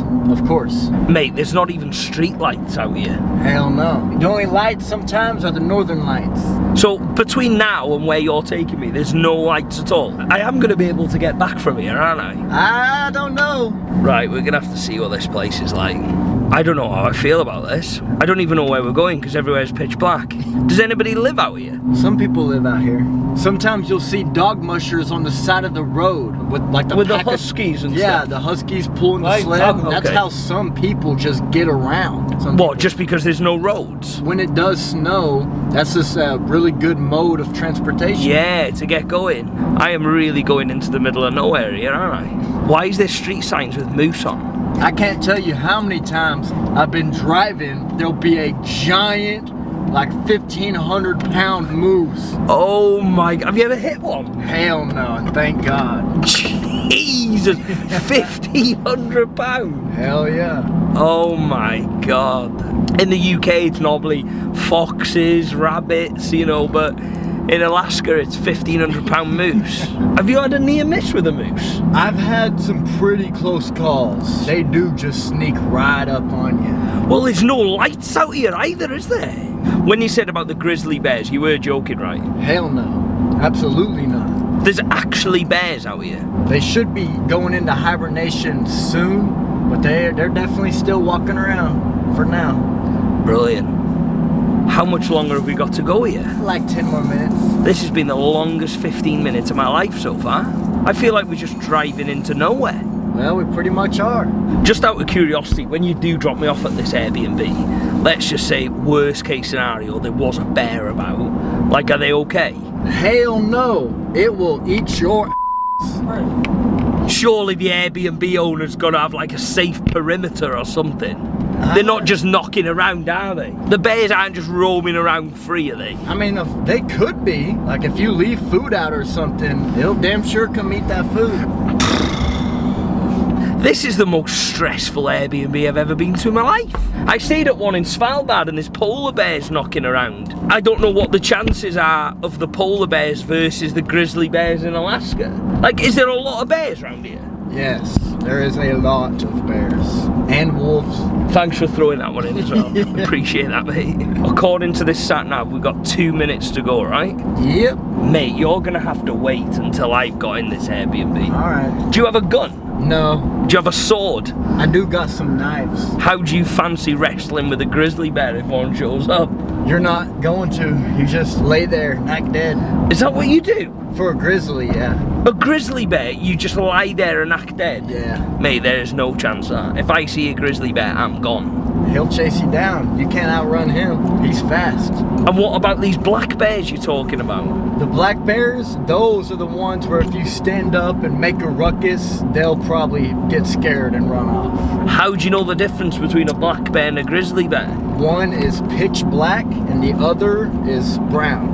I know, but when there's no lights about, they'll both look the same. Yeah, if it's pitch black, you're just gonna be getting ate by something. Do you honestly think I'll be able to get an Uber from here in the morning? Maybe if you book it in like 3 hours in advance. 3 hours in advance? Yeah. Oh mate, there's no chance. Is this it? And maybe back there. You're going to... I know, 4240. Yep, this is it. This is it? Where on earth are we going here? Is that my cabin? I don't know. It looks like there's an open one over here. This one? Yeah. Number 2? I'm not too sure. That can't be the toilet, can it? Is that going to be the toilet? I think that's your toilet. Fancy for Alaska, that toilet there. You're going to be living... That toilet's fancy. You're going to be living in luxury, dude. It's made out of MDF wood. I need to have a look at this Airbnb listing. Mate, I don't even have any signal. I can do a hotspot if you need it. Appreciate that, man. Yeah, yours is the 3rd cabin marked with the 2. Okay. So it is that one. House. We'll leave the porch light on. The porch light is on. And there's a lockbox. Yeah, you see the sign right there says outhouse? And that's pointing towards your toilet there. Okay. Dude, you're gonna be living in luxury, dude. Living in luxury? I've got to come out of there to go to the toilet. There's probably heat in there and everything, man. Like, you're lucky, man. Mate, if a grizzly bear comes up to that, it's coming in, isn't it? Let's be honest. Hopefully there's a lock on it. Right, mate. I think this is me. Cade, it's been an absolute pleasure, man. Thanks so much. I really appreciate it. No problem, sir. Do you need any help with your stuff? No, I've got it, mate. I'll get it out the back. Alright. Thanks so much, man. I really appreciate it. Hey, Thank you so much. Wish me luck. Oh, I will. If you're the last person I've seen, you know what's happened, right? Hey, if I'm the last person you've seen, you're a lucky man. Cade, you're a good man. Thanks so much. Alrighty now. Mate, can I just say as well how cool this Uber is? A red pickup truck with a big American flag on the back. USA. Love it.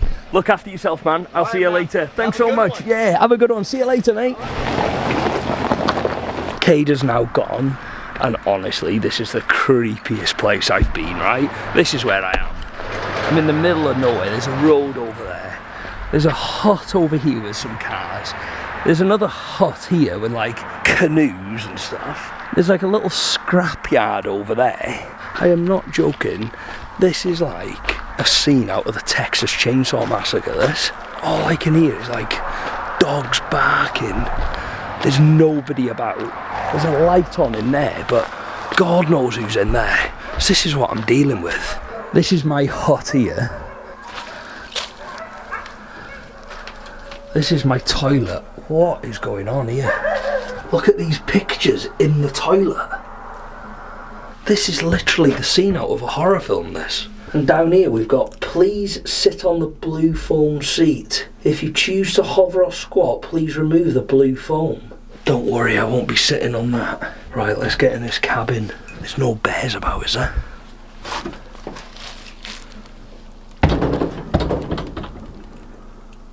Listen to how quiet that is. Oh, this is creepy, this. Right, this is my cabin. I've got a lockbox over here. I need to get the code off Airbnb.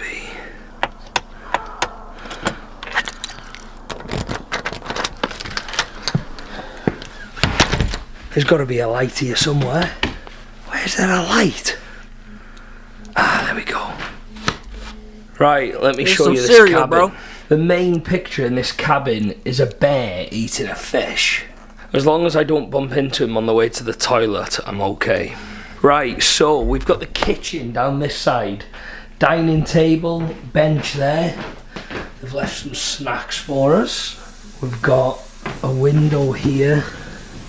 Can't see anything outside, completely pitch black. We've got the main kitchen here. Microwave, oven. I'm guessing there's water in there. Yep. Coffee machine, coffee. Cutlery, toaster. Now we've got a fridge freezer. A fridge freezer? We've got ketchup, and that's about it. The other side of the room, you've got the main heater here. You've got a bit of a bookshelf here. Board games, DVDs, and books. What DVDs have you got? Frozen. You've got a bench here, which has actually got a seatbelt on it. That's a fucking school bus chair. So I'm guessing that's like an old bus seat or something. And then the most important thing, the beds. You've got 2 bunk beds, top and a bottom. So it's small as fuck. Couple of pillows all done up. How comfy is it though? Yeah, they're alright then. Yeah, that's sound. To be fair, now I'm in this cabin and the door's locked, it is actually quite alright. It's warm, it's got everything I need. As long as I don't go out and nobody comes in, we're all good. Let's see what's on the telly. Is that the telly? think the telly works. It's got to be the telly, is it? Well, I've tried every remote and the telly's not coming on. I think this is going to be a long night. Well, I've seen there's nothing else to do other than read a book called The Bush Pilot's Wives, or The Day Trees Bent to the Ground. I think I'm going to have an early night. There's nothing else to do, is there? I don't fancy going back out there, to be honest. Can you hear those dogs just barking? I don't know if they're dogs or wolves or whatever they are. It is frozen solid out there. Look at it. The whole thing is just frozen. Right, we're in bed. We're comfy. Other than dogs barking, it is completely silent. I'd like to think nothing can go wrong now. Right, wish me luck. Fingers crossed we get some good sleep. We don't have any encounters and everything will be fine in the morning and I can actually get out of here. Good night. Morning. The time in Alaska is 7:42. I tell you what, that wasn't actually a bad night's sleep. I think because it was so quiet and it's so dark in here, I've slept like a baby. I was just thinking though I could do with a shower, and I don't remember seeing a shower. There's definitely no shower in here and there's only a toilet, so I think that'll have to wait. The only problem I've got now is how the hell am I gonna get out of here? Oh, that was actually a good sleep.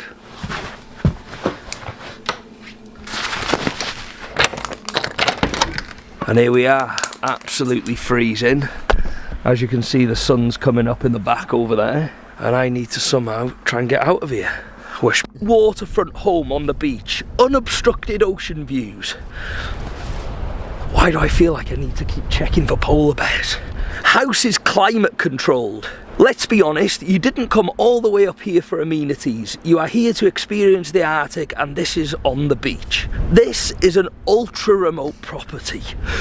Yeah, I think he's right there. Right, so it's one of these houses on the beach here, because the beach is literally there. I think it's a lockbox, because I've got a code for it. Let's have a look. What are we dealing with here? The wind off that sea, flipping heck. Right, is it this? 32220, no, that's all boarded up. Plus it's not the right number either. Well, there's nothing that way, they're all shipping containers and everything looks locked up. I'm guessing they're from a whale, are they? They're like big tusks or something. Right, well it's not that way.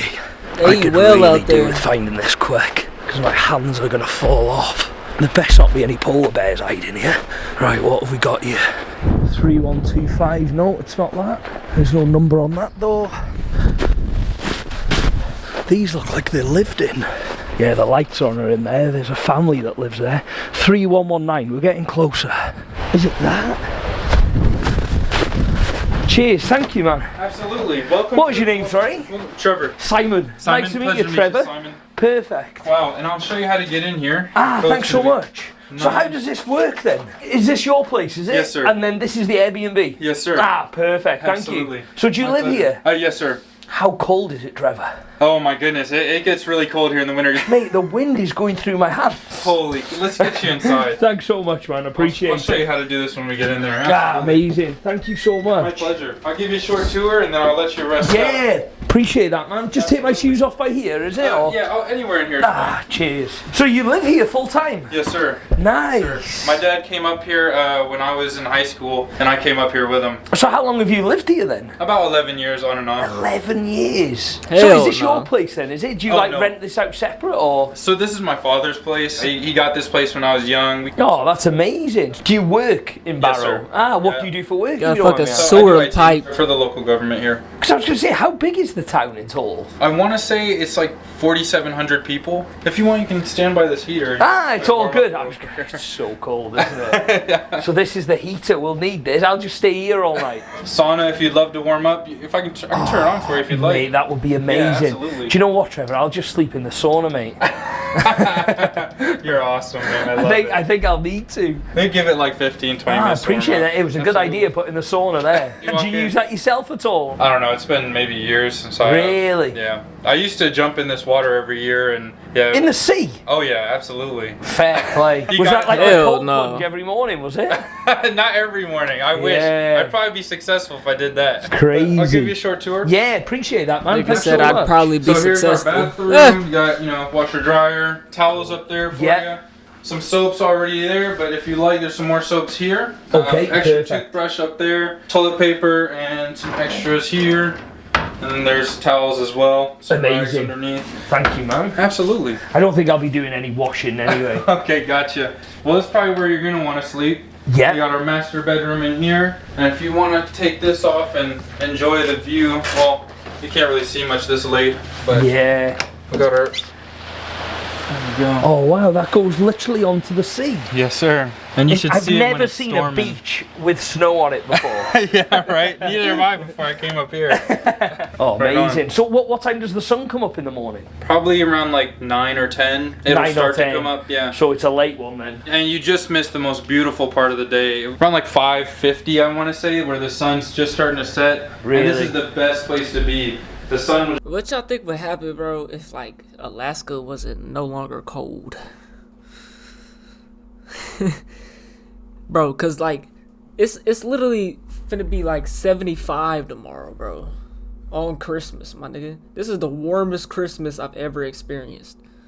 Today was literally 75. Yesterday was like 75. I wonder what would happen. That made me think about like the beach and shit, because like I doubt there's any sand. Just come right through here and it just lights this place up beautifully. There's a light right here. If you want to light this place up. TV, movies. Mate, you've got a lovely place here. So does your dad stay here when he comes then, or when he comes? Or is this purely for Airbnb? When he comes up here, we block out the dates and whatnot to make sure that he has, you know, of course, a place. He hasn't been here in years now, and I hope to see him back soon. Yeah. So where's your dad living now? He's in the Philippines, starting a farm out there and just doing his thing. Oh, he got money. Amazing. So he's gone from the cold to the heat. Yeah, and he's left you here. Left me here fend for myself. So sadly, we did just run out of Keurig coffee, but I did get this just in case. Oh, I appreciate that, Trevor. Yep, Thank you, mate. You can get some hot water through here. All water coming into the house comes through a 3-stage filtration system that we passed by over there. But if you'd like, there's also a Brita filter in here. Ah, perfect. Brita. There's water there, that'll keep you going. Awesome, Brita. thank you, man. Is there any questions I can answer? No, I think that's everything. There's just another bedroom in there as well, is there? Yep. Perfect. I'll just stay in the main bedroom. Feel free. If you want, you can use either one. So. Perfect. And do you have internet here at all? Absolutely. Here, I can give it to you. That'll be great. This is probably the best one. It's big as hell, though. Oh, we use Starlink. What's the speed on Starlink? Here we get up to about 100 megs. For me, that's better than mine in the UK. Before that, they were horrible, and they charge outrageous prices. $500 a month, and you might get 10. $500 a month for Wi-Fi. Yeah, and you might get 15 megs. So that's literally changed people's lives up here. Oh yeah, oh absolutely, yeah. It's made it so much easier for people to get internet. What are the chances of getting polar bears around here? The bears tend to try and stay away from town as much as they can. Do they? Yeah. So the bears won't come up to... They have. So you think it's snow under the sand, or you think it's sand under the snow? Alaska would be, or the world would be an apocalypse.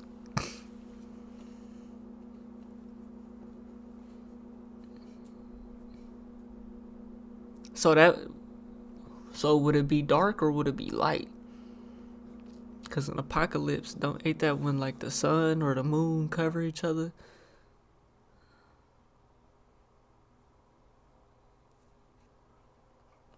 The rest of the world would have to be dark, wouldn't it?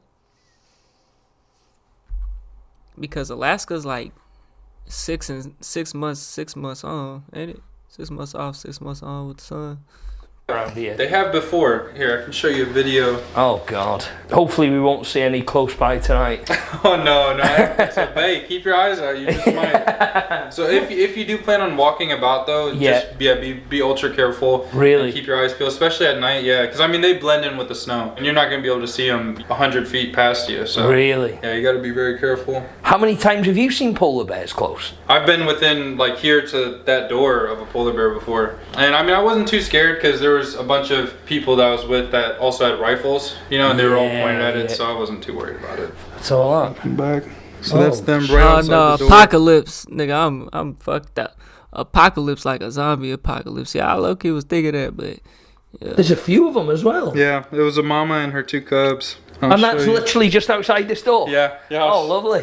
Show you this one. Mate, that bear is huge. Yeah, massive mama. That is insane. Well, Trevor, I want a thank pet you so polar much for bear. everything. I really appreciate it. It's a pleasure to meet you. Yeah, pleasure to meet you too, man. If there's anything you need, don't hesitate to knock, okay? Appreciate that. How's the sauna getting on? Is that? Oh yes, you're at 113 degrees right now, so perfect. We're nearly good it's to nice go. and toasty in there. Nearly good to go. Thanks so much, man. My pleasure. Like I said, don't hesitate to let me know, okay? If you need anything. Really appreciate that, man. And to lock. If you ever head out, feel free to check out. You can check out as late as possible. Yeah. As long I as you really need. appreciate that, man. To lock the door when you leave, you just hold the pound sign. And it locks it. Okay, yes, sir. Perfect. Trevor, Pleasure. thanks again, man. Appreciate Absolutely. it. Have a good night anyway, well. and I'll catch you later. Thank you. See you later, man. See you Trevor, later. What a lovely guy. Look at this. The sauna's on, the stove's going. I'm toasty in here. I've just noticed we've got a bench press here and some dumbbells. Yeah, I might leave the gym. I'll just stick to the sauna. This place is pretty nice, to be fair. It's massive. I've just noticed. There's one door he didn't show me. It's a private door. I'm guessing his dad's got stuff in there for when he comes over. Just checking the bathroom again. Got sink, toilet, bath and a shower, and then you've got like this little utility room here. Right, there's only one thing to do before I go to bed. Oh, I tell you what, I need this. It is freezing outside. There's only been 2 times in my life where I've been fully clothed in a sauna. The last time was in the Ice Hotel in the Arctic, and the second time was today. I'd say it's colder here than the Arctic. This has got to be one of the coldest places I've been. Between Svalbard, Antarctica and here, they're the top 3 coldest places I've been. It's lovely in here. Do you want to see my view out the sauna? We've got the Lux Spa, and then we've got the boiler at the back, and there's the heater. Honestly, if you give me a pillow now, I'd probably go to sleep in here. Right, let's go and check out this bed. I'll try and be quiet with Trevor sleeping next door. Right, let's check out the bedroom. We've got 2 pillows. We've got a sheet. Oh my God, we've got a memory foam mattress. Trevor's nailed it. Let's have another look out this window, see if there's any polar bears. There's no polar bears out here. Look at that though, that's the sea. That is literally so it's not this frozen. Is the beach just covered in snow. It's snowing as well.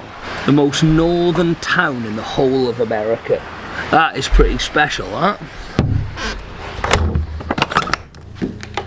On that note, I'm gonna hit the deck and we'll see how good of a sleep we get in this beach hut. Have a good one. I'll see you in the morning. Morning, we have light in Ukjavik. I think I'm saying that right. Right, let's get up. Let's have a look out the window this morning. Look at that. That's cool. Absolutely nothing in sight. Flipping heck. That is the fishiest smelling beach I have ever smelt in my life. Why does that smell so bad? Wow, that smells. Oh, good sleep. You didn't smell that last Feeling night? fresh this morning. This is a view from the kitchen. We've got the sunrise. I bet in that the wind back. is cold as The fuck. place is completely covered in snow, and as you can see, it's just started snowing. Wow. I tell you what, it looks cold out there. I've got everything. Zip that up. Lights off. I might see if I can give Trevor a knock before I go, but I'm guessing he might be in work.